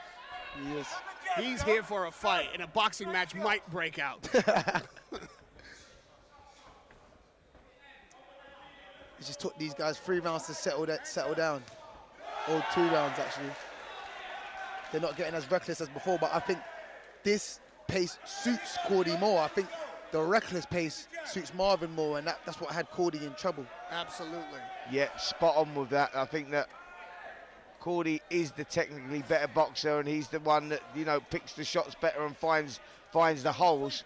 Marvin's better when he's just steam trained, all in. Roll the dice.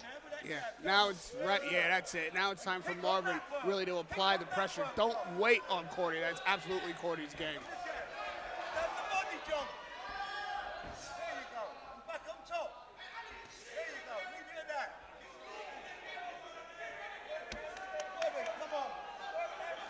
Oh, good shots from Marvin. That was a massive shot, and Cordy felt that one. It was a delayed reaction. The uppercut, right uppercut, was the shot that done it.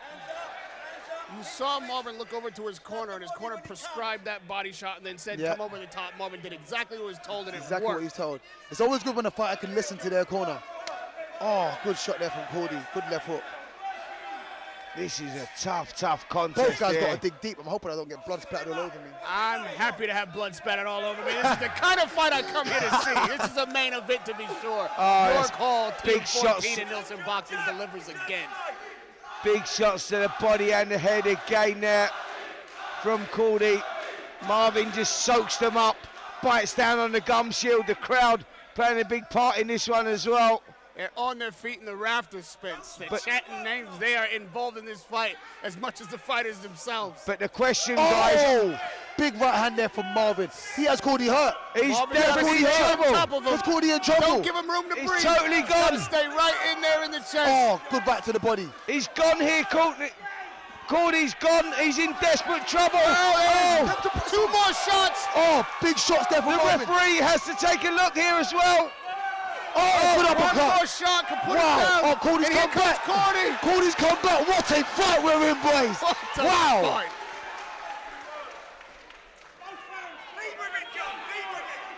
Cordy is in desperate trouble. And he's good round. Wow. I've never been happier to be wrong about a fight. We will see 4. What a glorious night of boxing. You saw blood streaming from Cordy's face as he threw the last shot in that round. Neither man willing to take a step backwards. I tell you what, Cordy was in desperate trouble there. That was good work there from Marvin, who for me won that round. That's it. The physicalities are gone, boys. This is a mental battle right now. This is where we're at. We're sitting here, we're all on the edge of our seats. The place is absolutely bouncing. What we are witnessing here, forget the boxing. This is now become a fight, a street fight. Yes. And it's about who wants it most here. Literally. This is who wants it more. 2 grueling rounds that will test both men's will and physical ability. The stamina and the mental strength are all on the line here for the next 6 minutes. Round 4. 9 minutes. Marvin just wants to send her straight to the center of the ring. Yep, that's what Marvin does. He's dangerous at the first half of the round for sure, but he was finished the round so strongly in that last one, and he's got a new lease of life here, and it's... Oh! Big shots from Marvin. Cody's hurt. Yeah. He's hurt. Cody's in desperate trouble here. I think he's in big trouble. Got him right where he wants him. Marvin's got him right where he wants him. But Cody is looking to muster one big shot to change the tide. He still believes he's not giving in. He's still got fight in him. He's done his right hand, I think, there, Cody. He was shaking that.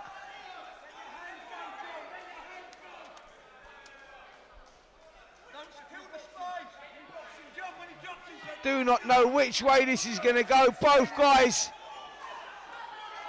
Oh, good shots from Cody. Yeah, body shots there, got through, and Marvin's felt that one. Cody, now it's his turn to have a go. Real Good seesaw. right hand there from Cody. Good flurry of shots as well. And there it is. Cody's mounting his offense to turn this tide on Marvin. They still both truly believe they can win this fight. Neither one's too concerned with defense. This is all offense. Well, I'm going to be totally honest, guys. I did not think we would be hearing the bell for the fourth round.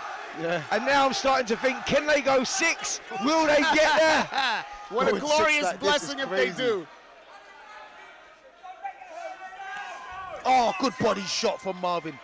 Cody could not let Marvin just get away with those slow planting, thudding shots. You got to do something to stem that tide. Well, there's his answer. He's coming back with a little combinations, little pitter-patter shots, but right now they will be taking their toll, trust me, because both guys are fighting on empty right now.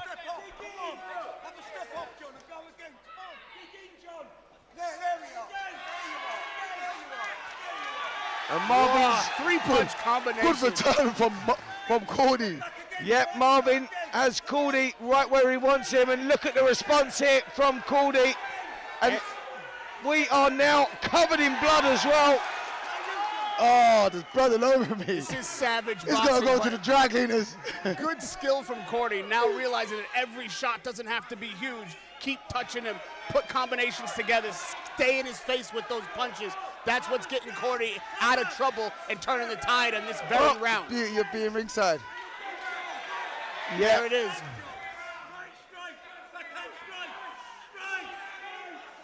Tough contest here from both guys, showing so much character. Yep. I tell you, Spence, that small adjustment Cody made of deciding to land shots that don't have to be big. Marvin just landed a massive shot inside, though. As you said, that Cody took the shot well. It's anybody's, I don't know, look, yo, Spence's ledger is just full of blood. You don't even need the ink in your pen. You can just smear the blood with your finger. I don't know which way these rounds are going. It depends on what you see, but I see a table full of blood and two fighters full of heart. I tell you what I see. I see a 2-round fight. This fight can be won and lost in these final 2 100%. rounds.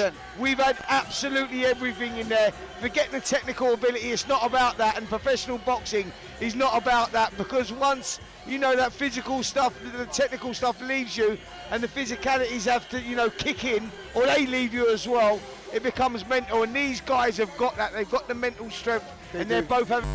Corners, 10 seconds.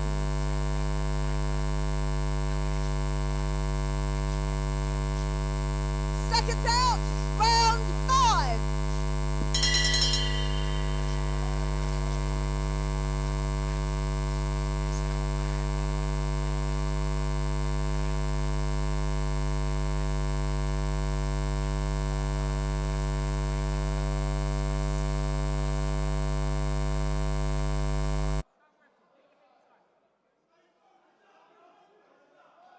normal human being would dare go to, can go to. It's gladiatorial, man.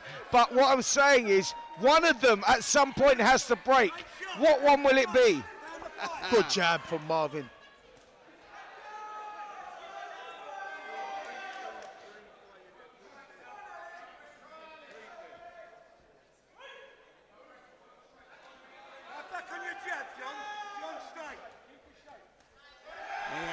Good work again from Cody there, just working away, pushing forward.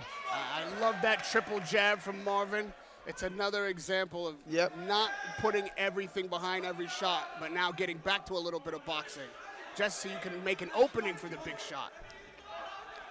This is good work here from Cordy. He's just pushing forward and he's maybe getting the eye-catching stuff. Marvin spending too much time on the ropes. Body shot, big uppercut.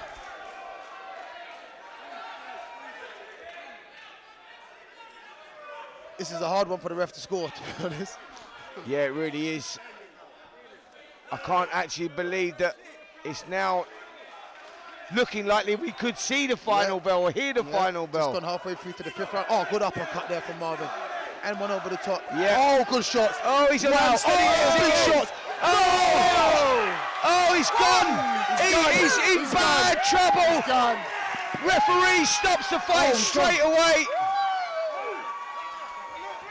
That was a bad knockout, and let's just hope. Wow. He's okay here. I know it's a lot more fatigue. Both fighters had to dig deep. They really had to go to that dark place, like you said, Spence. Hopefully Ali Cordy is all right. We want to see him, finish on his feet. Yeah. His eyes are open, he's taking oxygen. Well, the paramedics were in there quickly, and they're responding to him. He's just getting the oxygen now. It's right above us, and I'm glad they've stopped celebrations in the ring, showed a respect for Ali Cordy, who put on an incredible performance there. I think he's responding, he wants to get up. And this is the side of boxing we don't like to see. Yep, paramedics now just taking the gum shield out of his mouth and giving him that oxygen, that valuable oxygen that he's needed. That was a grueling contest from the opening bell.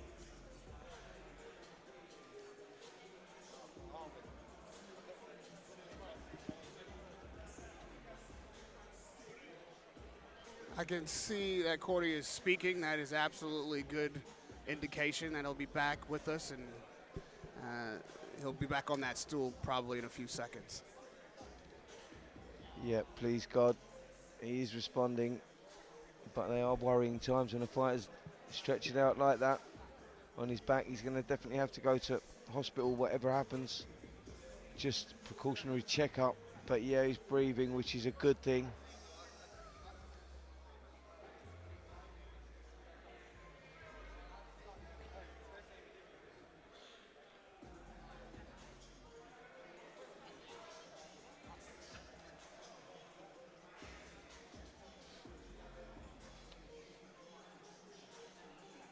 Seems to be having that conversation. I think they may be just starting to get him to Ready to lift him the up. heads up. There it is.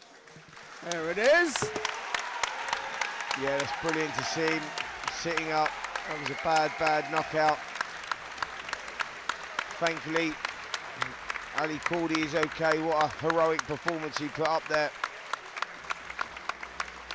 Win, lose or draw, both guys were going to get claps out of the ring, and let's just happy that Ali Cordy seems to be okay.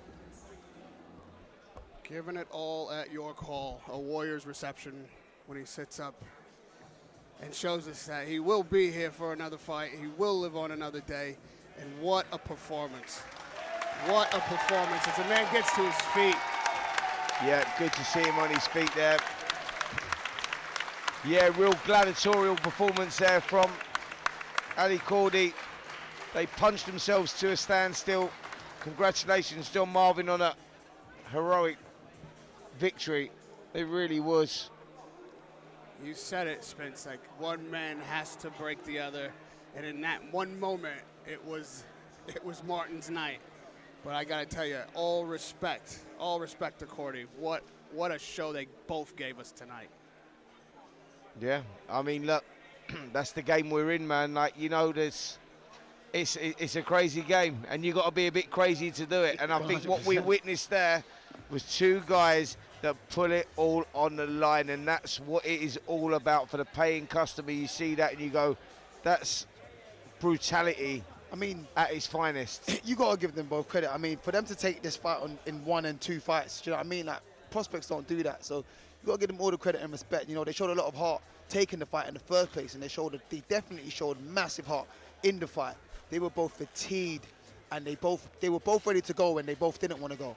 And they both had to go to a very dark place, like Spencer said, to be able to pull out the performance that they did. So hats off to both of them, man. One of the reasons that it is hallowed ground that we stand on here at York Hall. These so-called small hall shows show the biggest hearts, and these fighters come and they want to win. These main event fighters especially are not here to do anything but give you everything that they've got. And sometimes it ends like this. This is why we have so much respect for these warriors. This is why we show up, and there's nothing small about this show. These are big men here tonight. Yeah, absolutely, and I sort of echo what Denzel said there. You know, you got two guys that look like they have a bright future in boxing in front of them, and they've decided to put it all on the line here tonight. One of them only having one fight and the other guy only having 2 fights going into this one. They could have quite easily have taken easier paths, different routes, but they both went in there in a real 50-50 fight. Great performance. We will see Ali Cordy again for sure. Just a little bit of rest time now. Back to the drawing board where it all went wrong, but heroic performance from him really was. And with both fighters leaving the ring under their own weight and being able to continue on, this is the kind of show that you want to see. You want to see guys that give it all. And in a main event like this on tonight, it really has delivered. Credit to these fighters and fans. What a product put forward by TM14 and Neilson Boxing on talkSPORT Boxing YouTube channel and Seconds Out. This has been a great show, guys. Yep, it certainly has, and we will be back again tomorrow, same time, 7 p.m. for more action. Believe it or not, another 10 contests, 10 beautiful contests tonight, finished with the drama that finished there. Yep. And Denzel Bentley, we go again tomorrow. We go again tomorrow, and next time I'm wearing black. We I've got a lot of blood on me. Oh, your essentials are covered in blood. I'll buy them off you. Mate, 20 quid a blood drop.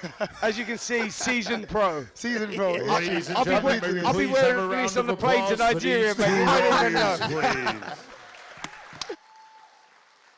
The official time, 1 minute and 52 seconds of round number 5. Your winner by TKO, John Marvin.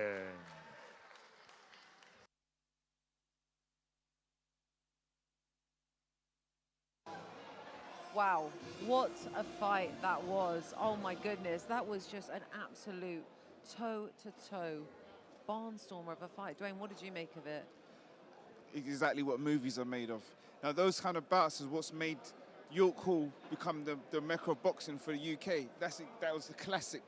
It was a classic, and it was just so back and forth, wasn't it? Like, you know, it felt almost like that stoppage was like such a comeback for John Marvin, you know. It felt almost as though the fight was going to go the other way. It was hard to tell because it was like a pendulum swinging this way and that.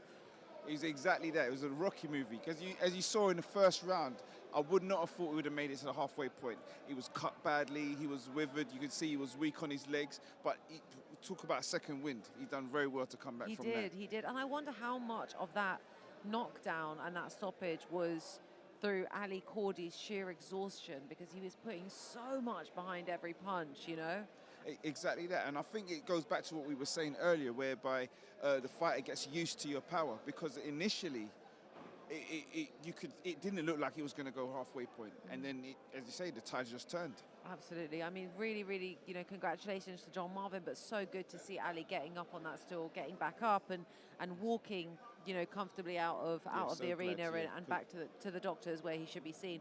But, you know, aside from that final fight of the night, we've had so many great fights on tonight. We've seen Lerrone Richards back. We've seen Jordan Flynn get a stoppage with a new team around him, and many more. Liz Cousins.